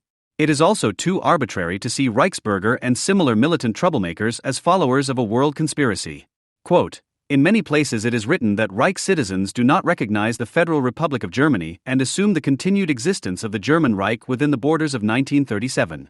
However, this categorization does not capture the core of the ideology. Rather, it is based on a socially acceptable and anti-Semitic narrative, according to which there has long been a world conspiracy against the Germans. The focus on the denial of the Federal Republic of Germany eclipses the analysis of the basic assumptions of this ideology. This denial is only the consequence of imagining a world conspiracy against the Germans. End of quote. Jan Rathje, The Anti-German World Conspiracy. In Jungle World No. 44, November 3, 2016. Rathje may be right when he says that the focus on state denial pushes the ideological core of the Reichsbürger into the background. But the denial cannot be derived from the ideology was not a first. The attraction of joining the movement does not stem exclusively from ideology, otherwise all world conspirators would also always be state deniers, and possibly also founders of the Reich. Although the imagining of the world conspiracy becomes a component of the Reich ideology, it is not the exclusive driving force of the sovereignists. Rathje thus obstructs his own path to explaining why empires are founded. There is no doubt that these people refer to conspiracy theories and sometimes spin their own, but the assumption that the conspiracy theory is an end in itself ignores the fact that they all harbor extremely concrete aspirations for self-sufficiency, or rather, that these aspirations and the world conspiracy theories are mutually dependent. The nation exists and also does not exist. It is a real fact, in that it determines the actions of people, and is at the same time a mere imaginary, only in appearance. This false consciousness of individuals is the real consciousness of the citizens of a particular state. Just as the commodity guardian must logically presuppose the value of money in the exchange of goods, so the citizen must presuppose the necessity of a state and a nation. The individual, if he wishes to participate in capitalist mediation, will have to make two centrally different material things identical in his consciousness, and nowhere else. Consider the power of the state to be legitimate and the nation to be anything but a legend, even if the active individual considers the value of money, the state, or the nation to be wrong. On the very contrary to the sensuous gross objectivity of the bodies of commodities, no atom of natural substance enters into their objectivity of value. One may therefore turn an individual commodity as one pleases, it remains ungraspable as a thing of value. These moments could also be described as ideology, which does not represent the necessarily false consciousness, Karl Marx, because necessity follows a determinism, but because it is a conditio sine qua non. The context of exploitation has the quasi-conscious consciousness as its condition, just as ideology has the material constitution. Although the context of entanglement only arises through people's actions, the identity of identity and non-identity also has its logical fixed point in the consciousness of the individual. On the relationship between consciousness and action, see Alfred Sohnriethel's works on epistemology, intellectual and physical labor. On the theory of social synthesis. The idea of the nation is therefore necessary for the citizen, but for the individual it repeatedly proves to be false. An example: when waving a national flag, even if it only depicts any combination of colors, the individual feels part of the national community, i.e., he wants to be more than he is in his social function as a commodity guardian. But not only they, but simply everyone must ascribe more to these color symbols than what is depicted there, because the state enforces the excessive symbolic power and validity of the pigments by sheer force. Even when leftists burn national flags, they ultimately confirm the national mystique through merely abstractly negative flag worship. The unity of the nation is forced upon the citizen and at the same time is subject to the voluntary profession of faith of the individual. And anyone who attempts to urinate on such a flag, for example, can be prosecuted under Section 90A of the German Criminal Code. The title of the modest paragraph of the law speaks of denigration of the state and its symbols. The state thus becomes the originator of national colors and mythical symbols. It threatens with violence anyone who removes, destroys, damages, renders unusable or unrecognizable a publicly displayed flag of the Federal Republic of Germany or one of its states, or a national emblem of the Federal Republic of Germany or one of its states publicly displayed by an authority, or commits insulting mischief on it. And the legislator adds, presumably to escape all the odor conjunctions for once, almost matter-of-factly, the attempt is punishable. The nation fulfills no other purpose than to negatively amalgamate the divided human species created by capital. In the double meaning of the word, the idea of the nation springs from capital. In the sense of a logical historical determination of origin, against which the idea becomes independent. The nation does not evaluate its subjects according to the criteria of capital's logic of exploitation, but willingly accepts them into its arms and into the army, provided they express their will to self-sacrifice and are prepared to empathize with the people. As a nationalist, he escapes the transfer to superfluousness that always threatens the capitalized individual, at least temporarily, even if he cannot completely escape this threat because the sword of Damocles of his functionlessness continues to circle above his head. The nationalist knows no class distinctions and follows a different logic to that of capital. For him, the principle of establishing equality qua nation applies. And thus those who are subordinate to the national community are obliged to see themselves as part of the body of the people. Every nation defines itself through its national people, and only in this way can those whose potential productive power no longer proves useful under the conditions of capital still tend to win in the national communitization. Where there is only waste for capital, recycling begins for the nation. In the recycling process, but not only there, the scrapped commodity waste, which in the best case goes by the name of labor power, is joined by the corresponding new consciousness, which cannot do without the perspective of permanent self-defense. Of course, the unemployed can also tend to threaten the nation through their laziness. The Jew, as the nationalist enemy sui generis, is hostile to the unity of the nation, ergo the people, in two ways: firstly as a parasite that eats away at the nation from within, and secondly as a cosmopolitan who transcends the idea of nationality in his cross-border mobility. In the most internationally known anti-Semitic forgery to date, written by the Tsarist secret police under the title The Protocols of the Expanses of Zion and translated into German for the first time in 1923 by the National Socialist Alfred Rosenberg, the Jews can still represent even the most reluctant interests in the anti-Semites' imagination, because this very fact only underlines once again the Jewish world conspiracy plan, which characterizes the omnipotence of the Jews. Quote, if one remembers that the representative of Wilson, i.e. the employee of high finance, the Austrian Jew and trade union leader Samuel Hompers traveled from country to country, but that the leadership of the workers dissatisfied with Hompers is also led by a Jew, Sidney Hilleman, then all this will appear to any unbiased person not as a game of chance, but as a consequence of a political plan. End quote. Furthermore, one should not be deceived by the differences among the Jews, and so the text continues, although the attitude of the Jews may well show a similar stratification as it exists within the nations, compare the disputes between Orthodox, Zionists, assimilationists, they all form a uniform mass towards the non-Jews. Alfred Rosenberg, The Protocols of the Elders of Zion and Jewish World Politics. Munich 1923, page 40. The Jew thus confronts the unity of differences as an enemy-determined unity of contradictions. The caricature of the Jewish nation-eater finds its political-economic translation in the anti-capitalist resentment against the proliferating money that cannot be brought under control. There is an obvious homology between anti-Semitism and the form of thought based on exchange, as two non-commensurable objects can be synthesized into a single entity. The fact that the Jew is regarded by the anti-Semite as both a parasite and a cosmopolitan, that the Jew is supposed to stand for the symbol of communism and capitalism in equal measure, are obvious opposites, which can, however, be suspended in their contradictory nature in the consciousness of the anti-Semite and express pure identity for him. However, in my opinion, a more precise diagnosis of the anti-Semite from the perspective of epistemology, which takes into account the findings of critical theory, especially with regard to pathic projection, and the epistemological work of Alfred Sohnrethel, is still pending. Even the most terrible resentment is not based on mere irrational conspiracy fantasies, but has its origins in capitalist reality. Money, as Plato already disliked, could never be tamed, not even later by the secular governors of God, whether in Catholicism or Protestantism on earth. It has always been eyed with suspicion. At the time of usury capital, as Marx calls it, there was in fact no uniform flow of interest, and what was perceived as usury varied greatly from time to time. See also, Karl Marx, Capital. Critique of Political Economy. MEW 25, page 611, usury centralizes financial assets where the means of production are fragmented. It does not change the mode of production, but attaches itself to it as a parasite and makes it miserable. It sucks it dry, enervates it, and forces reproduction to proceed under ever more miserable conditions.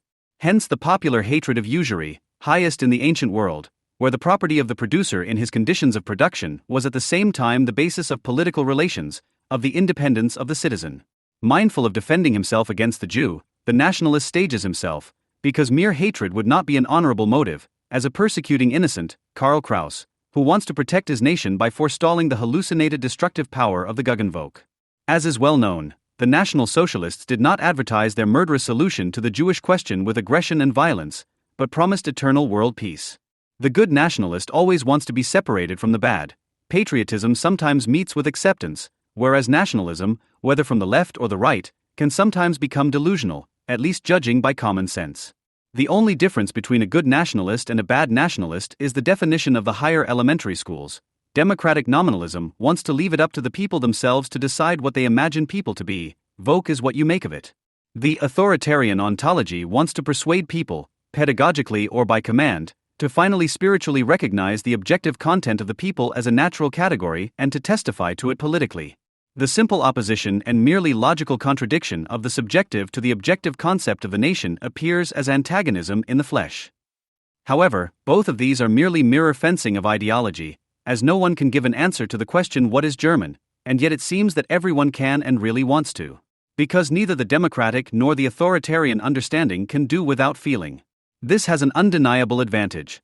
No argumentation is needed to emphasize the commonalities, which are sometimes based on tradition, sometimes on culture, and sometimes on shared history. No counterstate without a counter-ideology. However, consequent sovereignists, who are always also world conspiracy fanatics, make every effort to justify their ideology, which is patchwork together from historical scraps and is intended to justify their existence. Criminal Judge Klaus Fruth from Freyung District Court, Lower Bavaria, reports that before the start of Reichsbürger trials, it is not unusual for him to receive pages of faxes and documents.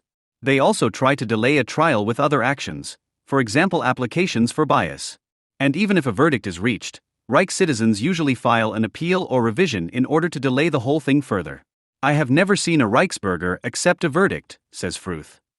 The 42-year-old state denier and former Mr. Germany Adrian Ursach, the founder of the UR-Staat, has been on trial for attempted murder at Halle District Court since October 9, 2017. In the ongoing trial, his opening monologue lasted just under an hour, with interjections lasting around 15 minutes. During the course of the trial, The court interrupted to exclude the defendant from the hearing due to extraneous disruptions. The blog Reichsteppen Rundschau commented mockingly on the scene with the following words: Adrian Ursach is therefore sitting alone in a room for the time being at the scheduled court dates and cannot delight anyone with his popular speeches. His ardent admirers cannot listen to his wonderful words. This must surely be the worst punishment for Adrian Ursach, worse than 10 years in prison, a vile violation of human rights. End quote. In general, they are characterized by a penetrating habitus that consists of imposing their talk of conspiracy on everyone else and not allowing any deviation from their interpretation, which makes them similar to cult representatives in their rhetoric. In their self-imposed role as underdogs who pretend to know about every conspiratorial machination, world conspirators try to convince the unsuspecting by any means necessary. In doing so, they conspire as conspiratorially as they accuse the powerful of doing. In the Protocols of the Elders of Zion, the authors want to show that the Jewish world conspiracy pursued a political program to subjugate the peoples, and they therefore emphasize at every point that the Jews operate the malicious world conspiracy. That conspiracy, cunning, and deceit are the main weapons in the implementation of Jewish plans is self-evident to anyone who knows Jewish nature. Alfred Rosenbergse Protokolls, p. 40. The clandestine knowledge is to be trumpeted to the world, but at the same time it can only circulate undisturbed in esoteric circles, which once again testifies to the superiority of the powerful. Although their gestures and the latent craziness of the characters written on their faces invite ridicule, their entire argumentation follows an inner logic that also involuntarily exposes the necessarily false consciousness as such, as it cannot rely on one thing over and above the current ideology, which is no less mystical from certain points of view, but does not need to be argued against, acceptance. However, the claim to validity of accepted ideology can tend to be challenged at the moment when political economy and economistic politics itself begin to falter. Or it may be called into question at the moment when the crisis of consciousness becomes manifest by consequent sovereignists who not only want to become citizens of another state, but also of another nation. It is obvious that the Islamists are implementing the conspiratorial world conspiracy ideology on a much broader basis and thus far more successfully, and that the consequent sovereignists pose hardly any significant potential danger in comparison. Even if some academic researchers of right-wing extremism want to attribute an extreme danger potential to their subject due to increasing membership numbers, the risk posed by Reichsbürger remains quite manageable. The Reichsbürger, and this is what distinguishes them from self-administrators and state rejectionists, is characterized by the fact that they confront the state authorities as a rabble-rouser, and thus literally make representations to the authorities. Surprisingly quickly, police departments had Reichsbürger files at their disposal, which sometimes also included people who had never been close to the movement. These circumstances are also likely to have led to the fact that the police have been able to quickly disarm the Reichsbürger since last year. The Reichsbürger, from Stuttgart, had made it quite easy for the administration in advance. They had made their views known in correspondence with the city, for example, when they objected to a parking ticket or when they simply spoke up. By comparing the names of these people with the register of gun owners, it was possible to identify the 4 individuals.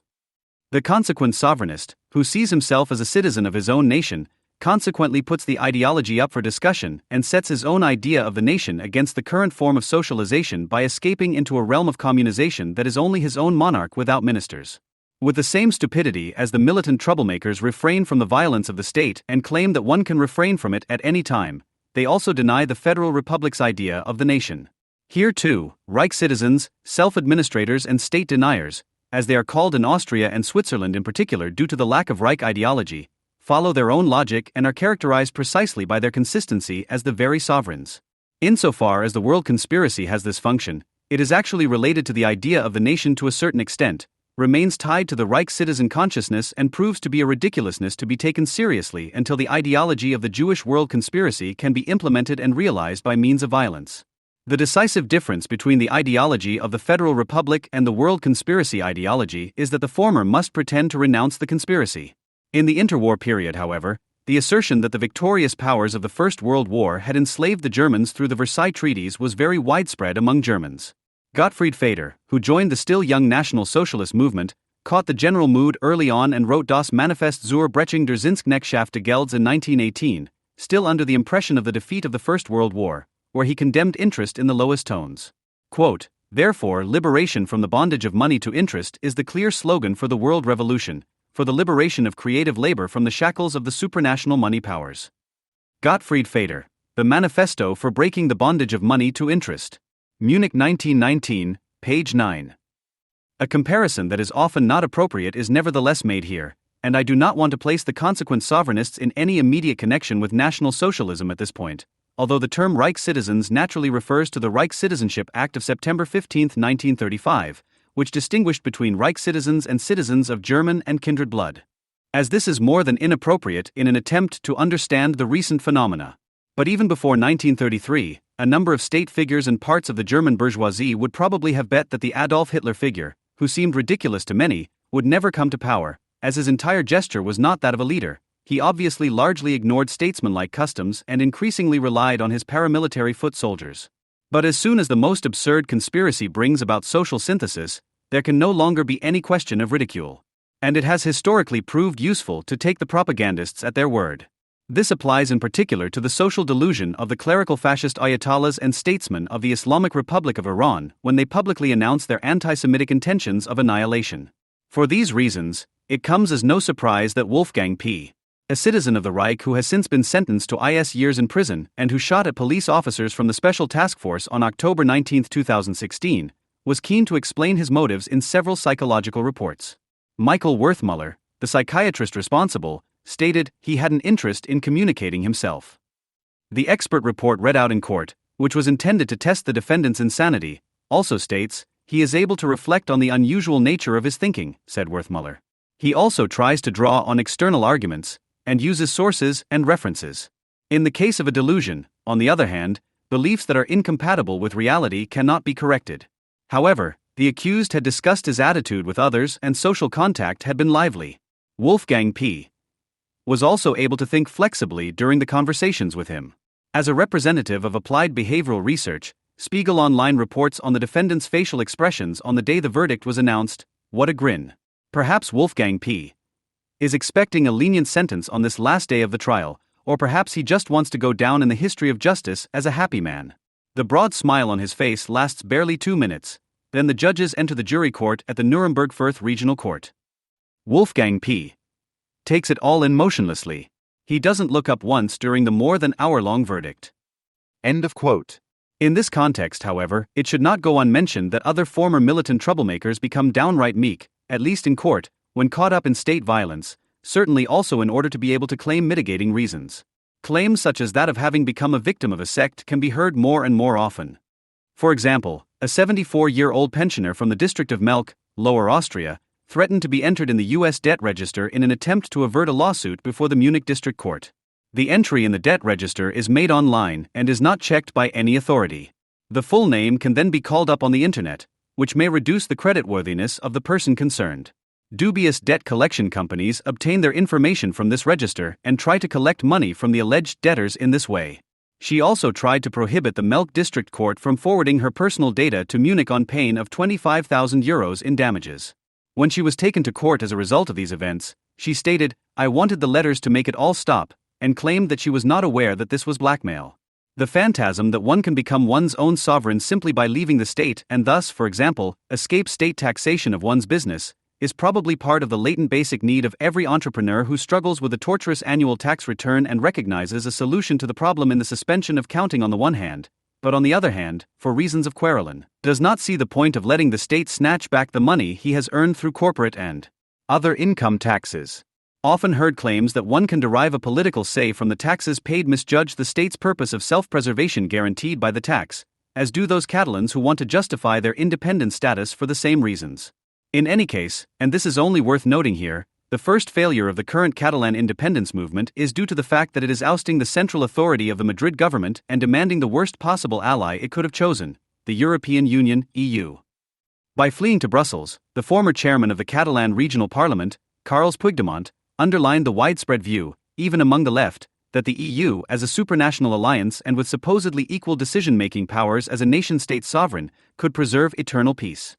Right-wingers argue differently, wanting to see the EU as an institution that would take away the sovereignty of the nation-state and feel that they are being bullied and castigated by it. To a certain extent, they are already disappointed Catalans. For example, the program of the Alternative for Germany, AfD, states, "The people must have the right to take the initiative in deciding on changes to the constitution itself." In particular, this puts a stop to the transfer of national sovereignty to the EU and other international organizations over the heads of the citizens. Program for Germany. The basic program of the Alternative for Germany, page 9. The Euskadi ta Askatasuna Edda, which wanted to force Basque independence through terror for over 50 years, was aware of the violence necessary for this, although here again the violence had become delusionally independent. In this respect, today's Catalan separatists no longer even bear witness to the necessity of a false ideology, just like the consequent sovereigntists. They repress the violence that would actually make them sovereign in the first place. After much deliberation, Puigdemont postponed the declaration of independence for the time being on October 10, 2017. He explained that the situation in the country was too tense and that no clear decision had been reached. Nevertheless, he solemnly signed the document declaring the Catalan Republic independent and identifying it as a sovereign state.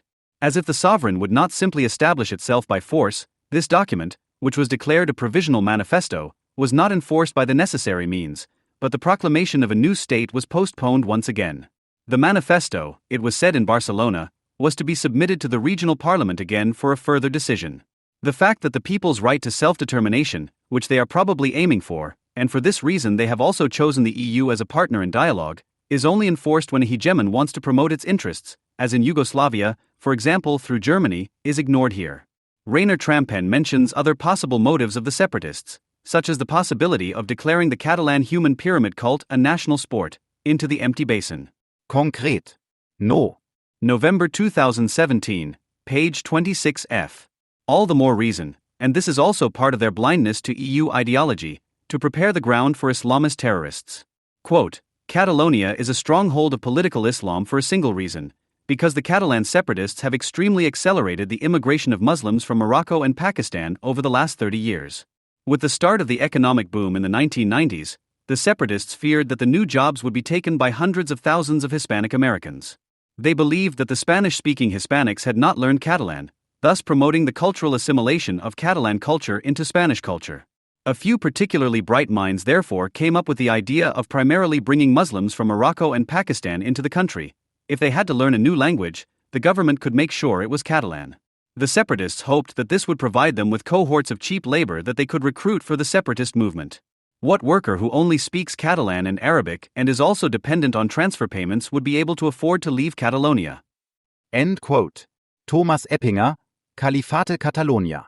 While the Catalans want to achieve their independence through a popular vote, the consequent sovereigntists set their counter-statehood through sheer arbitrariness and practice a program of autarky through quasi-state economic direction. The militant troublemakers claim that sovereignty forced to appear in the form of the nation-state is a sign of weakness, as such sovereignty must adhere to contractual agreements, and in the imagination of the world conspiracy fanatics, victors remain tied to the shackles of the Jews and the powerful through this mediation. Their counter-state concept thrives on the appearance of being free of mediation. As a result, their state structure was actually sovereign, not least because they would no longer tolerate the conspiracy against the Germans within the borders of their statehood. At the same time, they tried to create their own pseudo-forms of mediation or somehow participate in the existing real ones. The quasi-national symbolism, which is not only intended to give the appearance of statehood, but actually claims to be of state nature, is of considerable importance to the consequent sovereignists. Coats of arms and flags, constitutions, passports, nationality documents, letterheads, license plates and very importantly, stamps are projected.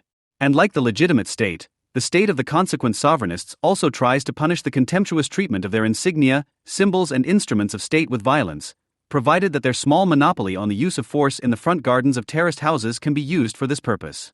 State objectors and citizens of the Reich in particular offer potential allies the opportunity to buy into their counterstate. Certificates must be purchased for a fee and are a prerequisite for attending seminars for which a fee is charged. Among other things, these weekend seminars also provide lessons in civics, but in particular sample forms are sold to arm oneself against payment claims from the authorities. For €30, an introductory seminar on constitutional and international law was held at the Lixzentrum Wittenberg, Peter Fitzek's Kingdom of Germany organization. There, members were explained why the FRG is not a state. In the Advanced Seminar Law 2, according to the seminar announcement, you learned how to help build a new legal framework yourself in which you don't have to pay taxes, fines, levies and other unjustified monetary payments to an unjust system, participation fee in advance of €161 per person. Access to the newly constituted state is becoming increasingly difficult. To become a citizen of the Free State of Prussia, for example, you have to present a number of documents, including a living will, but also a certified extract from the birth register as proof of parentage. The obligation to submit a living will may indicate that the Free State has already started to draw up funeral regulations. Finally, the documents issued by the Free State of Prussia are again subject to a not too small stamp duty. After all, a discount is granted to impecunious classes of the population, for example, on presentation of a certificate of housing benefit. The Republic of Free Germany collected €32,000 in a reasonable amount of time using similar methods. Former winegrower Helmut Schatzlein, on the other hand, who founded his Free State of Light in 2008, runs an online store where he sells books, olive oil and wine, among other things. When signing the Free Citizen Declaration, they commit themselves to natural and international law, but also to the Constitution, which stipulates in Article 1, the spirit and soul of every human being as the will of God are inviolable. The largely esoteric-looking Constitution, which contains exactly 12 articles and is perhaps reminiscent of the 12 Apostles, states in Article 6, conflicts shall always be resolved in spiritual communion and shall involve patience and forgiveness. But only to prepare the crowning, anti-Semitic conclusion of the Constitution, the 12th article, the bondage of interest shall be abolished by a fair individual exchange. Not so long ago, a hypnotist from Saxony founded her own health insurance company, DeGuka, which has since been targeted by the Federal Financial Supervisory Authority, BaFin. The responsible service employee at DeGuka told the Süddeutsche Zeitung that ban was outside the law as it did not belong to the territory of the Reich. According to the service employee, the Reich territory included the borders of July 31, 1914. One of the most successful consequent sovereignists is probably the former karate teacher and video librarian Peter Fitzek from Wittenberg, who was crowned supreme sovereign in 2012 and is currently in prison for several offenses and whose Kingdom of Germany was cleared and then sold in the summer of 2017. He founded his empire on a disused hospital site with 9 hectares of land in eastern Germany in 2009. In addition to his own publishing house, motor vehicle authority, pension fund, liability insurance and health insurance fund, he was able to come up with a bank and his own regional currency, in Gelgeld. His health insurance fund alone, the Neudeutsche Gesundheitskasse, generated around €360,000 over a manageable period of time. For a long time, he ran a bank in the middle of Wittenberg, but BaFin banned its operations in 2013. Peter Fitzek combined the idea of installing his own regional currency with the idea of breaking the bondage of interest, which is well known from the anti-Semite dictionary. He also named other reasons conducive to his counterstate community, which should help it to flourish: prices remain stable, working hours are shortened, competition gives way to cooperation, insolvencies, inflation and unemployment are a thing of the past. End quote. Serving and being bound to the common good in this respect, his concept is not particularly different from that of the Basic Law, for example in Article 14, was central to Fitzek's theory of the state. Thanks to the lean administrative apparatus of the kingdom, it was only necessary to work 4 hours a day, while the rest of the time could be invested in the Kingdom of Germany on a voluntary basis.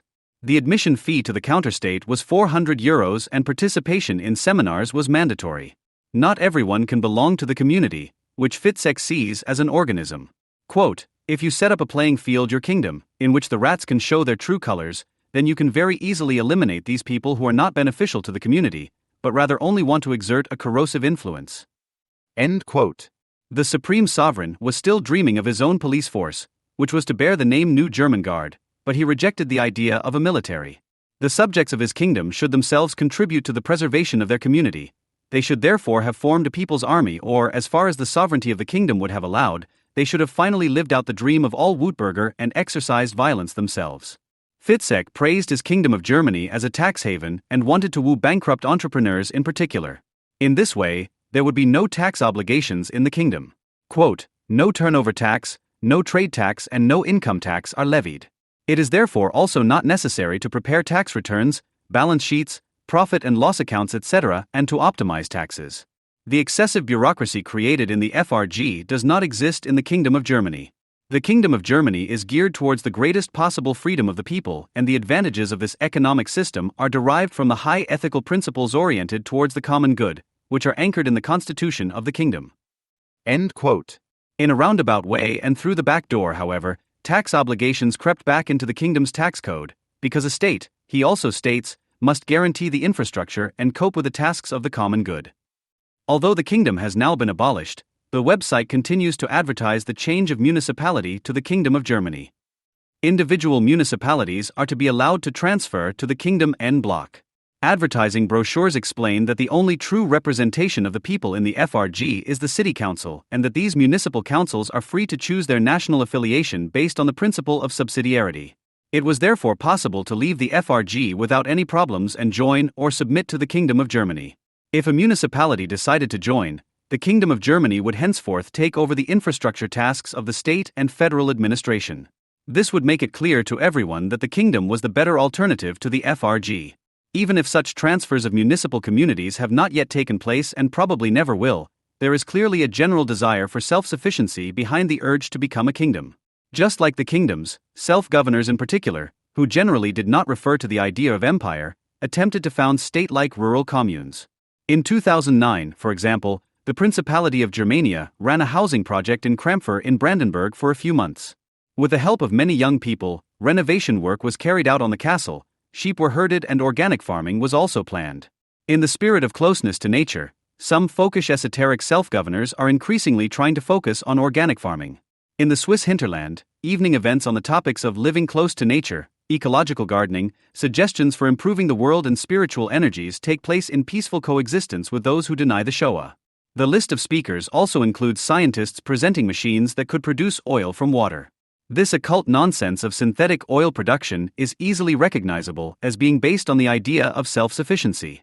However, if you allow yourself to consider the idea for a moment and try to find an inner logic in it, it becomes clear that the aim is to catch up with the United Arab Emirates through state-managed synthetic oil production and at the same time reduce the tax burden on a large scale so that the desired tax paradise appears affordable. The extremely high average age of consequent sovereignists compared to other movements suggests that the exoteric search for meaning is always the driving force behind their actions.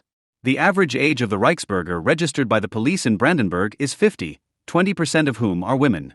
70% of the followers known to the police have never previously been prosecuted. The consequent sovereignists are therefore neither a youth movement, nor do they make concrete political demands like pensioners' associations, which they intend to represent in party politics. Rather, they seem to emerge from the so-called middle class, which is affected by fear of decline.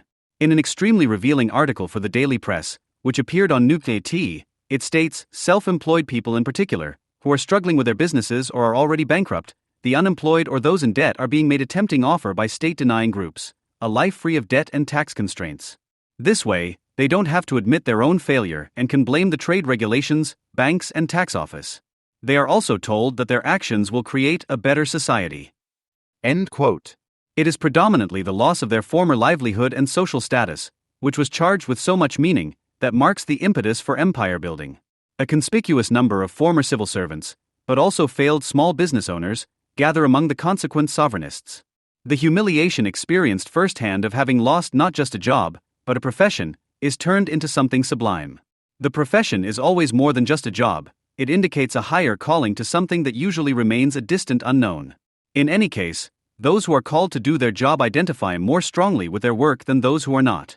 It is therefore not unusual to speak of the teaching profession, because it is not uncommon for the performance of the job to have an excessively deep impact on the character of the practitioner. Declassification is met with both a denial of reality and a proficient reversal into the positive. This is where outcast middle-class people in particular, whose labor can no longer be recycled, gather and find a place in the new mobile guard of the organized lumpenproletariat, Karl Marx. They thus represent a particularly eccentric stronghold of reaction. This situation of social crisis could be defined as a proletarianization of the middle classes, as Alfred Sohnrethel called it. But what precedes proletarianization is the resistance to it, the fear of it and the emotions that the threat generates. End quote. It is driven by the fear of being forced from a job into a job, i.e. of being deprived of one's status, but also of being deprived of the basis of bourgeois existence that was imagined to be secure. Status is not merely imaginary. On the contrary, private forms of communication always degenerate into business ones. For entrepreneurs in particular, the private is increasingly interwoven with the business. The entrepreneurial type can hardly distinguish between personal friendship and business relationship. Both entrepreneurs and politicians, who are always networkers, feed off this status. The ordinary worker, on the other hand, who lives from hand to mouth and is potentially always threatened by unemployment, does not generally lose his entire social environment through his job. In at least half-naked fear, they launch an all-encompassing all-round attack that no longer allows them to channel their anger, which is no longer just frustration, into party-shaped channels. The fear of social decline has become so great that there no longer seems to be a concrete target, such as the boss of the respective company. Germany must be the same. By founding his own empire, the degraded man hallucinatively regains what was taken from him, a claim to social participation. The loss of the basis of life empowers the grasp for sovereignty, which promises more than mere participation, namely the prospect of extending the unmitigated exercise of power over the territory and over foreign corporeality, i.e. the personnel of the free state. The loss of one's own basis of existence, understood as a natural catastrophe, casts doubt on the objective foundation of society insofar as it calls a pseudo-sovereign, who at first glance seems to be able to do without the bourgeois forms of mediation, onto the scene. He can dispense with these forms all the more convincingly as he reduces himself to his own person in the given case. The consequent sovereignist presents the solution with himself at the head. He sets himself up as a monarch, he is himself the movement. It is striking that the consequent sovereignists do not allow themselves to be addressed by the AFD party program, which is probably due to their querulousness, although it makes so many offers. The AFD's basic program states, "We stand for the freedom of European nations from foreign tutelage. Rule of law structures, economic prosperity and a stable, fair social system are national responsibilities. We want to live together in friendship and good neighborliness. We reject the United States of Europe, as well as an EU as a federal state from which it is no longer possible to withdraw. Our goal is a sovereign Germany that guarantees the freedom and security of its citizens, promotes their prosperity, and makes its contribution to a peaceful and prosperous Europe." End of quote. Even right-wing extremists in the NPD sometimes distance themselves from the militant troublemakers, as they are difficult to integrate into the existing party structure. What prospect of advancement would they have there as anti-politicians?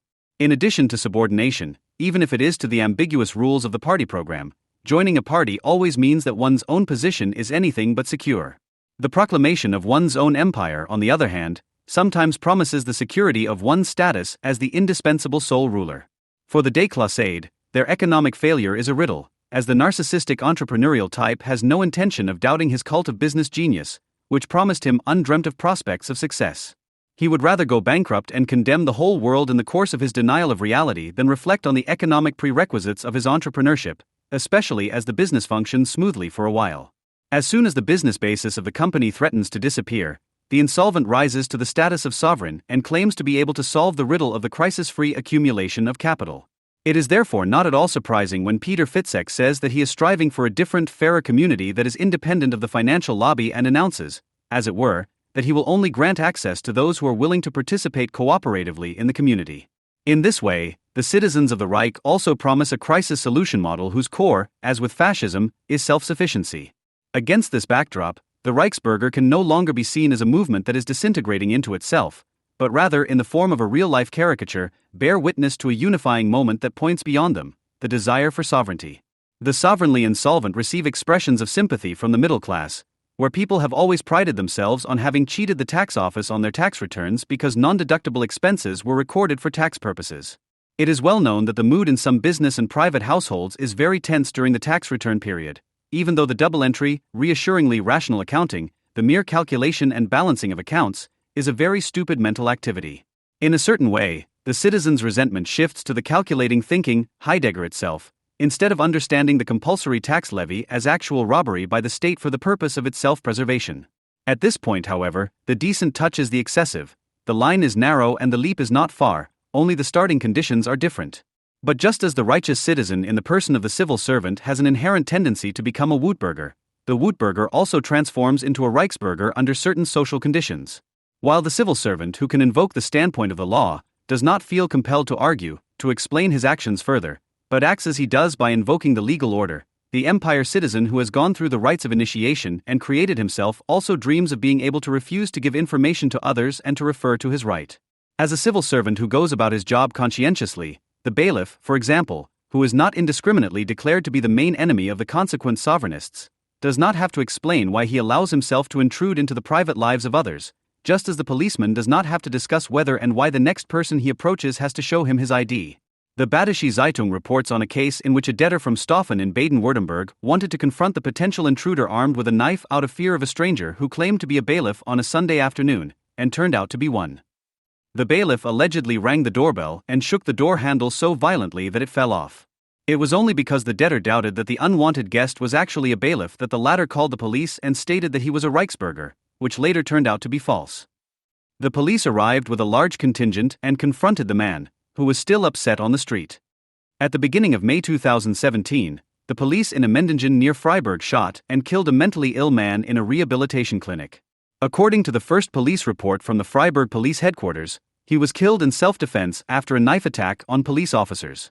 It is said that the police were informed by an employee of the facility about problems with an aggressive person, and that when two police officers arrived, the man immediately threatened them with a knife and attacked them in an aggressive manner, whereupon they shot the man in self-defense.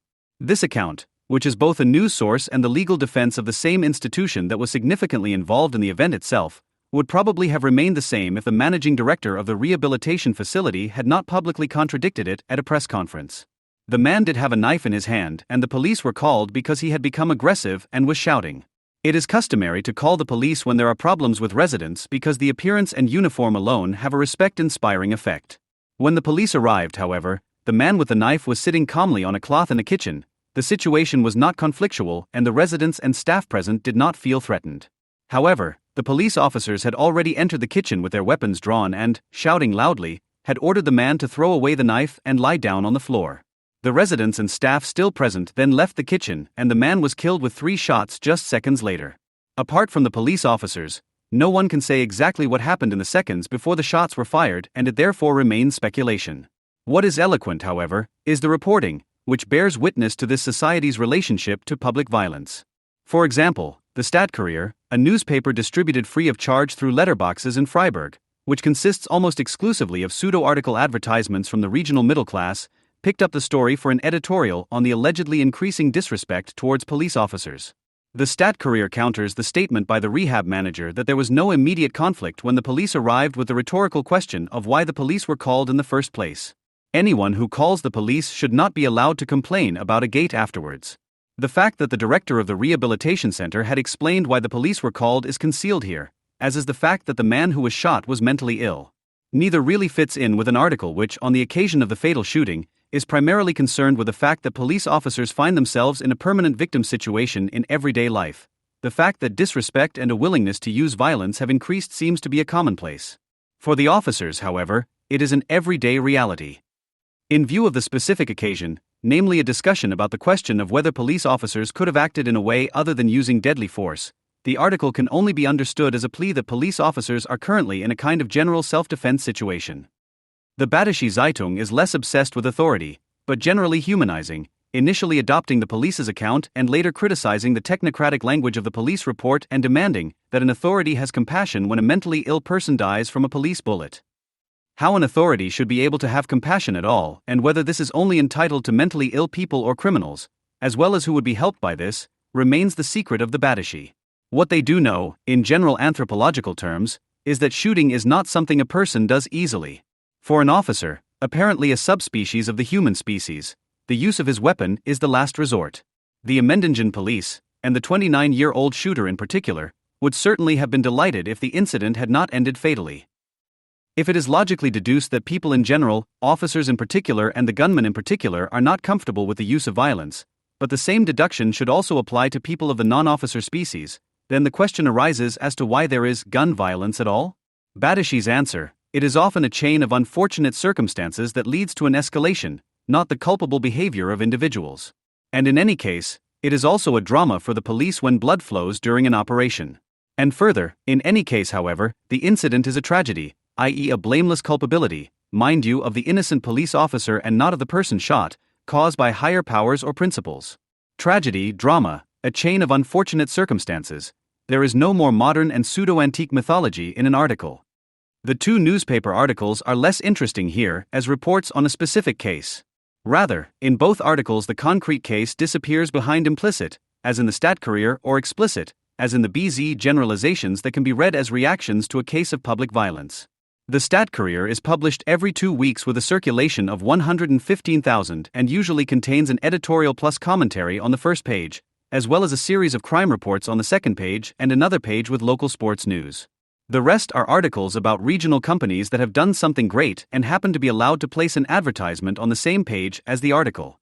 This would hardly be worth mentioning if this newspaper, which consists mainly of reworded police reports and advertisements, did not present itself as the last defender of maturity, the Stat Courier published the nationality of those arrested for real crimes early on.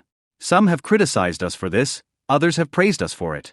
The reason for our approach: we don't see ourselves as educators deciding for minors what they can be expected to do, but as providers of truthful information, regardless of whether we like the event we are reporting on or not. We will continue to uphold this principle. End quote. The fact that the specific case disappears behind generalizations is by no means meant as criticism. However, the fact that the authors are not aware of the social preconditions for their generalizations is. However, they would of course have to stop being journalists. If you take a look at works on police science, you will come across a colorful realm of characterology that can easily keep up with botany. There is a strict distinction made between police culture, policeman culture, and cop culture, whereby of course the basic rule applies that the more American the name, the worse what is meant. There are the street cops, for example, whose patterns of action are not always and not necessarily philanthropic and humanistically correct. However, they enable many everyday routines that protect police officers from overwork and provide pragmatic answers to diffuse demand. And further, alongside the crime fighter, there has always been a type of police officer that is somewhat trivialized in Germany as the Schutzmann. The Schutzmann stands in the middle of the community and has nothing to do with Dirty Harry. Police science also provides completely new insights for medicine. Police officers necessarily come into contact with crime, but must not allow themselves to be infected by it. However, the risk of contamination is extremely high in some areas of work, especially when the work context does not allow for alternative experiences. But amidst all the colorful fetishism, somewhere between cultures, not always philanthropic patterns of action, contagious crimes and dirty Harrys, there is sometimes almost a thought. For example, theoretically, state power, potestas, is exercise without emotion, without aggression sign IRAET studio in every respect, i.e. without partiality and without anger. It is also not called force, but immediate coercion. However, at the level of action, violence cannot do without aggression. This is even the prerequisite for translating state violence into concrete actions. This ultimately trivializes into a translation problem what is logically impossible but must be practically carried out by the police officer in person, namely the transformation of the abstract rule of law as a collection of normative sentences into concrete, ultimately physical reality, by means of force. However, because it must be carried out by the police officer not only externally, as a function, but always at the same time as the embodiment of concrete, personal violence, it is not only a contradiction between the theory and practice of police action, but also an antinomy of the understanding of the state in general. Under constitutional law, the state in which the law can be suspended in order to maintain state authority as a whole is called a state of emergency, or state of exception. Under individual law, i.e. not in the relationship between the state and its citizens, but between citizens themselves, this corresponds to self-defense, which legalizes the use of force, i.e. the suspension of a legal right, such as the right to life of an attacker, to preserve the legal right, namely life, limb, freedom, honor, property of an attacked person. In practice, this requires the ability to distinguish between the attacker and the attacked person. As we have seen, a police officer who enforces immediate coercion, as it is called in police jargon, acts as an enforcement body of the law, without personal involvement, and thus by definition not as an aggressor. However, what for the police officer is merely the execution of a legal act cannot initially appear to the alleged delinquent to be anything other than an attack. For example, when a group of strangers gains access to his home early in the morning, or when he is asked to lie down on the floor at gunpoint.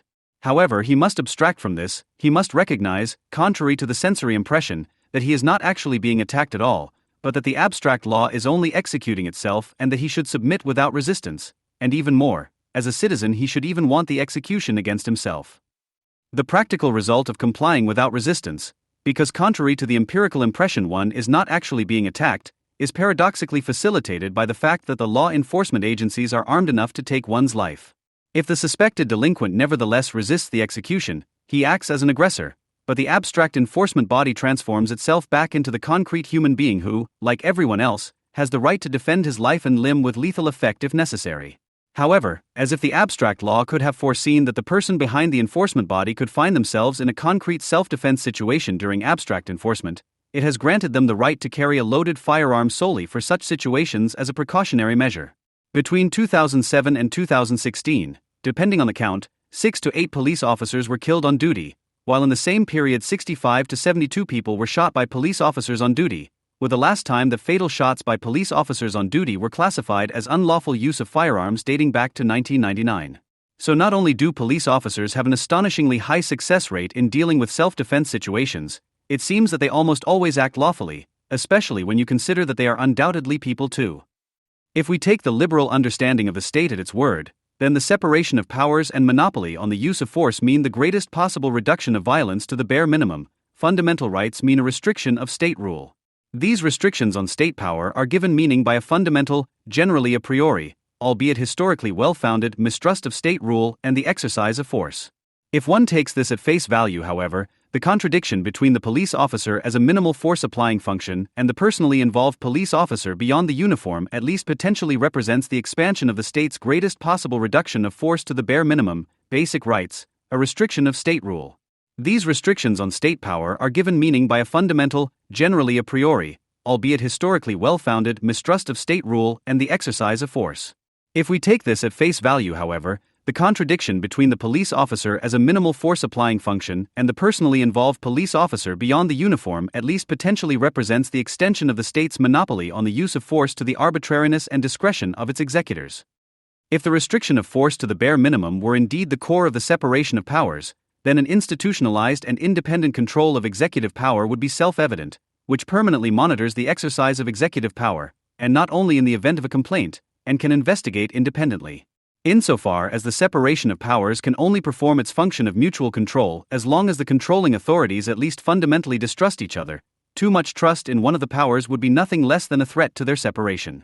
In this light, the surveys are eloquent, according to which 88% of Germans have very great or great trust in the police, Die Welt on May 1, 2017, by far more than in any other institution.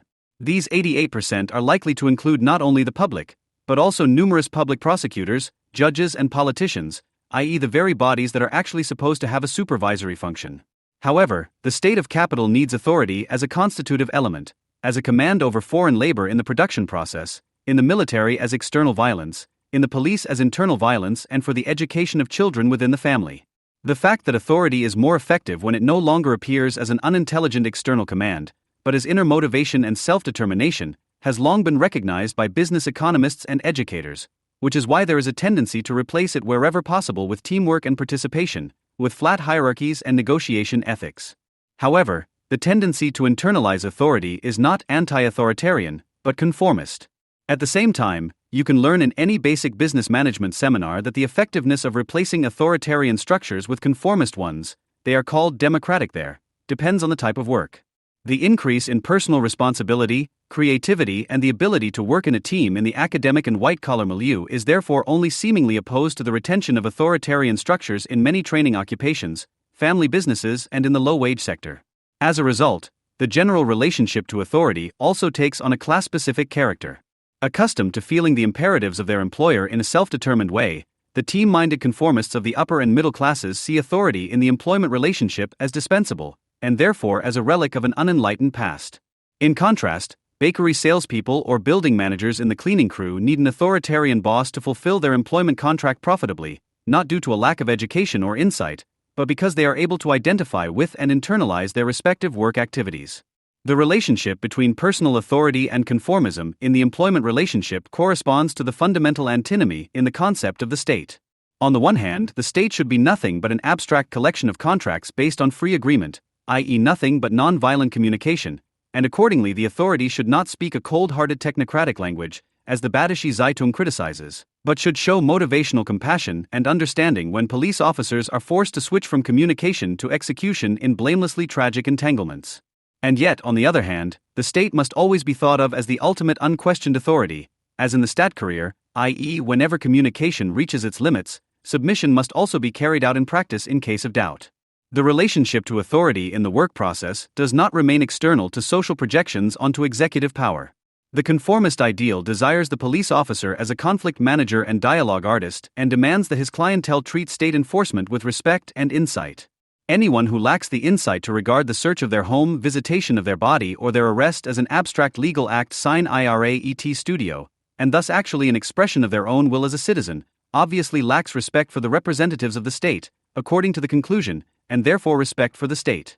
However, in the discussion about the supposed disrespect for the police, as well as the report on the shooting of a mentally ill man in Emmendingen described at the beginning, the social need for unquestioned authority is clearly returning. The enormous trust in the police is likely to have increased precisely to the extent that confidence in one's own economic security and willingness to adapt in one's job has dwindled since the financial crisis. It would therefore be wrong and naive to view the discussion about lack of respect as a side effect of an increasing democratization process, and thus a process of detachment from traditional authority. Rather, it is symptomatic that the antinomy between law and authority in a social situation that is perceived as a crisis of state order is unconsciously coming to light.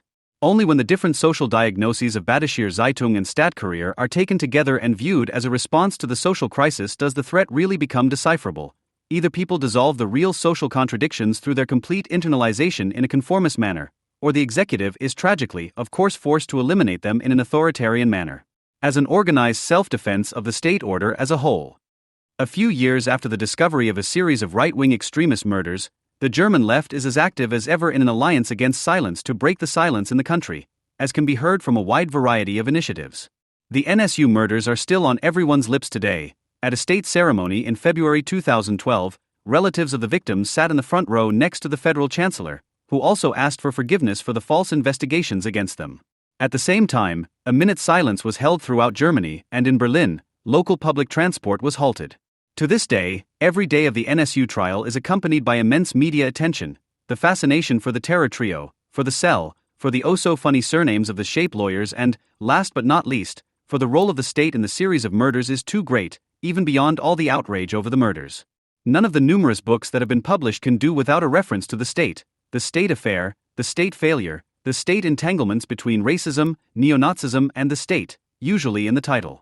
However, as the state and the secret services are completely devoid of concepts, the supposed criticism, also due to a lack of empirical evidence, all too quickly becomes a whisper about the supposed deep state. The suspicion is voiced as calmly as it is received, and so it becomes clear not only that the left and Germans in general do not understand the difference between bourgeois democracy and the authoritarian state, the nation-state and the National Socialist non-state, but also that they expect every meanness from the state, but do not fear a single one. What passes for criticism of the state in the debate is a conspiracy theory about the state apparatus, which is countered by the official thesis of individual misconduct, although it also subjectivizes the failure of the security authorities. The well-intentioned but negligent or sloppy investigators are replaced by the racist and right-wing extremist constitutional protectors. Inconsistencies and mistakes are whispered together ex post, from the point of view of knowledge about the series of murders, to form a secret plan, while at the same time no consistent subject of such a conspiracy can be named. For even if the Office for the Protection of the Constitution or the Criminal Investigation Department are mistakenly seen as uniform actors, all those involved in the years-long manhunt alternate phases of committed and elaborate investigation with phases that have rather hindered the capture of the murderers.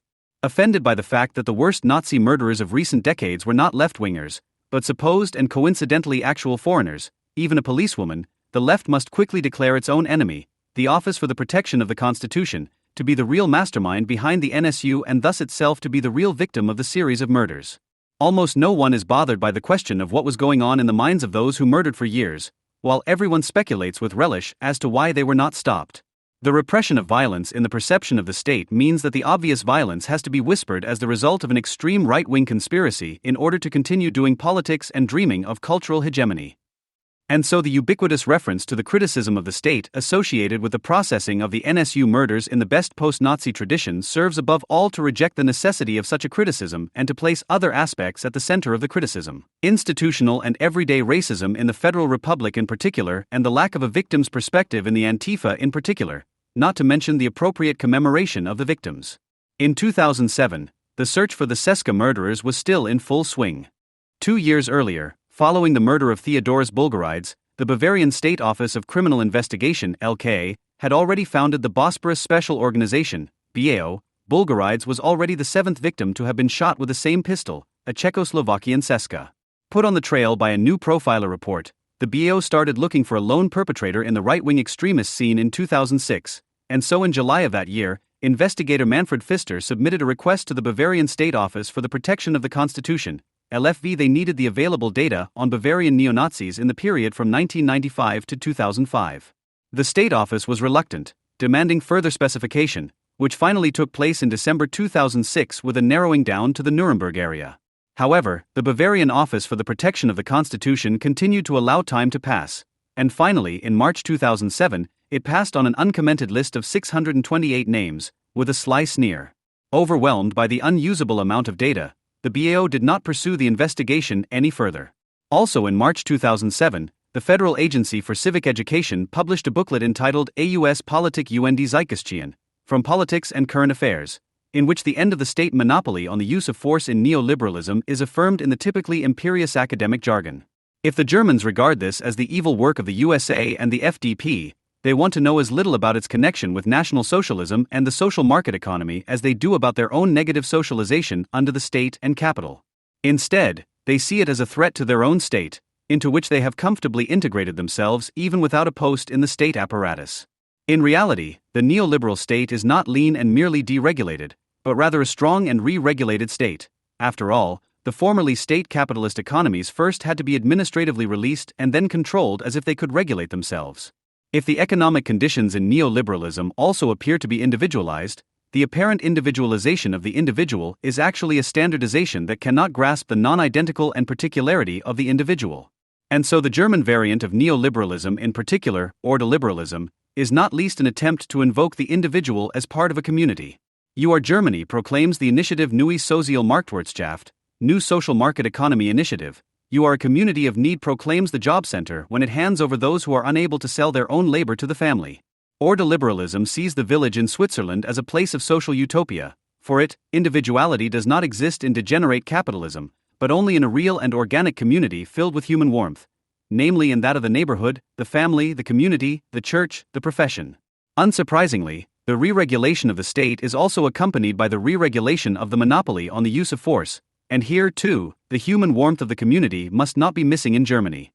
This is shown in the March 2007 issue of AUS Politik und Zeitgeschichte, which states that it is striking that the discourse on deregulation strategies is linked both to the neoliberal discourses on the individual responsibility of citizens for their own self-protection and for relieving them of traditional demands on the state, and to the communitarian discourses on social justice and community-based responsibility.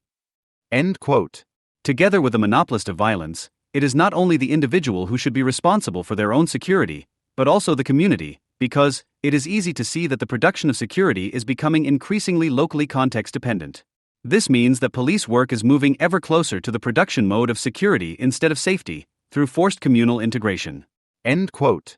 The fact that this local context for the production of security has long been ready for integration is readily and powerfully demonstrated, be it the Wuppertal Sharia police, the right-wing extremist Stadtschutz Dortmund, or the anti-imperialist neighborhood militia Zusammenkämpfen from Neukölln, which searches for gentrifiers by means of ID checks.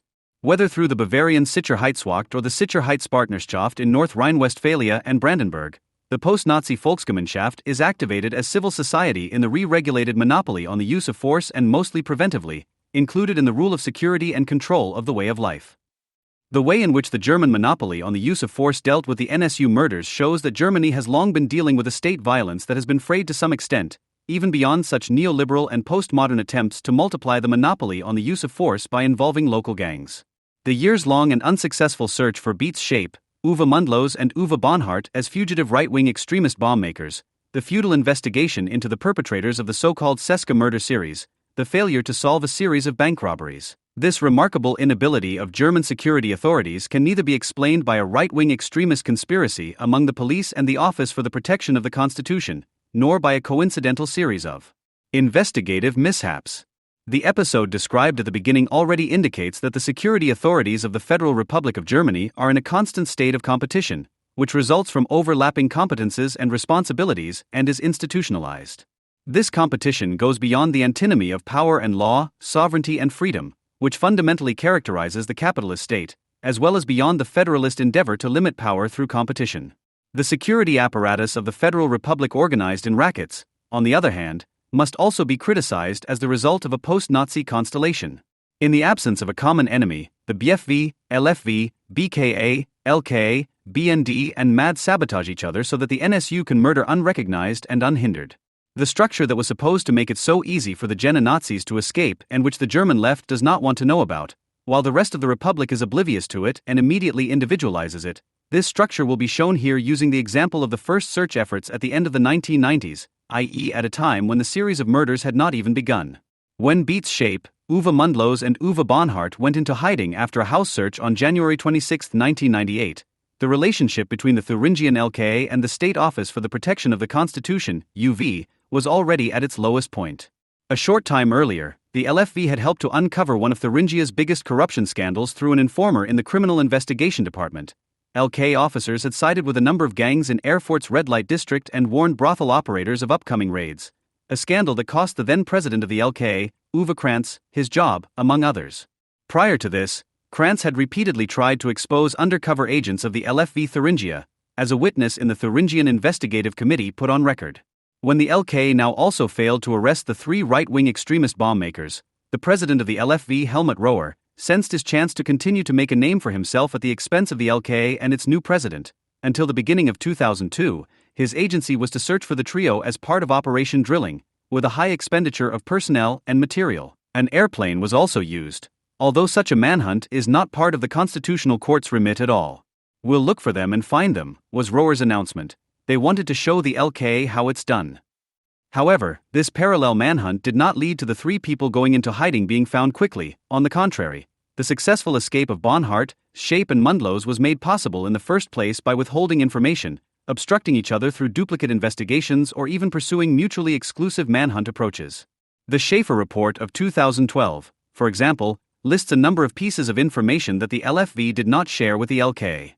The key point here is that the LFV Thuringia learned several times from other state offices for the protection of the Constitution, but also partly from its own sources, that the trio needed money and were looking for weapons, and that they were in the Chemnitz area. The LK lacked this information, so that it was neither able to classify a text message from supporter Jan Werner, "What's up with the bums?" nor link the bank robberies in Chemnitz to the trio. 2 weeks after the robberies, however, the Thuringia Office for the Protection of the Constitution had already learned that the trio's money worries were over, as they were now working or carrying out activities. The Office for the Protection of the Constitution kept this to itself, and so nobody made the connection between the bank robberies and the people in hiding, even when they also learned from a source that the 3 were already being treated as right-wing terrorists within the right-wing scene. In an effort to deliver the 3 wanted persons to the LK, they also refrained from passing on important information in a source-neutral manner, possibilities that were effectively used, for example, in the prevention or police escort of right-wing demonstrations. The information on fundraising and right-wing terrorism would have been particularly relevant because an initial suspicion of the formation of a criminal, Section 129 SDGB, or terrorist, Section 129 ASDGB organization would have greatly expanded the powers of the prosecution authorities. For example, there would have been no statute of limitations for prosecution in 2003 and the search for the trio would have been discontinued. But the different approaches to the manhunt also hindered each other. For example, in dealing with the Mundlos family, while the LK put pressure on the family and monitored their phones, the UV offered the family unarranged relief from detention in the event that Mundlos turned himself in. The LFV even hinted that the family was being monitored by the LK. In the end, both approaches, which would certainly have been promising on their own, failed. The mutual obstruction in the effort to achieve a successful manhunt at the expense of the other went so far that surveillance operations had to be aborted because investigators from both authorities were sitting in the bush, which did not go unnoticed. Due to such and similar incidents, all responsible LK officials soon believed, as the Thuringian Investigative Committee states, that the Office for the Protection of the Constitution was protecting the trio. Facts that could support the accusation that the trio was supported by the TLFV were not presented by a single official.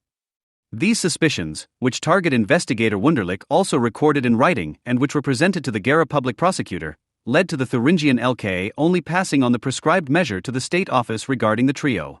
So if the failure of the authorities in the search for Shape, Mundlos and Bonhart resulted from a mixture of misguided engagement, mistrust and rivalry, source protection and incompetence, these factors can neither be explained by the personal relationship between the respective heads of the authorities, the official conservative position, nor can they be reconciled with the left-wing and left-liberal suspicion that Nazis had infiltrated the VS or that it was blind in the right eye.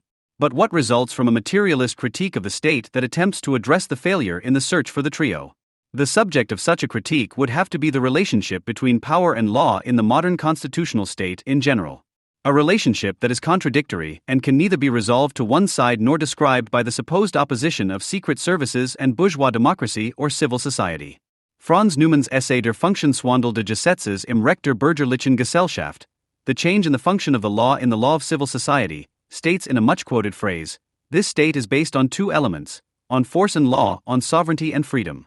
In legal terminology, this genuine contradiction is already expressed in the double meaning of the word law.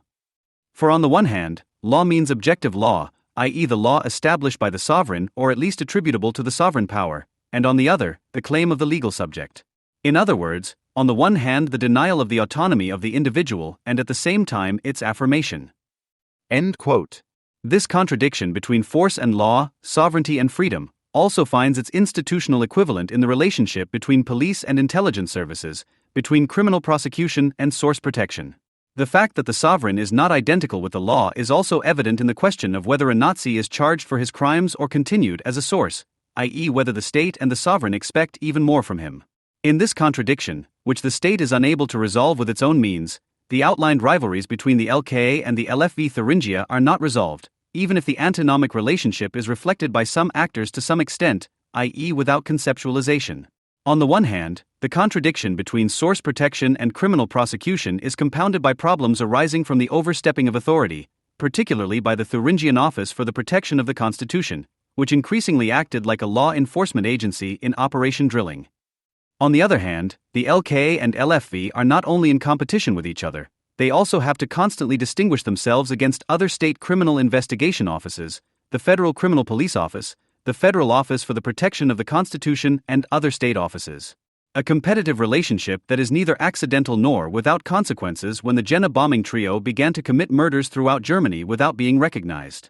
Legally, the work of the state offices for the protection of the Constitution is regulated by the respective state laws and constitutions on the one hand, and on the other hand it is determined at federal level by the Basic Law and in particular the Federal Constitution Protection Act. In principle, the so-called separation requirement applies here. Secret and intelligence services are strictly separated from the police in organizational terms. In practice, this means that the Federal Office for the Protection of the Constitution, for example, is not allowed to carry out arrests, but should ensure systematic observation of extremist endeavors below the threshold of criminal relevance. At the same time, the police may only prosecute criminal offenses, but may not take preventive action in the area of political offenses, for example. A lot is made of this separation in the FRG. A political police force, a new Gestapo, is thus made impossible. Control under the rule of law prevails against the feared relapse into unlawful barbarism. There are serious doubts as to how effective this separation requirement, which is the subject of much debate among German lawyers as to whether or not it has constitutional status, actually is. On the one hand, it seems unlikely that it is a real hurdle for a truly authoritarian intelligence service to first have to go to its police colleagues to make an arrest. There are always reasons for a clandestine service to do so anyway. On the other hand, the separation of the Secret Service and the police exacerbates the contradiction between sovereignty and the law described above, as this antinomy cannot be contained within an authority due to the separation requirement. And so the conflict is further exacerbated by the organization's efforts to preserve themselves. If it wants to prove its importance for a defensible democracy, the Office for the Protection of the Constitution must protect its sources as well and for as long as possible in order to be able to uncover the greatest possible danger to the free democratic basic order on the day X. At the same time, the police, and here in particular the departments of state security, naturally have no interest in passing on information to the intelligence service. There is indeed a danger that the latter will prevent arrests for supposedly less serious offenses out of concern for its sources. However, the Federal Republic of Germany is not only characterized by its rule of law, but also by its post-Nazi constitution, and so the separation requirement also has a special significance. It is used to try to prove that the obligatory lessons of National Socialism were also learned when the FRG's monopoly on the use of force and its intelligence service component were constituted. In this context, it is argued that the separation requirement was imposed on the young, non-sovereign Federal Republic by the Allied Police Letter of April 1949, and that the Allied occupiers thus attempted to prevent a strong political police force. However, the German people, hardly having proved what they were capable of, were not quite so selflessly committed to the chain of federal democracy and federal statehood. Adenauer did indeed argue for the establishment of a central, political, federal police force, so the separation had to be enforced against him and others. At the same time, however, there is no similar separation in either the French or the US Secret Service, while it existed in Germany even before National Socialism in the Weimar Republic and, incidentally, can at least be logically inferred from the Herrenchiemsee Basic Law Projection of 1948. Thus, the Federal Office for the Protection of the Constitution and the separation requirement issued with it is not merely the result of an attempt to permanently denazify the Federal Republic and, not least, to render it harmless to its own citizens, but rather the poor result of a compromise between the Western Allies, in particular the USA on the one hand, and Great Britain and France on the other, who could agree neither on a consequent federal nor on a centralized structure of the authorities. At the same time, The commandment and its wording in the police letter was a concession to the interests of dewy-eyed federalists such as the former local farmer and essay Obertruppler Adolf Boehmier or the law professor and author of Rassenrecht Judendigedentum Hermann von Mengelt. As elected representatives in the Parliamentary Council, both contributed to a pronounced anti-federalist mood there, which lasted until the 1950s. With a constant reference to the democratic motivation behind the transformation of the secret state police into the Federal Office for the Protection of the Constitution, which was as dull as it was ridiculed, efforts were once again made in the Federal Republic to make the actual manifest interests in this miraculous transformation disappear behind 0 hour, and coming to terms with the past. The structures of the racket unstate were to be preserved as best they could in the federal democracy. In addition to the separation of police and intelligence services, however, both the police and the intelligence services themselves have become fragmented. The federal authorities are not authorized to issue directives to either the Office for the Protection of the Constitution or the Criminal Investigation Offices.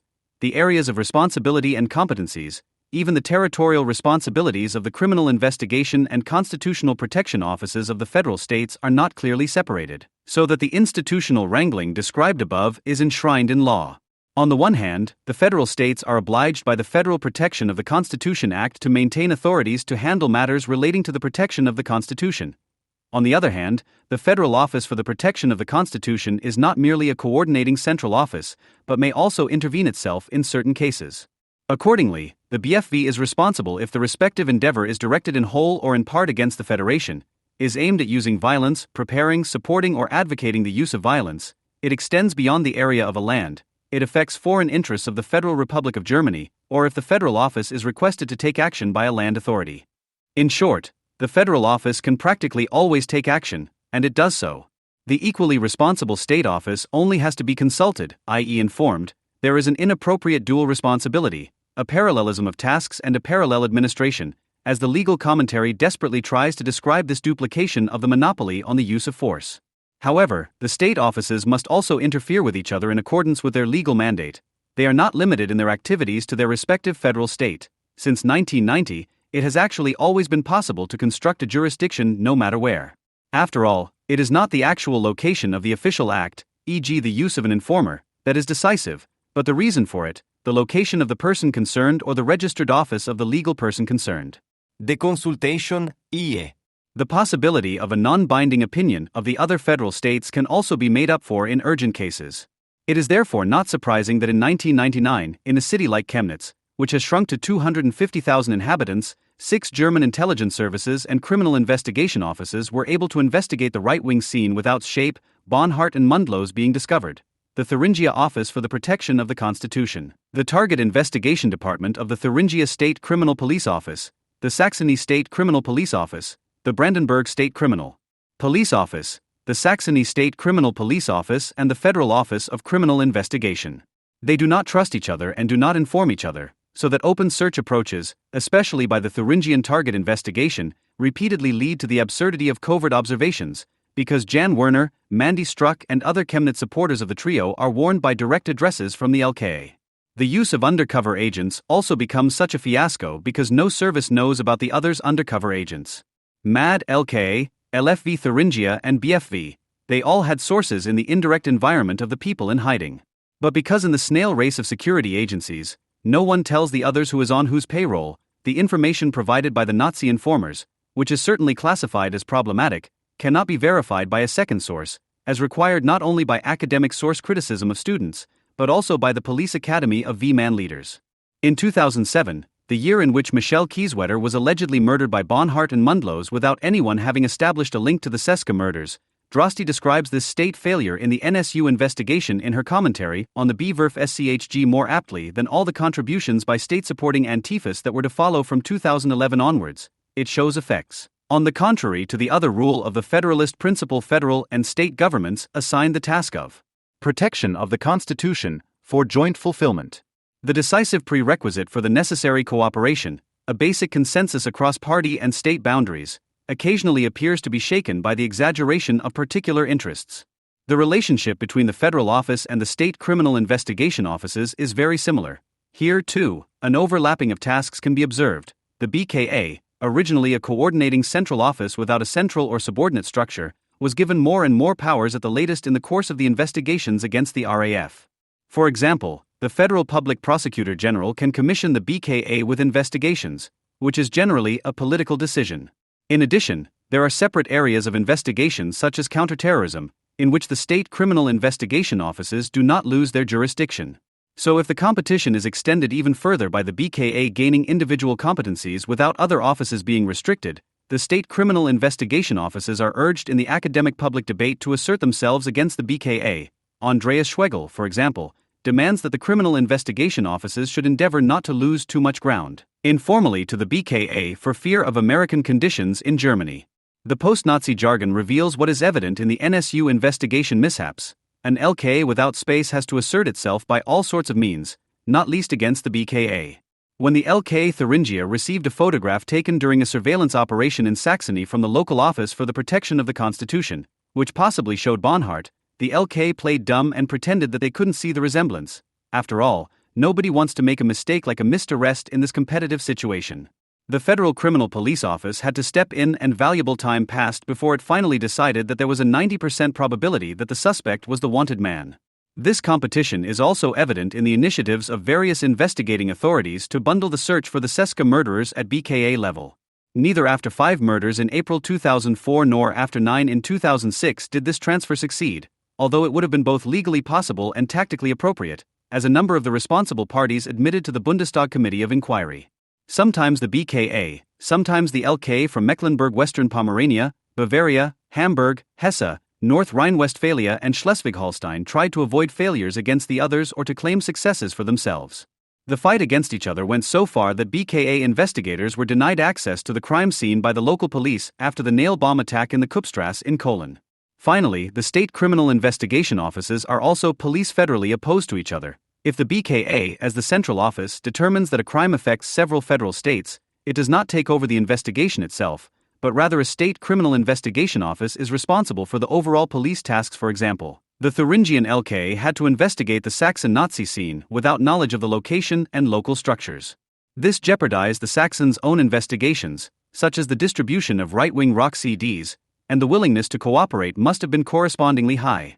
The competition between the security authorities, as is evident in the search for the NSU, cannot be explained solely by the contradiction between sovereignty and law in the modern state. It was not a uniform monopolist of force that was looking for the genitrio, but a multitude of security rackets that are permanently fighting out their hierarchy against each other.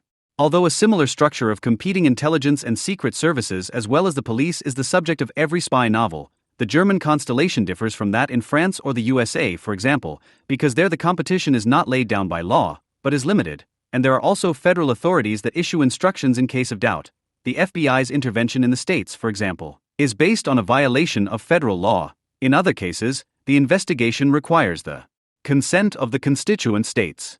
The German constellation can therefore be criticized as post-Nazi not only because of its history, the constitution of the subjects in the security apparatus and its legitimation as learning from history, the dissolution of sovereignty with simultaneous state unity, as described by Newman in Behemoth for National Socialism. This modus vivendi of conflicting forces as a unity of anarchically dispersed rackets and an absolute monopoly on the use of force has asserted itself as the German form of the permanent state of exception, and is also abolished in the Federal Republic's monopoly on the use of force through competitive federalism and the requirement of separation.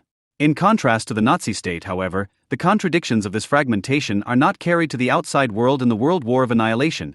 Everyday racism, FD-Go patriotism and Joachim Gauck cannot replace antisemitism, Volksgemeinschaft and faith in the Führer. Nevertheless, the constellation is murderous, as the competition between the respectable rackets of the LKA and the LFV prevents them from stopping the irrespectable ones, the NSU. The German left can only see this connection between the post-Nazi constellation and right-wing murders in personalized terms. The whispers of a conspiracy in the state apparatus and the demand for the dissolution of the Office for the Protection of the Constitution reflect the delusional hope that the sovereign can be removed from the people's state and replaced by civil society and anti-fascist groups. The soldier, i.e. the willingness to sacrifice oneself in the service of the state, Hegel, is the end result of the negative mediation of bourgeois and citoyen. The Marxian critique of Hegel operates below this level. This is how the state ideology of so-called Marxism came into being. Marxists are a strange lot. Should we fear them because of their pronounced tendency to project their theoretical needs into the Marxian attempt at materialism? Should we envy them because of the academic surplus value they generate? For example, when it is claimed that Marx wanted to develop a theory of the state, beginning in the early, as Thomas Schmittinger says, still strongly philosophical phase of his work, Jungle World, May 9. This is particularly evident in his text on the critique of Hegel's philosophy of right, from 1843. Therein lies the projection of stylizing a text that expressly does not deal with Hegel's Grundlinien der Philosophie directs, but as an unbiased look at the first volume of MEW shows, wants to offer a critic to Hegelschen Staatsrechts, and this expressly only in its sections 261 through 313, into a whole. This trick of inflating the incompleteness of critique into the completeness of theory characterizes the history, present and future of the social democratic Bolshevik and academic reception of Marx. The pleasure to be gained from this consists in the installation of the basic superstructure schematism, followed by all kinds of derivation acrobatics. The MEW editors already claimed that Zur Kritik dealt with the section of Hegel's book in which the question of the state is dealt with, and cited a schematically rattling Engels as evidence. The strategic sense of this thesis, which has become dogma, albeit plucked out of thin air, is that the state should be considered unconditionally and always only in relation to bourgeois society, i.e. The strategic purpose of this thesis, which has become dogmatic albeit a priori, is to view the state necessarily and only ever in relation to bourgeois society, i.e. under no circumstances and certainly not from the outset as the sovereign of the capitalist nation, and then to play the dialectical game of mediating between bourgeois and citoyen, which regularly leads to the Marx quotation that the revolution is concerned with the real individual man taking back the abstract citizen into himself, i.e. that man no longer separates social power from himself in the form of political power. From Marx's assertion that Hegel fails to mediate and thus reconcile bourgeois and citoyen, it is concluded that the appropriation of the generic being present in the citoyen, even if only abstractly, is already human emancipation, MEW 1, page 370. This is the basis of the ideology of the state, i.e. the phantasms of socialism as a constitutional mandate, as in Karl Kautsky and Wolfgang Abendroth, which, as Uli Krug is quite right, stimulate property, which is supposed to oblige, and the state of the whole people, or of the political as a condensation of power relations, which drives the discourse machines. The point of this reading is to declare the sentence, the state is the mediator between man and the freedom of man, MEW 1, page 353, to be Marx's quintessence and to conclude from it, depending on one's temperament, the social worker state, Kautsky, or the famous dictatorship of the proletariat. However, Marx was never able to prove that Hegel had failed to mediate between bourgeois and citoyen, because his subject matter was only sections 261 to 313, i.e. merely an excerpt from Hegel's third section, the state. Absatz 257 bis 360. In particular, das innere Staatsrecht. Section 260 to 329 foot, and not even that completely. Contrary to Schmittinger's thesis, Marx was not yet philosophical enough to be materialist. For if Marx had only read and criticized further, he would have noticed that Hegel treats sovereignty towards the outside in sections 321 through 329, then presents the external constitutional law, and there gives the mediation of bourgeois and citoyen, the absence of which Marx wants to chalk up to him, in the form of the soldier. The mediation exists, however, not as reconciliation, but as death, in the unconditional duty to kill and sacrifice. The state, says Hegel, must be seen not only as bourgeois society, Grundlinien section 324 edition, but as the nation in its limit, which implies the surrender of personal reality to the absolute final end, to the sovereignty of the state, section 328. The soldier reconciles in extreme negativity the concrete egoism with the abstract altruism of the individual constituted in the form of the subject. He embodies the readiness to sacrifice oneself in the service of the state, section 327. The subject form is the uniform, the legal form is the order to kill. In this, the interest and the right of the individual is set as a vanishing moment, section 324, i.e. the comrade and comrade of the people, and ultimately the transformation of bourgeois society into a murder collective, i.e. the transformation of the equality of right into injustice by the equals and the transformation of the subjects of all classes into 100% race. Theodore W. Adorno/Max Horkheimer, Dialectic of Enlightenment. Marx's critique is systematically below the level of Hegel's philosophy of right. It does not even reach Hegel's negativity, let alone criticize it. This materialism is not yet a materialism at all. It is a standpoint, not the epitome of the critique of the power of abstraction of idealism, which Hegel reflects as the metaphysical thinker of capital, Hans-Jürgen Kroll.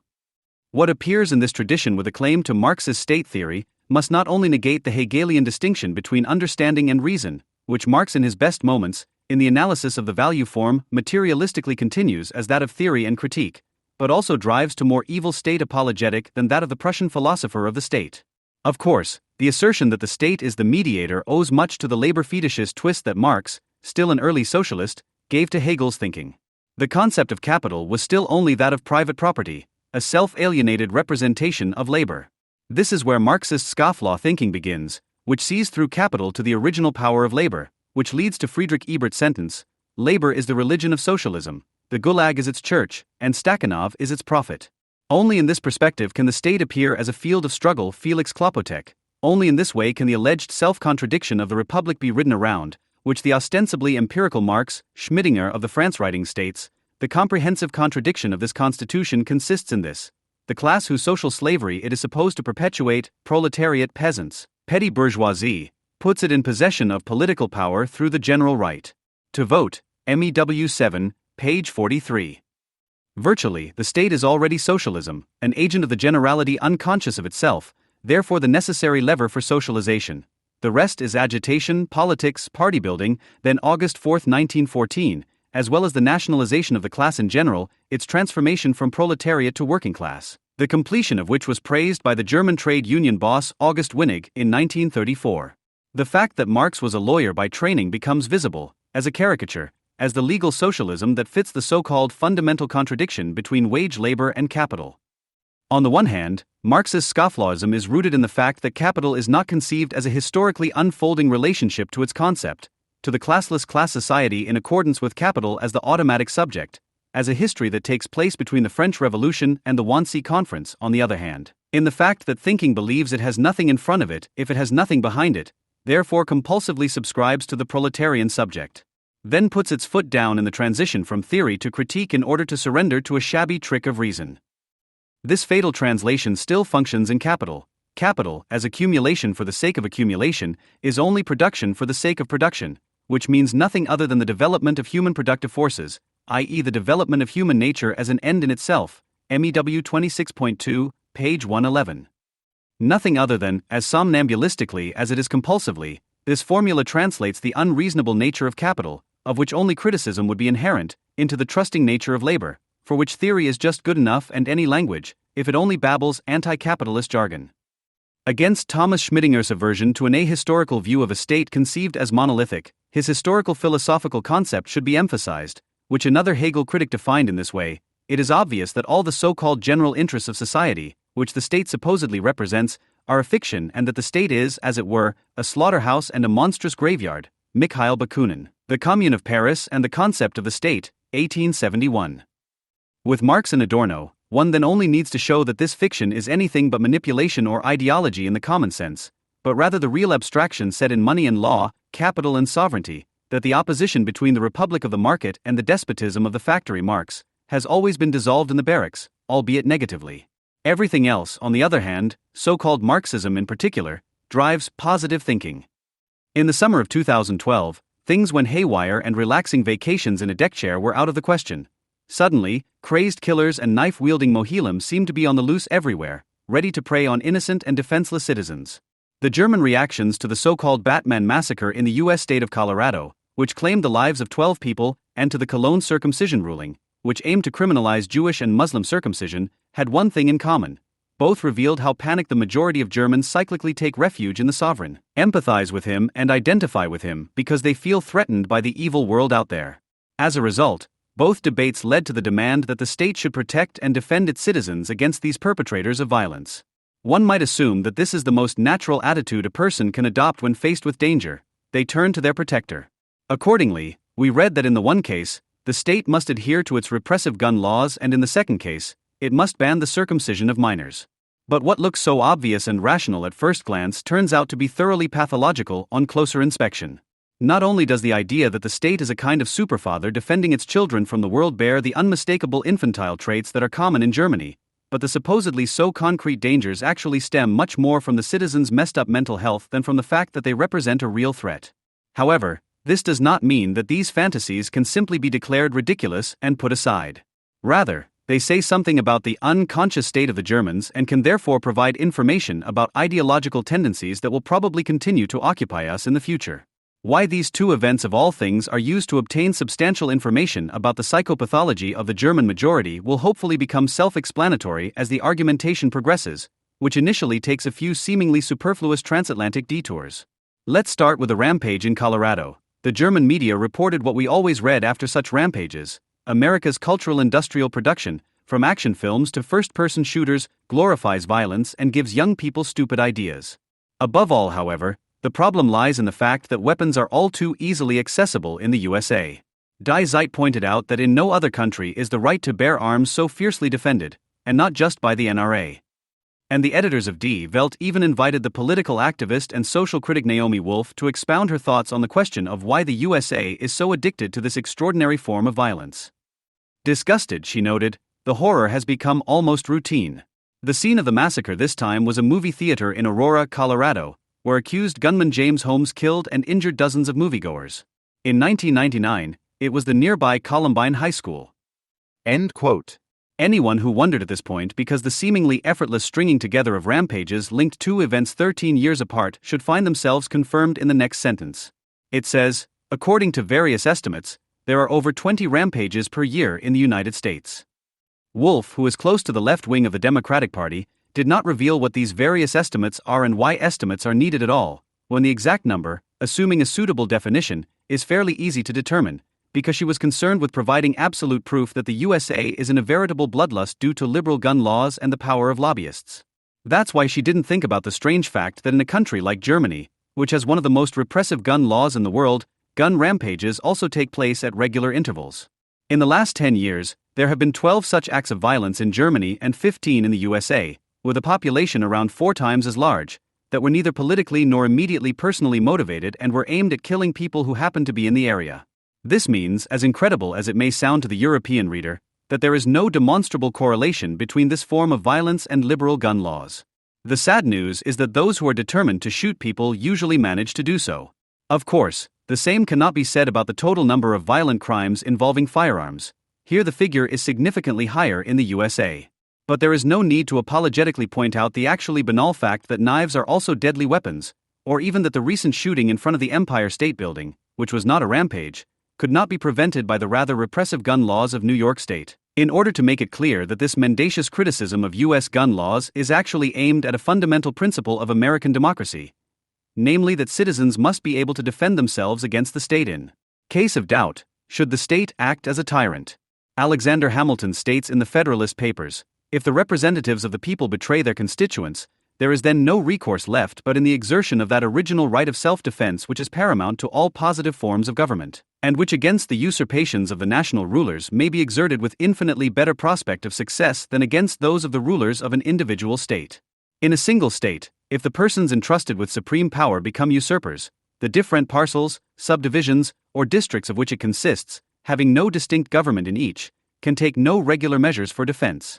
The citizens must rush tumultuously to arms, without concert, without stem, without resource, except in their courage and despair. End of quote. The Founding Fathers therefore regarded the arming of the people as a guarantee that representative power, i.e. the mediating form of sovereign power, would not be abused. Anyone who rejects this idea has already embarked on the European path from which the American citizens had consciously distanced themselves on the basis of their experiences on the old continent. As Hegel's philosophy of right exemplarily explains, the Germans, and since the defeat of the Sansculottes, especially the French, regard only the state, which is independent of its citizens, as the legitimate holder of the monopoly on the use of force. The latter only have the right, which ironically is also a duty, to defend the state against internal and external threats. From Hegel to the people's state, to the liberal democratic constitutional order, there is an invisible bond here. Violence is thus firmly anchored in both systems, the European and the American. Only in Europe the citizen is obliged to integrate into the state subject, while in the USA the state is conversely handed over to the control of the people. Grover Glenn Norquist, an advisor to George W. Bush, made a famous statement that sums up this understanding: I'm not in favor of abolishing the government. I just want to shrink it down to the size where we can drown it in the bathtub. End quote. Most of its German critics are not aware of the political significance of American gun laws. They automatically assume that the gun-carrying citizen is an abnormality that should be eradicated. They cannot imagine this citizen as anything other than a bloodthirsty enemy of the people. Why this is so can ultimately only be explained by recourse to the experience of National Socialism, which may have had its precursors in German history, but must be understood as the inaugurator of a comprehensive social transformation. The crucial question that not only Naomi Wolf, but above all the German press, should be asking in view of the Colorado massacre is, why are there so few rampages in the USA, where it is relatively easy to get hold of deadly weapons? But questions like this are not to be expected, at least in the German press, because they secretly know the answer, because different social pacification processes are at work in the USA than in Germany, where since the gigantic rampage of 1933 to 45, the state has had to protect citizens from going on the rampage against each other. And out of gratitude for this protection and the expectation of a repeat, they allow it to do everything necessary to rationalize rule.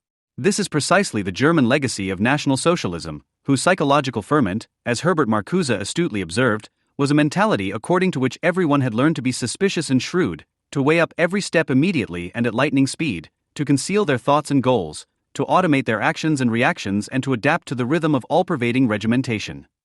In other words, the people's comrades learned to behave like potential gunmen who were just waiting for the Führer to give them the signal to go ahead, and he did. It is worth reading another passage from Marcuse's analyses of the enemy, which he is known to have written during the Second World War for a subdivision of the American Foreign Intelligence Service, which had never had anything to do with people like those Germans and therefore did not know how to deal with them. Marcuse wrote, "The National Socialist state is a state of the masses, but the masses are masses only insofar as they are composed of atomized individuals. Because these have been robbed of everything that transcends their individuality into a true community of interests, and nothing remains of them but their bestial and abstract self-interest, which is the same in all people, they are so susceptible to unification from above and to manipulation." End quote. The fundamental transformation of the Germans into a nation of mass murderers, which the Nazis pushed forward very successfully, the transformation of citizens into rampage killers, still characterizes German society today.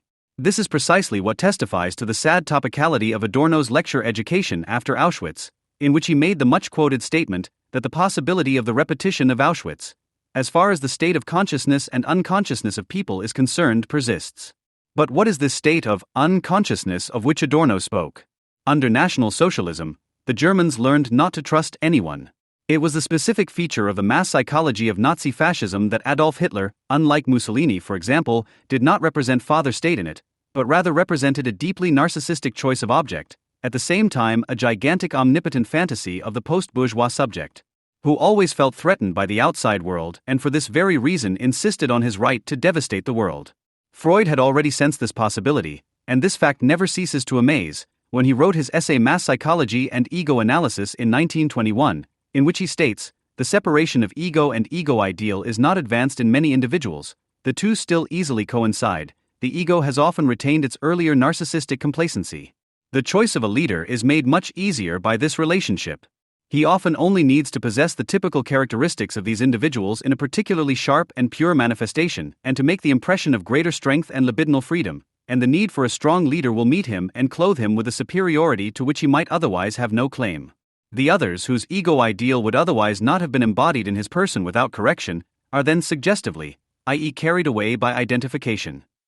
The individual thus identified with the leader, who appeared to be a more powerful version of his own ego due to the strong libidinal preoccupation and could therefore take the place of the classic ego ideal. This explains why the Volksgemeinschaft and ruthless egoism went so well together. The Germans loved only themselves because they were no longer capable of object relations in the emphatic sense.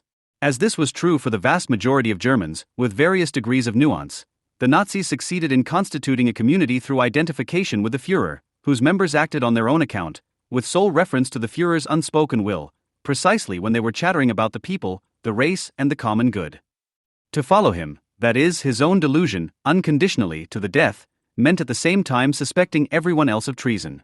Denunciations within the family, especially those of the children against their father, cost many their lives. Only this constellation of permanent and all-round suspicion made the whole dynamic of the collective rampage that the Germans set in motion possible, a wild lashing out of isolated individuals, which the Nazis were able to channel through anti-Semitic mass murder. Only in this sense was the Holocaust the condition for the cruel continued existence of the Volksgemeinschaft. Post-Nazi democracy rests on an ambivalent relationship to its legal predecessor. On the one hand, there is the knowledge of having ultimately benefited from the Holocaust and the war of extermination, because Germany is economically, politically, and culturally healthier than ever before in its history. This knowledge, or rather this fact, which is still scandalous in world history, is the prerequisite for the National Socialist option still being attractive today, for a nuclear weapons-producing Iran, for example. On the other hand, May 8, 1945 was also perceived by the Germans as a Nakba, a catastrophic defeat. After all, the fall of Hitler was, in more than just a psychological sense, also their own. The former narcissistic leader object was temporarily replaced by a void. The individual realized, however consciously, that ego and ego ideal could not be identical in the long term, and fell into a crisis. This manifested itself in a panicked fear of revenge from the victims, which was countered with lies and the greatest possible submission to the new masters in the country. The Volksgemeinschaft dissolved as quickly as it had formed. Freud again, the loss of the leader in one sense or another, the loss of faith in him, causes panic to break out while the danger remains the same. With a bond to the leader, the mutual bonds of the mass individuals also disappear, as a rule. The masses crumble like a bolognese flask whose top has been broken off. End of quote. After the defeat, therefore, the Volksgemeinschaft could not continue to exist, nor could the Germans simply return to pre-1933 society. This was also clear to the fathers of the Constitution, who therefore attempted to weave the lesson of history, i.e. the shock of defeat, into the concept of the Second German Democracy. The result was defensive democracy, a kind of privatized statism that sought to prevent the formation of political masses for anti-fascist motives and declared social atomization, which National Socialism had created precisely through its constitution of the Volksgemeinschaft, to be the basis of the new order. Mass events were replaced by the television, the Nazi Party rally grounds were replaced by the parlor, and the plundered spoils of war were replaced by the seemingly harmless consumption of goods. The state, as the official legal successor to the Third Reich, watched over this economic miracle country, and ensured that individuals did not flock together again to form a murderous community. However, contrary to what the left believed, the danger of refascisation was not virulent in the entire post-war era. Why should it have been? The Germans were quite satisfied with the results of their campaign of extermination. It was only the children of the 33 heirs in the 1970s who pushed ahead with the politicization of the private sphere again, precisely the generation that by no means by chance was so vehemently concerned with the agitation of the masses and argued about which dictator was the right icon. And it is also probably no coincidence that this seemingly anti-authoritarian rebellion coincided precisely with a time when it became clear for the first time since 1945 that economic growth would not last forever. The emergence of the new left and the beginning of the overaccumulation crisis, which still concerns us today, not only took place in parallel, but the former is its ideological form of expression. After all, what the 70s, even more than the famous 68s, had to counter the crisis was ultimately nothing more than the demand for a strong sovereign that would cushion the social consequences of that crisis and support the individual, which in turn explains the transformation of the anti-authoritarian left into K-groups that admired or solidarily criticized the GDR. At the same time, a cursory glance at the inner workings of those political groups shows that the general mistrust and the constant scent of betrayal that the 70s had inherited from the 33s permanently led to absurd scenes. The divisions, exclusions, and criticism/self-criticism games may seem bizarre to today's observer. In the so-called autonomous centers one can still observe their forms of decay, but one should bear in mind that many of the ideologues of that time are now guiding the fate of the Federal Republic. Of course, this does not mean that Germany is moving towards Maoism or Stalinism. Such thinking, which is sometimes found among conservatives, would not only be unhistorical but also paranoid, but rather that the left has managed to lead the post-Nazi society into modernity. Germany is undoubtedly a democracy and its citizens are no longer hidden Nazis. Is that a reason to breathe a sigh of relief? Certainly. But does it also imply that Adorno's verdict quoted above is no longer relevant? This brings us back to the starting point, the difference between Germany and America, both of which are, after all, Western democracies with, as is so often said, common values. Of course, everyone knows that these values are so different from one another that there is constant discord at a political level, not to mention the deeply rooted anti-Americanism of the population. However, the difference at issue here cannot be defined in terms of these values themselves, as such an undertaking would run the risk of succumbing to the ideological pretense of democratic idealism. The values, i.e. human rights, freedom, equality, etc., are rather to be deciphered as differentiated manifestations of a specific social relationship. At this point, it would be foolish to fall into the kind of flat Marxism that regurgitates Marx's Bentham polemic from Capital.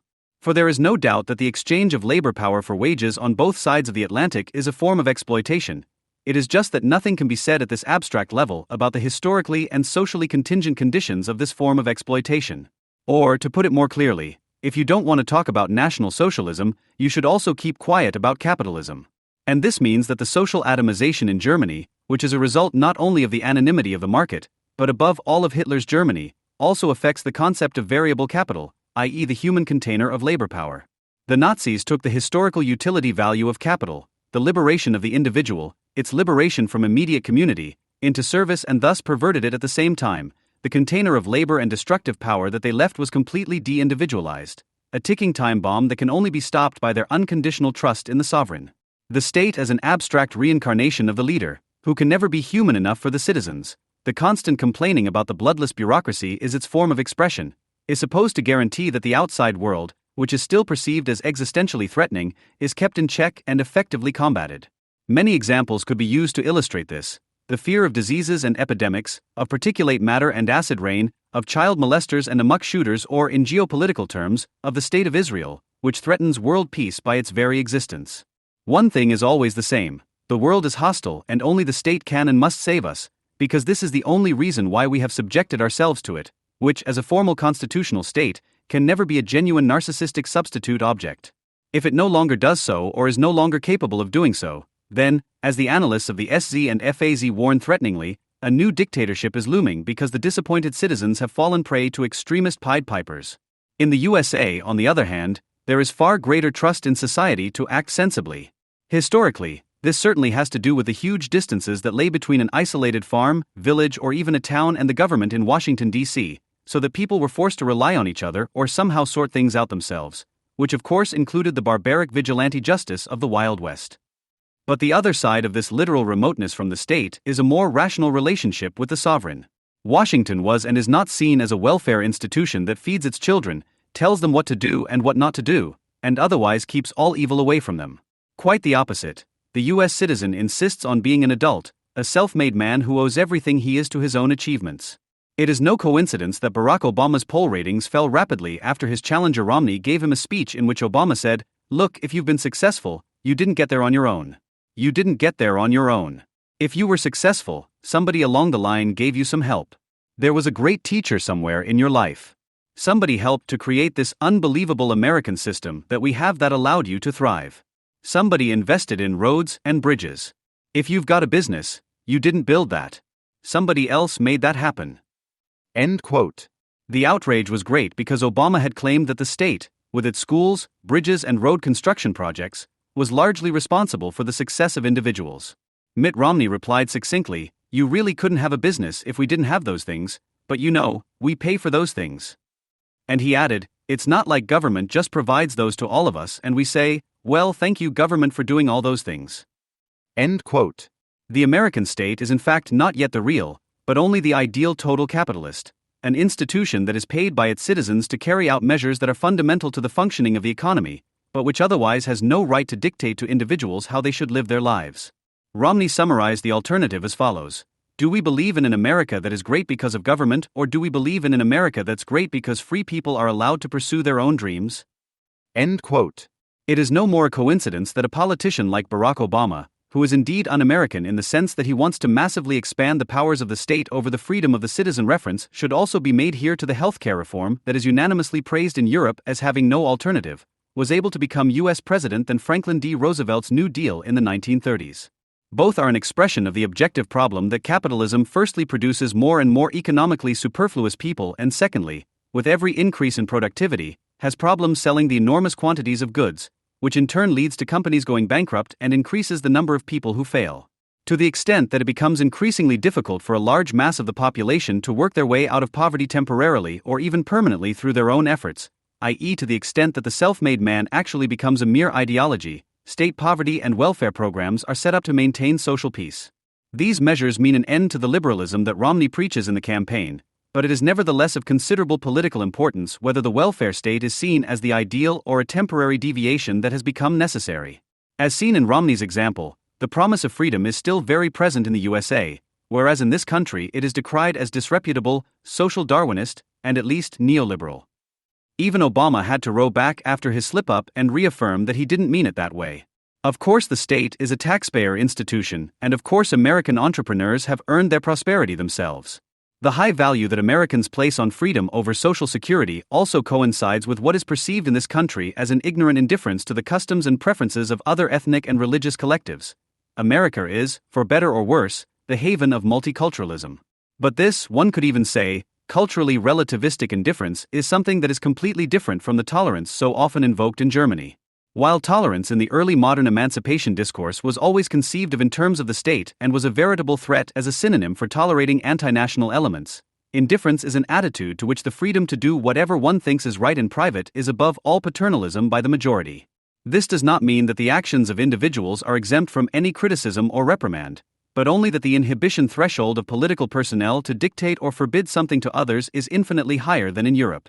Above all, however, it means that it is not the state that acts as a regulator of social coexistence and opposition, but the political and communitarian public, a public that is not oriented towards the state as the executor of the will of the people, but appeals to individuals to change their behavior that is recognized as wrong or, in case of doubt, to reluctantly bow to the pressure of the majority. This procedure, the repressive basic principle of communitarianism, is neither particularly sympathetic nor effective, which is why we keep hearing from the USA about the craziness with which anti-Americans like to ammunition themselves in order to projectively express their longing for a strong state.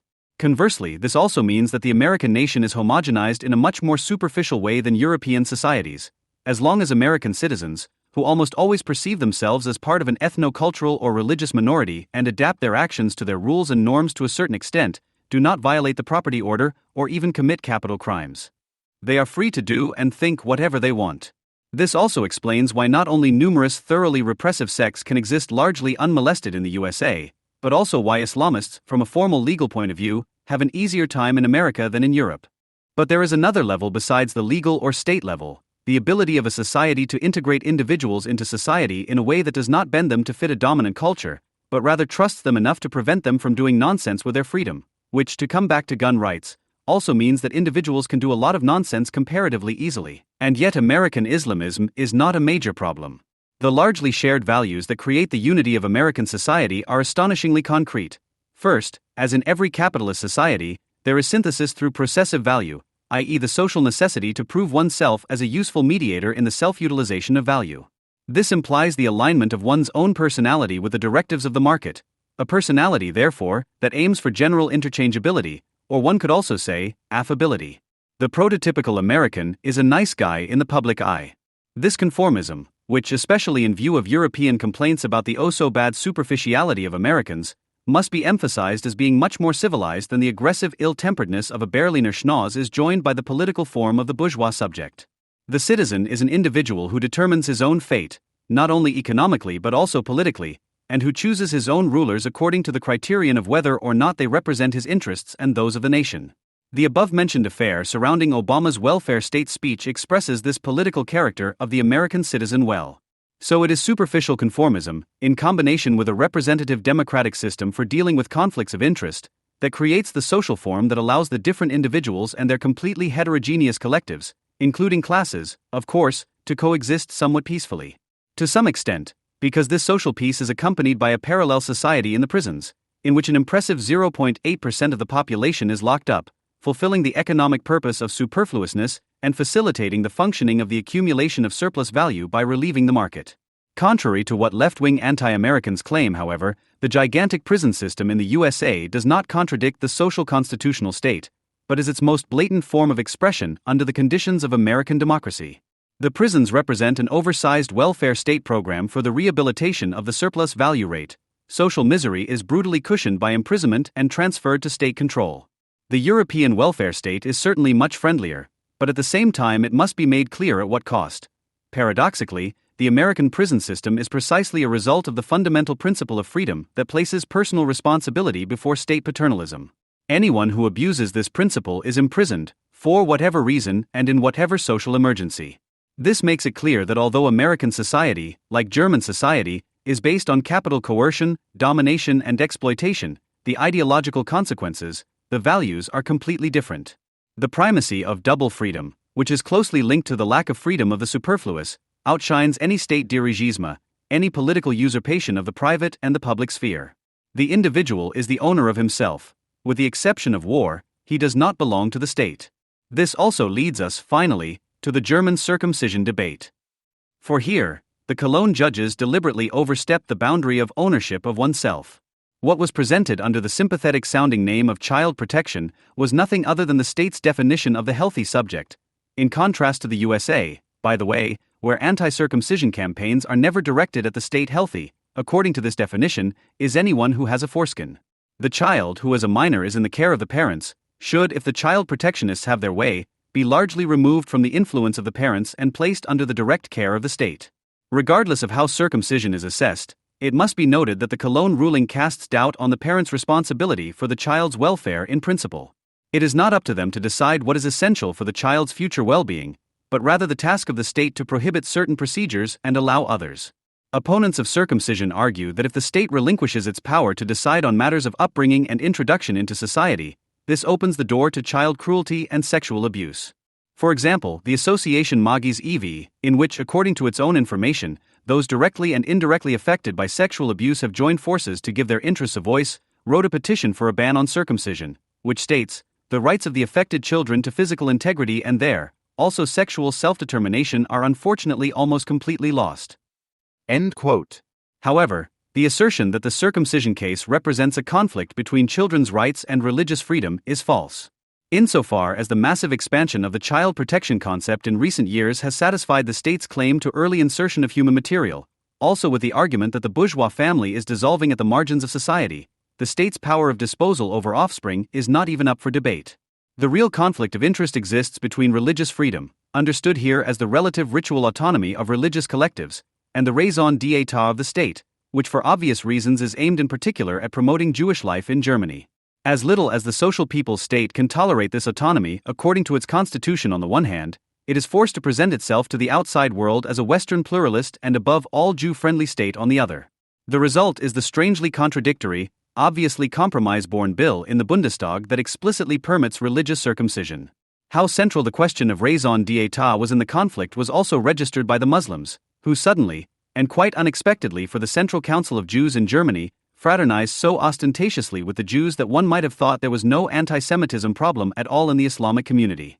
Apparently, the Jewish communities were so relieved by this support that they entered into alliances with Muslim groups, including Hamas in Berlin, Taz, September 4, 2012, far too naively. But that is not the point. After all, it is important to remember that the Jews were the object of the debate. And in two respects. Firstly, it was very specifically about criminalizing a central religious right, which the Jewish functionaries had to prevent by virtue of their office, but secondly, the Jews were an object of projection. In contrast to the figure of the murderer running amok, who was shifted to the outside, to America, the Jewish circumcisers, and only they were the subject of the debate, seemed to be wreaking havoc within society. The innocent child, which was regularly mentioned in the comment columns and letters to the editor, had to be protected from these criminal elements. You don't need to be a psychoanalyst to notice the commentator's libidinous attachment to the innocent child, which expresses the special projection power of critics of Judaism who have regressed psychologically to the level of a child. The child they were talking about was themselves. As is well known, Germans are only interested in Jews when they are dead and museums and memorials can be set up for them. But there was nothing more immaculate in the collective imagination than that Jewish boy of 8 days old who was exposed to the sleep-locked and fanatical Mohilim who carried out a seemingly barbaric custom, not to say a ritual crime striker on him. The permanent panic of the post-Nazi subject was incarnated in the defenseless boy, whom the state had to protect from Jews gone wild. After all, it could not tolerate a criminal collective preying on its fellow citizens, who suddenly included a Jewish baby. Accordingly, the fixation on the law was also expressed in the hundreds of anti-Semitic comments on the websites of the Süddeutsche Zeitung and Die Welt. "Dear Ms. Knobloch," wrote one middle-class reader in response to Knobloch's article in the Süddeutsche Zeitung, "I was sorry to read your article, but I found it a slap in the face. You carry the Shoah in front of you like a sign and never tire of pointing to it. I don't want to deny this, but please also recognize that we have a constitution." End of quote. A little more crude, on Welt Online, who do our representatives actually represent? The German people, or this moral-free Grauman? End quote. A Nazi joined in. The absolute majority of the population stood behind the verdict. Over 75% according to several polls. And yet religious lobby groups can impose their will, simply force through laws to eliminate judgments they don't like. How undemocratic that is. The majority of the population has no lobby at all. Where is the Central Council of non-religious people? Where is the Central Council of Germans? Where is the Central Council of the ethnic Germans? End of quote. But there were also more level-headed voices concerned about the basic law. Those who live here have no right to circumcision but a right to the basic law, which also applies to small children. If you don't want to abide by it, please leave. That's the door. End of quote. Expelling the Jews from the country was too much for some, Jews welcome yes, circumcision no. Human rights are not negotiable. Not even with Jews. Despite the German past. End quote. But some were not even frightened by the realization that they were anti-Semitic. So if you are against the deliberate bodily harm and genital mutilation of babies in need of protection in the secular FRG state, then you are anti-Semitic? I am against the willful bodily harm and genital mutilation of babies. End quote. What is expressed in all these terrible remarks, it would be easy to quote hundreds that all sound the same, is the cry for a state that preempts the people's comrades with its hatred of the barbaric Jews. The admonition that it should abide by the basic law and reject Jewish lobby groups includes the tangible threat that the 75%, the absolute majority of the population, will no longer keep quiet if the state does not do its job. Seen in this light, the resentment against U.S. gun laws can also be interpreted as a projection. What the Americans are already allowed to do, the Germans, in the state of emergency they long for, must first fight for against what they see as a usurping sovereign. In contrast to the USA, however, the appropriation of weapons is not aimed at defense against a state that harasses the individual, but at the fight against non-Germans, especially against the existential enemy, Carl Schmitt jury. Once again, this is the reason why the demand for a liberal gun law can and must never simply be raised in Germany, and why the Jews and their customs must also be defended against all child protectors and other state fetishists.